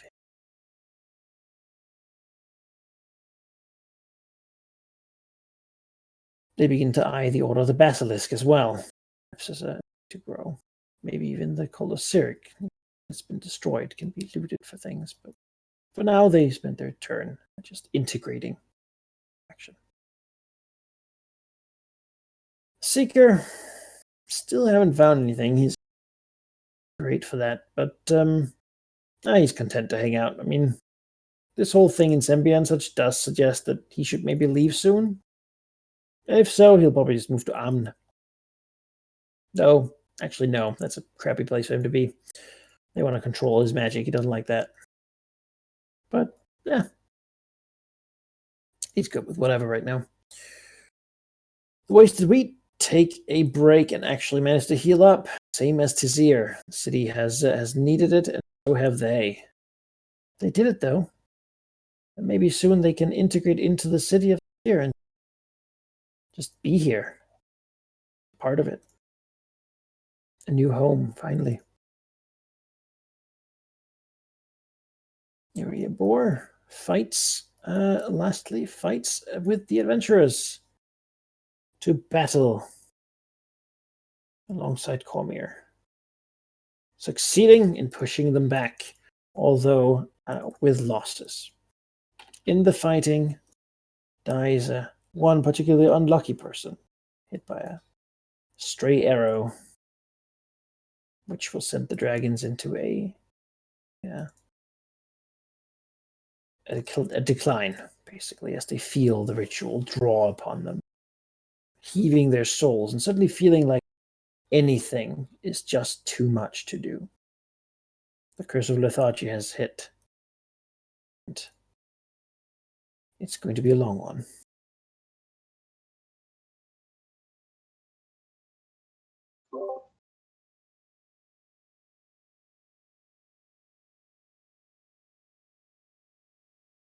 What is long for a dragon, though? Yeah, well, maybe not long for a dragon, but we'll see. Well, even if it's a decade, it's also a decade in the agony that we feel. Yeah. Forced to sleep. Well, that and even during our time awake, it's just pain. Yeah. Oh, the Cicatrix is absolutely. This is like. It's like being back. Yeah. It was almost normal these past several decades, and then. You know? He's back in that her old stupid lair, being chained and tortured. Yeah. By someone who isn't even there half the time and who doesn't give a shit. You're not even important. No, there's like 100 other dragons you can torture meanwhile. Good work, team, though. We actually right. managed to imprison the lich. These were the expedition. The Thayan expedition has been deleted from the Giants Run Mountains. Yeah. Will that actually reverse the clock that they have going of progress, Manikai? It will reverse them to the last step down. Basically, they haven't reported this bit of information, but the other stuff has been sent. So, God damn it. Nope. There we go. That is what it'll look like. They'll still have the stuff they learned from Naflan about, hey, look around the Giants Run Mountains. Yup. Which means that the next people are going to start from there. They got to get here. And wonder, what the fuck happened to all the other liches that went here? It's just annoying. They keep losing liches. They don't come home. At what point are they gonna think like, maybe we shouldn't send any more liches? I don't think Faye, thinks in those terms. Fine, I'll do it myself. Oh no. That's worse. Right. You don't want that outcome. I mean... No. Yeah. Please. Nothing in this region survives Zastam if he personally shows up. No. Not the stone giant down there, not Basarak, not the ritual site, nothing. Yeah, it will be an event for certain.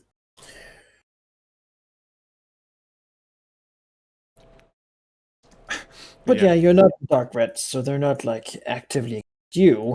They're just they know at this point that Gaffel has been here and has been doing things here and things that are interesting to them. So yeah. Perhaps we could have stalled that if they hadn't gone to Nafland to get that information. It was so far. There's information there. They don't welcome outsiders. We couldn't touch them. It's tragic. Beyond that, I think I'll have another thing happen now that the Thayans have been taking over. It could be next year, but might be while Velignith is after he's come home from dealing with the worm, he begins to feel tired and such. There will be a visit from the Thayan exile. Because now you've gotten rid of all the Thayans. Yeah, you can move in if you like. That would be acceptable. Beyond that, she has, he said, don't give me ideas, give me a plan.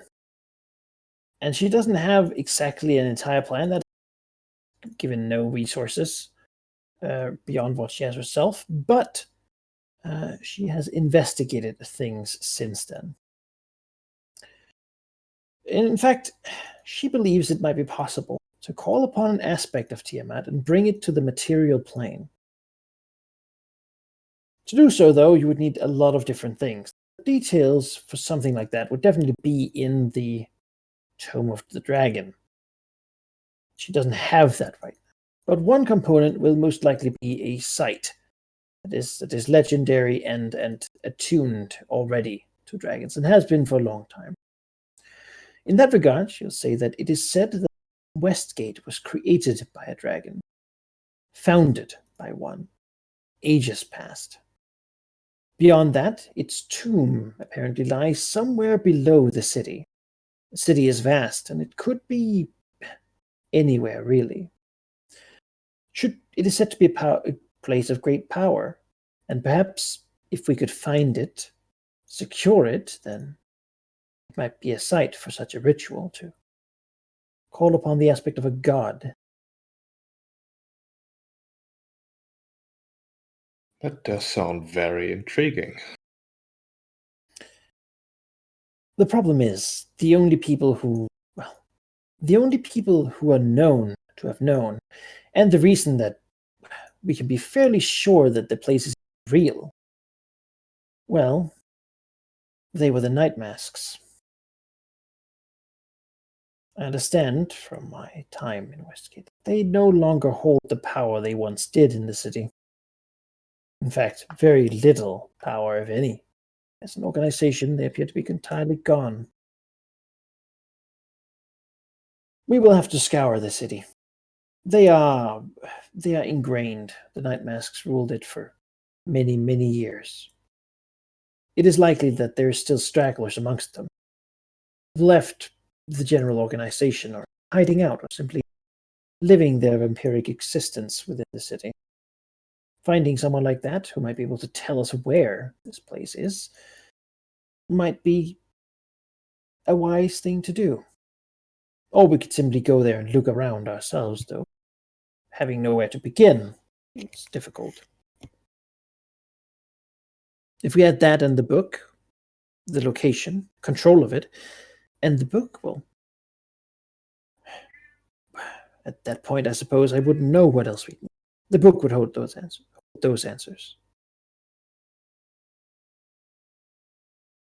Yes, it does seem wisest to look for the remnants of the Night Mask, get the information from them.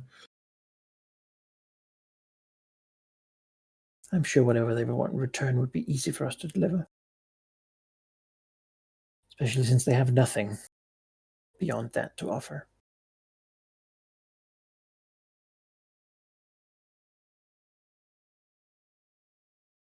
At least this is the plan that I considered most useful to us. If we can bring Tiamat onto this plane, well, I'm sure she will both of us with whatever problems we might have. Maybe my homeland could be freed. Maybe you could start by controlling this land and the Sword Coast and so forth. By the time you would get to my homeland, if ever, I would be long dead. It's a good plan.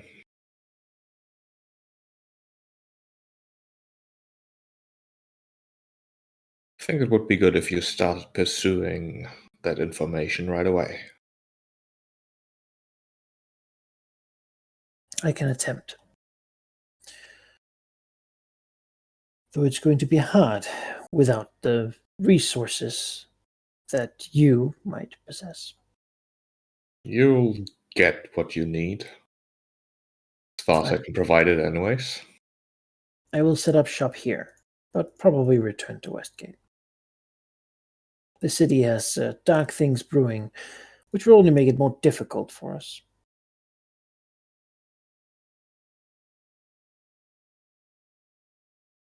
I am not on particularly good terms with any of us. See what you can find out. I do have allies in Westgate that could be contacted. Shall not, say as you say, before moving to do just that.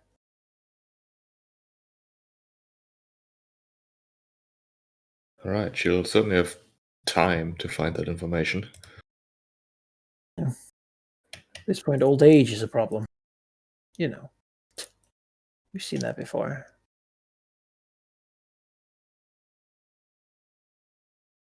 What Sure. is old?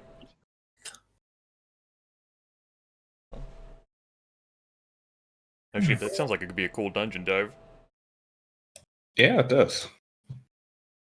The grave of what Yeah. presumably is like the Black Dread below the city of Westgate. So then the Ares like, no, not the Black Dread. God, yes, for sure. Good thing that none of us are interested in it. They say that Vesicatrix has found the crown to the ancient Yeah, she dragon has. crown, as all the black dragons turn their eyes upon Vesicatrix. Meanwhile, the Vesicatrix in the background. I didn't mean to. I didn't even have it; wasn't even there. Zethan's like, I'll hold on to it for you. You can trust me. Where is that?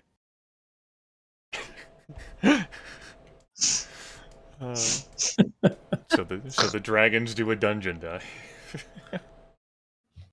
Wow. Oh my god. All It right, was- team. It was relevant information I felt for whole creation. So Yeah. perhaps It's relevant indeed. Speaking of relevant, I am going to assume that I can't be here on Friday, next Friday. Okay. I was gonna suggest that like the entire group at least take the next Friday off. I feel like we've like plugged along with this like pretty consistently and could use like some extra time to think about like the companies and where we might want to see the campaign go from there. Yeah, it's sort of hard to make plans though without knowing how the world looks after our sleep though. Well, our companies can take action during our sleep. I'm Yeah, presuming. That's fair, yeah. we will probably just play the companies. Yeah, what I figured. Several years of action. On that, I should remember this before I skip. You've played with the companies long enough power that I think just nebulously over time. I mean, you've gained influence, you've advanced, you've been successful, and you are supposed to by Rain's rules to increase company power over a great time. So I feel it's fair to give you each a basically a free increase in one of your stats. Influence, please. And you can then like decide what and decide what it represents as a sort of a long-term development with it. Finally, the territory can go. I will not use that on territory 2. You can do that now. Yeah.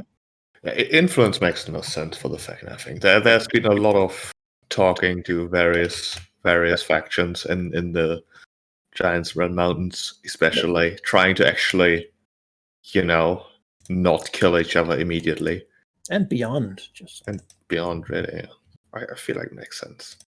It would be funny to increase might to 4, but I don't see that. Treasure, it's an argument. Based on the actions you've had the company like attempt like the like a whole bunch though, influence definitely comes to order, especially with how you've really tried to handle Thunderhome. Yeah, gonna go for the influence. I'll have to think about what do you think, Ari? I don't know. My head's blown away right now. I hear you lament a whole lot about your lack of influence over there too. Yeah, I probably will put an influence. You're gonna make me go to Cormier? Fine. I'll fucking get some influence. No, I'm not gonna fucking Cormier. I got an Avalon before I go to Cormier. Oh, that must mean the true path to the Black Dread is there. Yes, definitely. I don't know how you feel, Ari, about missing a week. Like, if you feel pretty strongly about continuing without sheep for like a session, like I can sign up for it. I just figure that, especially since he might miss 2 weeks anyway, we still might end up playing a week without him. Yeah, I think it would. I mean, I'll miss playing, obviously. But to give us some time to think more about not just our companies, but also goals that we might want to do. yeah, exactly. Yeah, the 9th, so the Friday after, is also sort of iffy, most likely, because I will get internet in my new place on the 9th. Yeah. Which means I might not get it on the 9th. I was gonna say. all right. I mean, that'll be we'll see, I suppose. Yeah. How that goes. But let's skip next week. Yeah, it'll give me more time to prep stuff too for getting to look into epic tier. Like actually getting down and setting things up. So right, you suppose ask you like other players whether you know what epic class, what epic destiny your character has in store. Yes. Yep. Feel free to share. It's not a secret. No, I've had something. I mean, I'm playing a cleric. Saying something I had something divine in mind doesn't really explain much. Although the two I was sort of alternating between were actually a fighter path, going into like the armor direction. But Velikum has given that up like a while ago at this point, so that wasn't really relevant anymore. And the other one was the Avatar of War, Which, while war is not an aspect of Tiamat, it still fits very much, I think. Strife is. Strife, yeah. There's no aspect of tyranny, unfortunately. It's only the unaligned and good sort of. Just ask Bane. He'll point you in the right direction. Yeah. What about you, Ari? I am going for the God Hunter. If it bleeds, you can kill it. If it doesn't bleed, you can make it bleed. Then you can kill it. I remember you mentioning that before, yeah. Oh yeah. Oh yeah. Which means that you'll be facing foes at a greater level than you. Yeah. That's what it's about. As for me, I had looked for flavor at the chosen Epic Destiny and the Forgotten Realms player guide, but that is just a reskinned like demigod, and doesn't really do it for me. And also, like the Sylvanas like power it offers up is the same as the default demigod. So I think my Epic Destiny is going to be from the Topaz Crusader, which focuses a lot on fighting the Far Realm. The only cure for madness is to excise its corruption and destroy it. And if that means bringing down civilization to do that, so be it.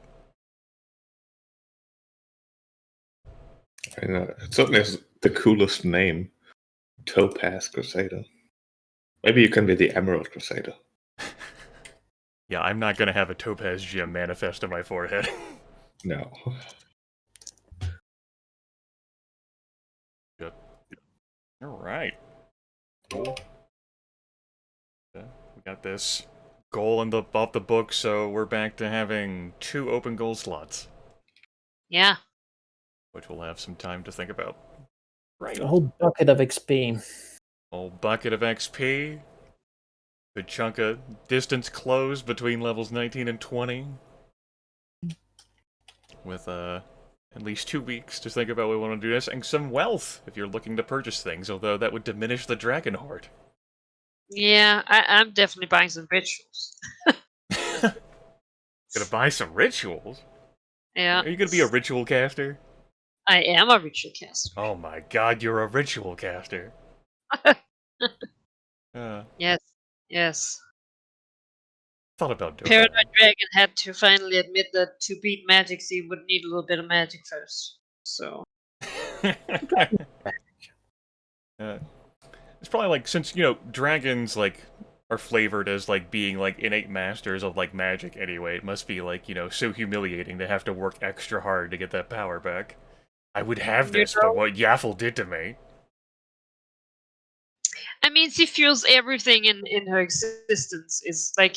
Yeah. Even her hoard is placed in such a way that it, like, her scarred face is always mirrored in everything that is shiny, so that she can remember why she is like this and how much she hates Yaffle. Yeah. Something I'm interested in exploring as we get to the Epic Destinies is how the player characters want to approach Yaffle. We certainly know how Trix feels about Yaffle, but it remains to be seen how the other player characters feel. Yeah. That's Trix is the one who had the direct and very painful and humiliating interaction with Yaffle. Oh, Well, definitely. It's a bit different. For the two of us, it's a bit different because I guess we wouldn't be here without Yaffle. Yeah, it's more like in the case of my dragon, it's a benign positivity. Oh. I mean, but, like,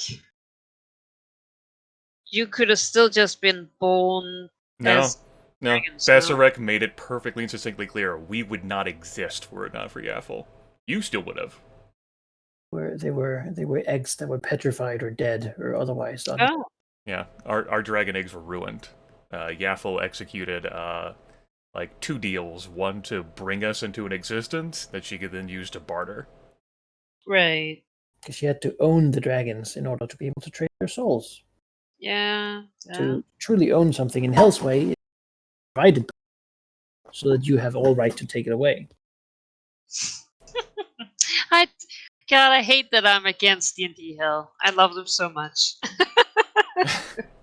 That's just so good. course they're a bunch of fucking lawyers. Like, it's just perfect. It's just, oh, it's so tasty. Mm. Alright, everyone, rest up. Good job. We did it. Somehow. Survived. Good job. Would have been a whole different beast if you just charged in there. It just didn't seem like the right Without choice. potion, certainly. That would also been Oh yeah. Yeah. terrible. Yeah, let's not have the 10 necrotic resistance there. We all go down. Yeah. Yeah. Mad. I enjoyed that frost nuke of cold and necrotic damage that also made difficult terrain. That was good. Yeah. I also enjoyed the daily power still, but teleport 10 spaces, stun me, no save. Yeah. Get out of jail card. Oh shit. He's Like, with us yeah. a single time. So Uh, the perma slow can also be a if only I had centuries to get more powerful. Damn. permanent dazed just constantly. Yeah. Yeah. Well, I mean, that's the thing about high level monsters. They have all these things that you're like, what? That's bullshit. And then the player characters are like, yeah, you take 15 more damage from every source. And the other player's like, oh, Free action shift 9 spaces. You know, It's, I you know- shift my movement, you know? Yeah. And it just happens to be 9 squares. the rules Yes. really are just guidelines, right? like to be convincingly broken by everyone. I knock the Lich unconscious somehow, okay? Don't question it. It's psionics. That's right. It's the universe saying, hey, you know what? This far realm stuff is too much. Right. Have some. You stop it. Make it go away. Oh, shit. Alright. Good night, everyone. Farewell. Talk to you all later. I, And when we can meet at my normal times again now. Woo! Oh, yeah. Crazy. Oh, yeah. That's right. You folks are going to have your saving time adjustment. I don't want to think about the madness that is time zone switching, and I'm going to be late and or early to everything. The tragedy. One of those, probably. Anyway. Alright, everyone. That is going to do it for session 88. We successfully resolved the Thayan Master Wizard, which was leading the expedition into researching the Giants Run Mountains, which of course is only a temporary measure, because Zaz Tam, the head of Thay, is super fucking paranoid, believes he has won too easily, is on the lookout for anything, including Yaffle. And so eventually another group will arrive, gonna have to be stronger than the last one, just due to all the disappearances that have happened in the region. Not to mention all the other things we've seen taking action and setting themselves up in the region, and what they might do when it's just our companies for the next, maybe, 10 years. Westgate's lining up for another guild war. Cormyr has made it to the southern shore. They've set up Dazir by the looks of things. So, Sembia no longer has its reach over here. Now Cormyr does, but Sembia is kind of busy making deals with Shay. And I know some lore about what happens over there with Sembia and Shadow. Though who knows where the hell that's gonna go. The purple worm, the face-worn purple worm, that have been around since before our previous Curse of Lethargy, is finally no more. A pity. But it did buy us all that time that we needed, that the Cormyr expedition could have been in our faces. Could have been in Sheep's face, more specifically. But the clock of Cormyr has ticked back down. And if Thunderholm genuinely is able to set up Elversalt, I think that'll be cool. I don't know what's going to become of the Red Banner host, what target they're going to try and strike, especially if the Dark Fae keep motivating them. I'm looking forward to seeing longer-term consequences of utilizing the drop of Malar's blood to corrupt the main river feeding, like, Nafland's territory. It'll be pretty fun. Blessed and favored as they are by Nobanian, having even reached out and received his favor, they've got a curveball going their way. And the Emerald Enclave is a big old question mark. And if its power could be directed, just remains to be seen how it will be directed. And of course, you have your other players. You have the undead stone giant, deep beneath the Giants Run Mountains, orchestrating and manipulating. You have the devils of hell, constantly looking to get their due. You have an elder black dragon, potentially spurned by Wersicatrix. And what consequences may result from that if a suitable gift is not delivered.